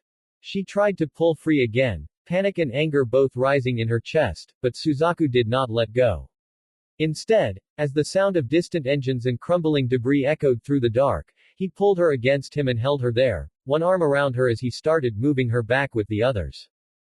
Mito, listen to me, he said, voice tight with urgency. Naruto knew exactly what he was doing. That doesn't mean I have to like it. She fired back, though her voice shook. I know. And Suzaku did know. Because every instinct in him was screaming to run after Naruto too. Naruto was his oldest friend. And yet Naruto had chosen this because he knew the rest of them had to survive first. Suzaku tightened his hold on Mito for just a moment as they ran with the others through the broken streets. He'll do everything he can to stay alive, Suzaku said, forcing certainty into his voice for her sake as much as his own. So we have to do our part too. Mito bit down on the panic threatening to spill out of her. Behind them, Millie was helping push the last few frightened children and their parents toward safer streets while Shirley stayed close to one of the younger girls who was crying. Rivals, pale but moving, was doing his best to help direct people where Suzaku told them to go.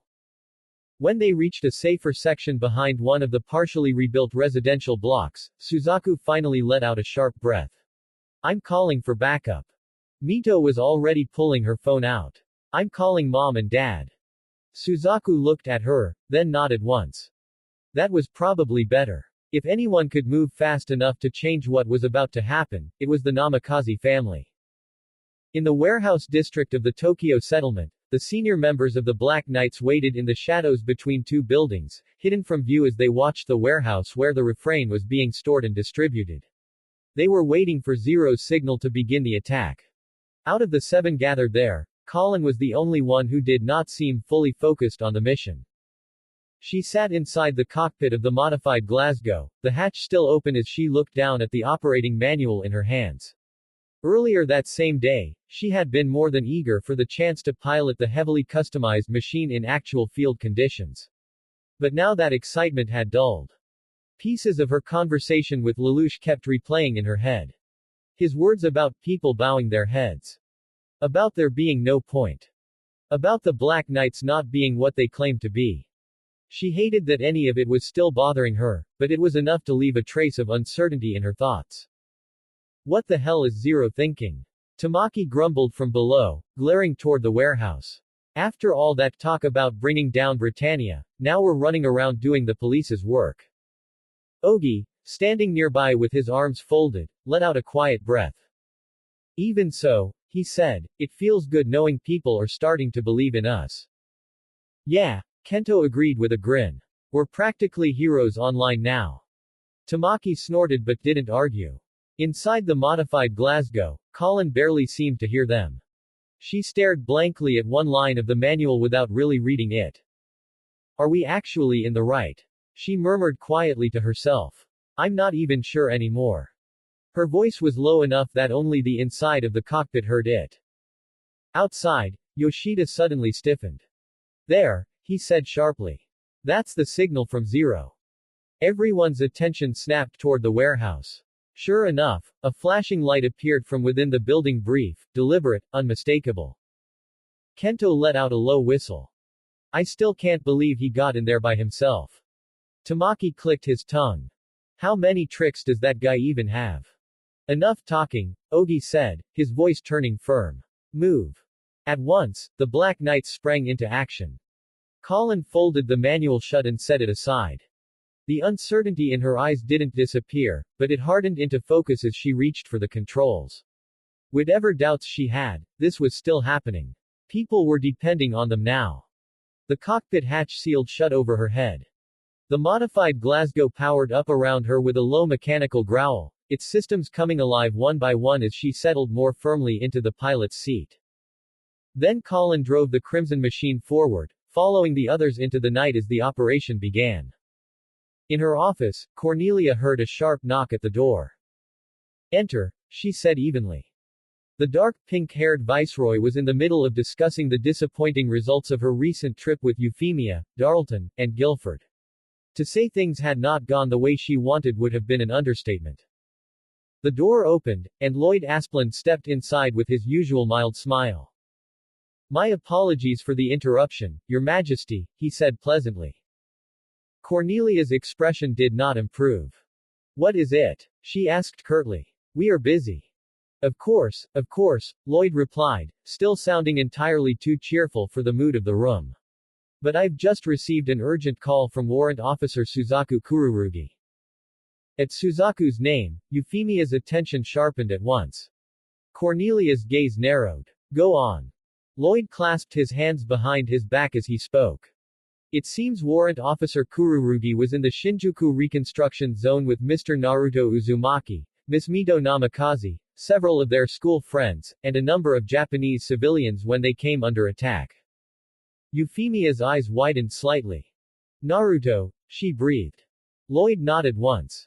"Yes. According to Suzaku, the attackers were not random terrorists or local criminals. They appear to be part of an extremist Britannian faction, military hardliners, from the sound of it. The sort who believe the Namikaze Corporation should be erased entirely for aiding the 11s. The room went colder. They reportedly declared that the Namikaze Corporation must be destroyed, Lloyd continued, his tone remaining almost absurdly calm, and that the heads of the Namikaze family should be placed on pikes as a warning to anyone else who dares challenge Britannia's authority. Even Darlton looked taken aback by that. Cornelia's face hardened into a glare. "And these men were using Sutherland's?" she asked. "Yes," Lloyd said. "4 of them. Warrant Officer Kururugi believes the group has access to military equipment and training. Mr. Namikaze drew the nightmares away from the reconstruction site on his motorcycle in order to buy time for the civilians to escape." Euphemia took a step forward, genuine alarm in her face now. "Cornelia, we have to send help immediately," she said. "Naruto, Mito, Suzaku, all of them, they could be killed." Cornelia was already thinking ahead. If an extremist faction inside Britannia had obtained 4 Sutherlands, then someone in the military had either helped them directly or looked the other way. Either possibility was unacceptable. She turned toward Darlton at once. "Darlton." "Yes, Your Majesty. I want you to move immediately and suppress this situation. Secure the reconstruction site, protect the civilians, and capture every member of this extremist cell you can. I want survivors for interrogation." "At once, Viceroy," Darlton said with a salute. Cornelia's gaze shifted to Guilford. "Guilford, begin an investigation into missing Nightmare assets and any military personnel with ties to extremist pro-Britannian factions. I want to know who armed them, who covered for them, and how far this reaches." Guilford bowed his head. "Understood, Princess." Cornelia looked back to Lloyd. "And you. Keep Lancelot ready in case the situation escalates further." Lloyd smiled lightly. "But of course." With that, Darlton and Guilford moved to carry out their orders, and Lloyd, seeing no reason to linger in the increasingly severe atmosphere, offered a breezy farewell before leaving as well. Once the room had emptied, Euphemia moved toward the windows behind Cornelia's desk and looked out into the distance, toward where Shinjuku lay. Her hands tightened faintly at her sides. "Please," she whispered under her breath. "Naruto, Mito, Suzaku, be safe." Cornelia said nothing for a moment, though her expression remained hard. Then, quietly, with the edge of command still in her voice, she spoke. "They will be," she said. "And whoever dared attempt this will learn exactly what happens to those who move against Area 11 without my permission." Naruto raced through the partially rebuilt sections of Shinjuku with 4 Sutherlands close behind him, keeping just enough speed to make sure none of them gave up the chase and doubled back toward the reconstruction camp. The farther he drew them away, the safer his friends and the civilians would be. It would also give him room to use whatever he needed without risking any of them seeing too much. Over one of the Sutherland's loudspeakers, a harsh voice rang out. "You can run all you want, Namikaze. It won't save you." Naruto clicked his tongue. "Keep talking," he muttered under his breath. "Idiots always do."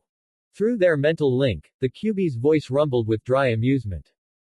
"These are your terrifying Britannian extremists.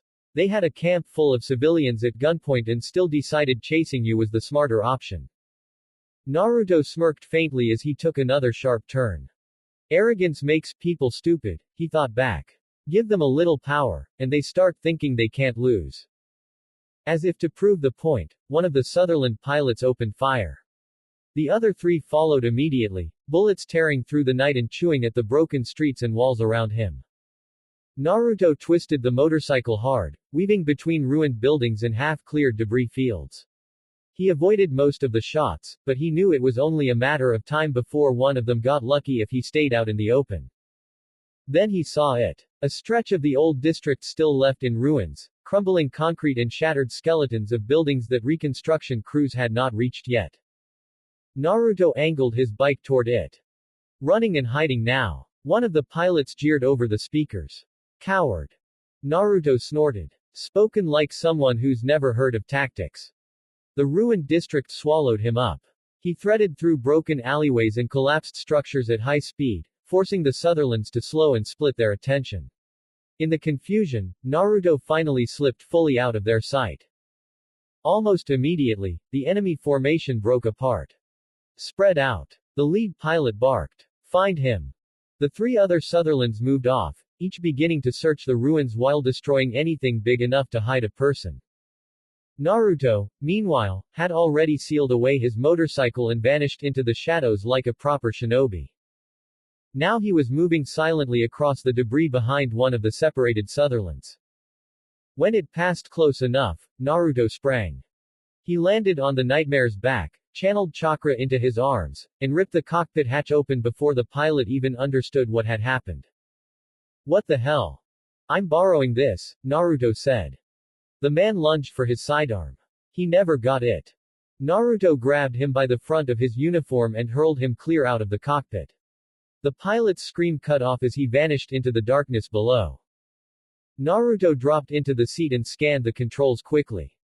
"Let's see what you've got." The Kyuubi's voice came through the link again, smug and immediate. "It is nowhere near as good as your own machine."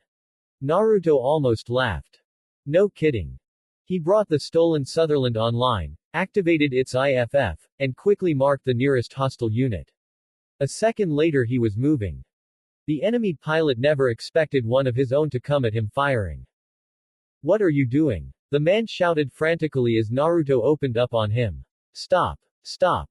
Naruto didn't stop. He blasted the Sutherland's arms apart first, then rammed the machine hard into the side of a damaged building. The impact left the pilot unconscious before he could recover. "That's 2, Naruto muttered. His IFF system immediately showed the remaining 2 Sutherlands turning toward him. They had finally noticed that one of their own had gone dark and another was transmitting in a way it absolutely should not have been. A moment later, both enemy nightmares appeared. The lead one came to a halt behind the other, keeping itself back while its subordinate moved ahead. The same voice from before crackled over the speakers, now filled with disbelief and fury. "You little bastard." Naruto smiled from inside the cockpit. "Nice to hear from you again. Still hiding behind other people, I see. Kill him." The extremist leader roared at the other pilot.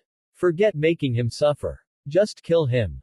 The remaining subordinate charged and opened fire. Naruto jerked the stolen Sutherland aside, but the machine wasn't fast enough. Several rounds clipped its right arm, damaging it badly enough that it dropped its rifle. Naruto's eyes sharpened. The Sharingan spun to life. With it active, the incoming fire slowed in his perception just enough to let him move with precision the Sutherland itself barely deserved. Even then, the machine lagged behind his instincts, several rounds scraping across the armor as he closed the distance. The enemy pilot kept firing. Naruto suddenly drove forward. At the last instant, he brought up the arm blade mounted on the left arm and smashed it upward into the enemy Sutherland's rifle, forcing the barrel high. The next burst of bullets tore harmlessly into the sky. Naruto pivoted hard and rammed the blade into the other machine's torso. Before the pilot could react, Naruto launched one Harken, tearing the rifle completely free from the Sutherland's hands, then fired the second directly into the Nightmare's head. System sparked, failed, and died. The machine froze. Now only the leader remained. For a brief second, silence hung between them. Then the extremist leader spoke, his voice no longer steady. No, that's impossible. Naruto leveled the damaged Sutherland toward him. It's over, he said. Give up. The man's breathing came fast and ragged over the speakers. Then, suddenly, his fear turned into something uglier. Hatred. If I can't kill you, he hissed, then I'll kill the ones you care about. Naruto's expression changed instantly. The leader spun his Sutherland around and accelerated back toward the reconstruction site. Damn it! Naruto forced his stolen machine after him, but the damage it had already taken was slowing it down more than he liked. Every second mattered now. Behind his anger, he could feel the Kyuubi's attention sharpen as well. He is going back for the others. I know, Naruto shot back, pushing the Sutherland harder. And I'm not letting him get there first. But even as he said it, he knew the truth. With the condition this machine was in, he might not make it back in time. The Black Knights blasted apart the steel door where the refrain was being stored, tearing it down with concentrated gunfire until it collapsed inward in a shriek of twisted metal. The men inside Britannians who had been boxing up the drug and preparing it for shipment, barely had time to react before the first wave of bullets cut through them. The Black Knights have arrived. Tamaki shouted triumphantly as he opened fire. Intruders. One of the remaining Britannians yelled, scrambling for his weapon. He and the others fired back wildly, but their resistance faltered the instant Colin drove the modified Glasgow into the warehouse, the Crimson machine firing the gun mounted along its arm as it advanced. What the hell is that? One man screamed. A nightmare. Forget this. Another shouted, throwing down his rifle and bolting for the back. Colin felt the modified Glasgow answer every movement with terrifying precision, stronger and more responsive than any ordinary frame had a right to be.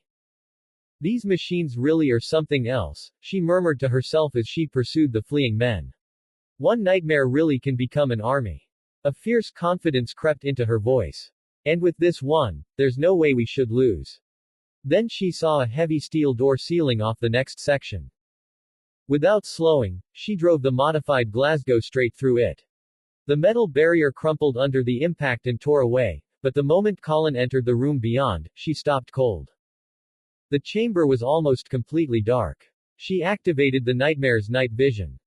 What she saw made her eyes widen. Dozens of Japanese civilians filled the room, each one lost in their own haze, their eyes unfocused, their bodies swaying or trembling, their lips moving with fractured dreams that no longer existed. Refrain. There was no mistaking it. Their muttering, their vacant expressions, the way they moved without truly seeing the world around them, all of it made the truth brutally clear. One voice rose above the others. I got in. I'm studying abroad. Colin's eyes locked onto the speaker. The hot dog vendor. The same man she, Naruto, Lelouch, and that green-haired girl had run into earlier. Colin's jaw tightened. Of course it had come to this. Refrain, she muttered, anger flashing through her. So this is what it does. A voice from earlier in the day echoed faintly in her mind, making her chest tighten.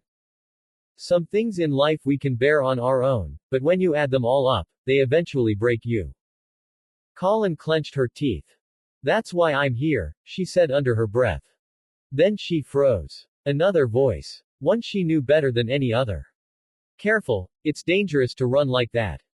Colin's heart lurched. On her screen, caught in the dim green tint of the modified Glasgow's vision, her mother stumbled into view. Mother. She couldn't believe it. Or maybe she refused to. Ms. Kazuki moved unsteadily through the room, chasing after someone who wasn't there. Naoto, her mother said softly, smiling at empty air. Please, watch over your little sister for me. Colin's face twisted. My God, she whispered. How weak can you be? She shut her eyes for a brief second, as if that could somehow make the sight disappear. First Britannia. Then a man. And now this. Her voice rose shakily. Naoto is gone. He's gone, so let him go. She was so focused on her mother that she never saw the other nightmare until it fired. The burst slammed into the right side of the modified Glasgow, bullets sparking and ricocheting across the armor. The frame staggered, but the reinforced plating held. Colin snapped her head around. The night police. A white Glasgow stood at the far side of the room, handgun raised. Outside, Zero and the rest of the Black Knights reached the opening Colin had created and saw the fight just beginning. Isn't that a police unit? Minami asked. They're tied up in the drug trade too. Ogi said in disbelief. Zero's gaze narrowed behind the mask. So even the police are rotting from the inside, he said coldly. Then there's nothing to be done about it now. The purpose of this operation was to test the modified Glasgow. This is Colin's fight. Inside the room, Colin dodged another barrage while keeping her mother in the nightmare's grasp. Carrying her made the fight clumsy, awkward, nothing like the clean violence she had imagined when she first sat in the cockpit. You're in the way. Colin shouted, anger and panic tangling together. Damn it. I don't need you. I don't want you. The words came out viciously, but even as she said them, she could not bring herself to just toss her mother aside. The police Glasgow fired again, aiming lower this time. The shots clipped the modified Glasgow's legs and sent it crashing down hard. The impact jolted through the cockpit, and Colin's mother slipped free from the nightmare's grip, falling to the floor. Colin sucked in a breath. Outside, Zero and the others came closer, only to watch the white Glasgow continue its attack, bullets hammering into the crimson machine. The modified Glasgow endured the barrage far better than a standard unit should have, but Colin was pinned. If she moved carelessly, her mother would be caught in the line of fire. Damn it, Zero thought. Geass won't do anything against a nightmare. Then the enemy gun clicked dry. The police Glasgow discarded the empty handgun and drew a combat knife, stepping forward to finish the job. Go! Colin shouted desperately. Run, you idiot! But instead of fleeing, her mother turned. For one brief, terrible moment, clarity returned to her eyes. I'm here for you, Ms. Kazuki said softly. I'm here for you, Colin. I always have been. Colin went still. There was no dream in those words. No hallucination. Just warmth. Just truth. Colin felt her throat tighten. So that's why, she whispered. That's why you stayed. For me. Memories hit her all at once, small moments, quiet sacrifices, every kindness she had dismissed because it hurt too much to see what stood behind it. You fool, she breathed, tears stinging her eyes. Then her voice broke. No, maybe I'm the fool. The next second, Colin moved. She fired both Harkins through a gap in the nearby shelving and into the wall beyond, then retracted them with full force. The modified Glasgow shot forward, dragging itself through the opening just as the police Glasgow slammed into the metal shelving with crushing force. The impact ripped its head clean off. Colin! Ogi shouted as he and the others rushed toward her, each of them stunned by what the modified Glasgow had just done. Colin barely heard him. Her mother had already sunk back to her knees, the brief clarity gone, refrain pulling her under again. I'm so happy for you, Ms. Kazuki said dreamily. Now you can become a Britannian, Colin. No one will ever hurt you again. You'll be free to travel anywhere, free to use the phone whenever you want. Her words drifted on in soft, broken happiness. Zero watched the scene in silence from behind his mask. So that's her mother. Above them, hidden among the rafters, CC looked down at the scene in her white suit, her golden eyes unreadable. False tears bring pain to those around you, she said softly. Her gaze settled on Colin as the girl jumped down from the modified Glasgow and ran straight toward her mother. A false smile, CC continued, brings pain to yourself. Back in Shinjuku, Suzaku was doing his best to get everyone moving toward the temporary shelters while keeping one eye on the dark streets Naruto had disappeared into. We need to keep going, he urged, voice tight with urgency. Please, all of you, it still isn't safe. Millie folded her arms. And just leave you and Naruto out here alone. Absolutely not. She's right, Rival said, though there was a nervous edge under the forced bravado in his voice. We're not ditching you guys now. Shirley nodded quickly. We can help. Mito looked in the same direction Naruto had gone, her hands clenched so tightly at her sides her knuckles had gone pale. She had not said much since Naruto drew the nightmares away, but the fear in her eyes was obvious. Before Suzaku could argue again, the heavy sound of metal grinding over broken pavement cut through the night. A Sutherland stepped into view. Its searchlight washed over the ruined street and the small group froze. The machine looked battle-worn, one side blackened by damage, but it was still more than enough to wipe them out. A harsh voice crackled over the external speakers. So this is what's left. Millie's eyes narrowed. Who are you? A necessary correction, the voice answered coldly. The Namikaze Corporation has already been marked for destruction. The family that leads it will die with it. And anyone close to them is acceptable collateral. Mito went stiff. Suzaku moved before he even thought about it. He stepped in front of her and pulled her back with one arm, shielding her body with his own as the Sutherland's weapon raised. Mito, get down. She caught his jacket with both hands without even realizing she had done it. The pilot's voice came again, ugly with fanatic conviction. Britannia must be cleansed of weakness. Of compromise. Of traitors who feed 11s and give them hope. Your precious Namikazes are nothing but a lesson waiting to be made. Stop this. Suzaku shouted. There are civilians here. That's why this will be remembered. The rifle began to fire and another Sutherland slammed into the side of it at the last possible second. The hostile nightmare lurched off target as Naruto's stolen Sutherland crashed into it, shoving it aside hard enough that its bullets tore harmlessly into a half-collapsed wall instead of the people below. Naruto's voice came over the damaged speaker system of the Sutherland he had stolen. I said I wasn't letting you touch them, let alone my little sister. Relief hit the group all at once. Naruto! Shirley cried. The extremist pilot snarled. You should have stayed down, Namikaze. Naruto's Sutherland was in terrible shape, missing one arm, one leg damaged, armor hanging loose in places, but it still stood between the enemy and everyone else. The hostile Sutherland opened fire again, this time at Naruto directly, chewing apart the already damaged stolen machine. Sparks burst across its torso, and it dropped to one knee. Inside the cockpit, Naruto's eyes sharpened. He was 1 second away from deciding he had no more room to hold back. In the name of Viceroy Cornelia, surrender at once. A Gloucester burst into the street from the opposite side, cape whipping behind it, lance lowered. The extremist Sutherland turned too slowly. Darlton's Gloucester hit it like judgment. One slash Harkin sheared off its weapon arm, and the lance drove through the leg assembly a second later, bringing the machine crashing down in a shower of sparks. The cockpit hatch tried to cycle open. Darlton's lance slammed down in front of it. Do not move, he ordered. You are under arrest for theft of military assets, unlawful assault, attempted mass murder, and sedition against the authority of Britannia. The pilot inside said nothing.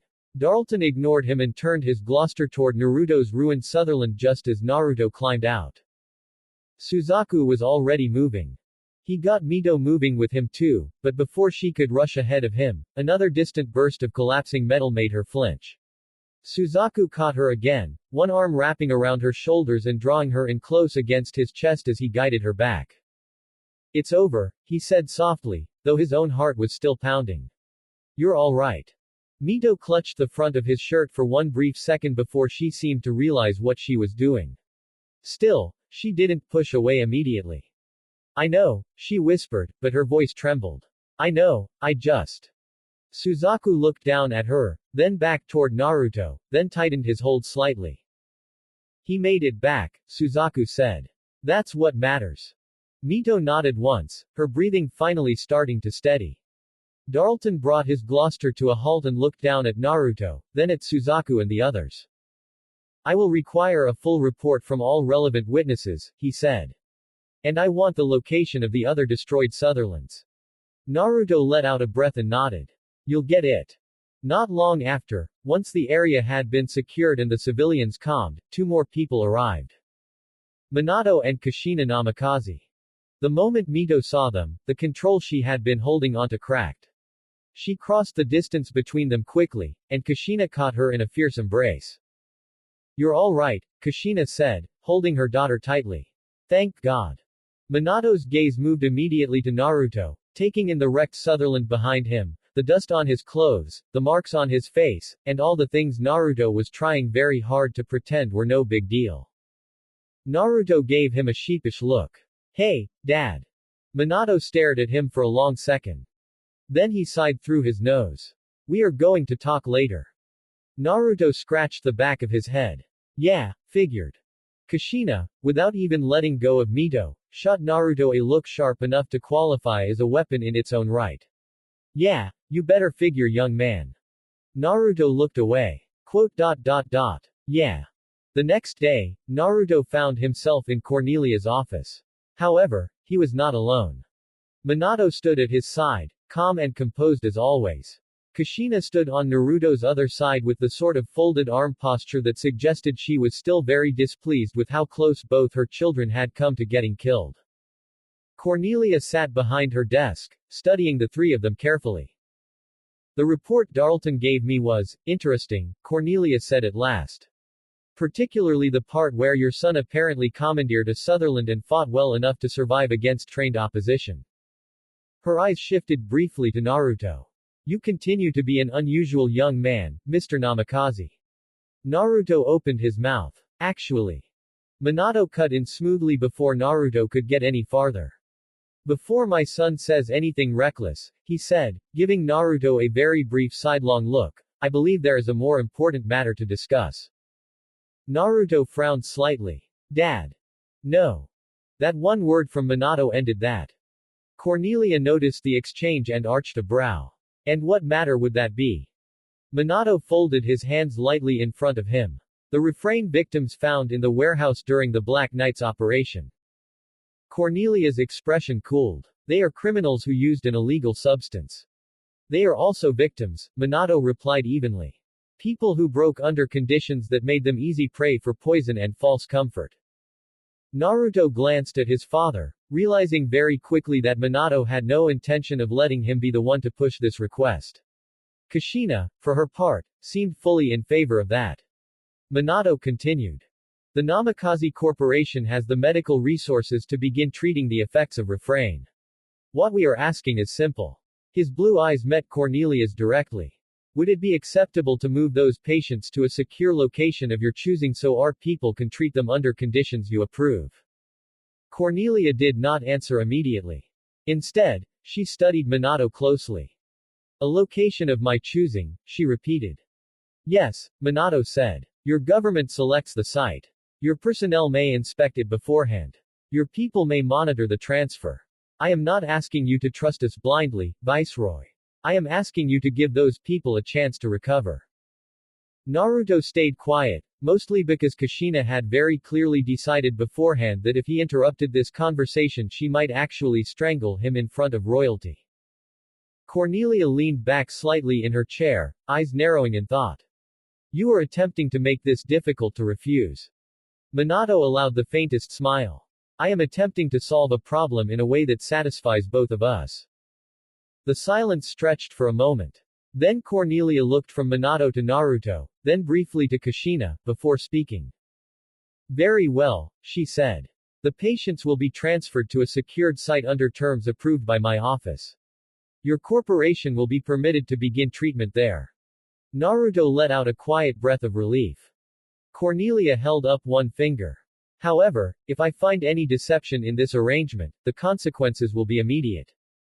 Minato nodded once. Understood.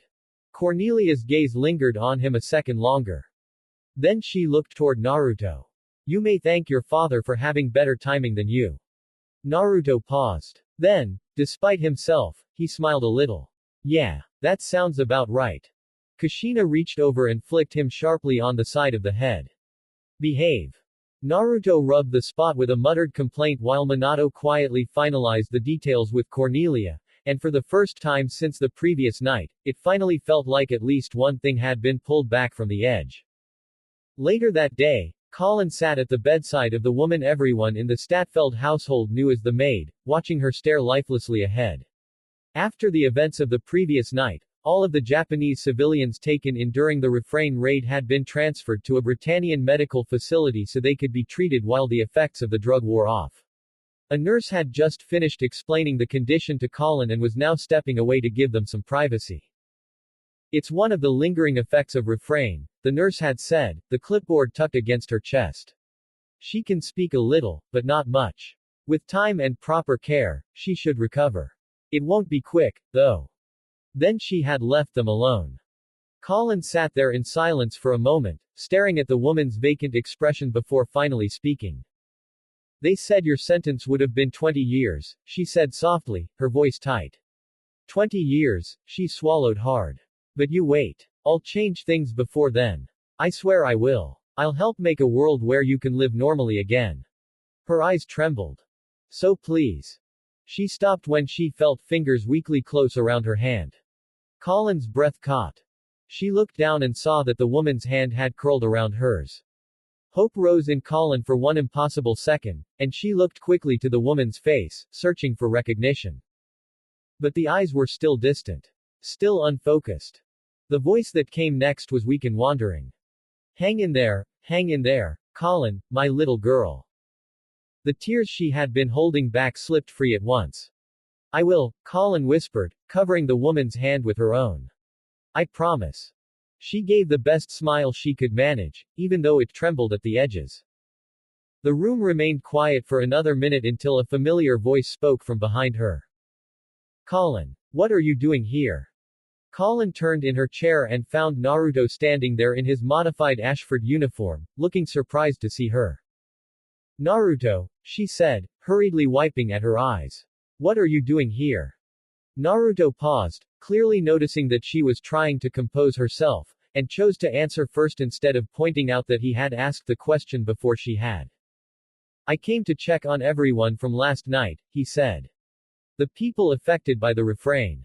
His gaze shifted briefly to the woman in the bed, then back to Colin. Colin frowned in faint surprise. Why? Naruto stepped a little closer. My father met with Cornelia earlier today, he explained. They worked out a deal. The Refrain patients were transferred here, to a Britannian medical facility under her authority, and Namikaze Corporation doctors are being allowed to help with their treatment. He rubbed the back of his head lightly. It was the best they could get arranged quickly. Colin blinked. That was your father's doing. Naruto nodded. Yeah. Dad handled the official side of it. Without him, I probably wouldn't have gotten anywhere. A faint, frustrated smile crossed his face. I wanted to do more. Colin looked at him closely then, noticing the guilt that lingered under his calmer tone. Naruto's eyes shifted across the room, settling for a moment on one of the other patients. This is still better than prison, he said, though he did not sound satisfied. But it doesn't feel like enough. His gaze moved farther down the ward, and Colin followed it. A few beds away lay the hot dog vendor she and Naruto had run into earlier. The same man Naruto had tried to help. Naruto let out a quiet breath. This is what I mean, about good intentions leading to unfortunate consequences, he admitted. I handed him money and probably helped make it easier for him to get more Refrain. He looked down at his hands. I know I couldn't have known, but that doesn't really change the result. Colin stood up from her chair. Naruto. He looked back at her, remorse plain in his expression. I'm sorry, he said softly. For not being able to do more than this.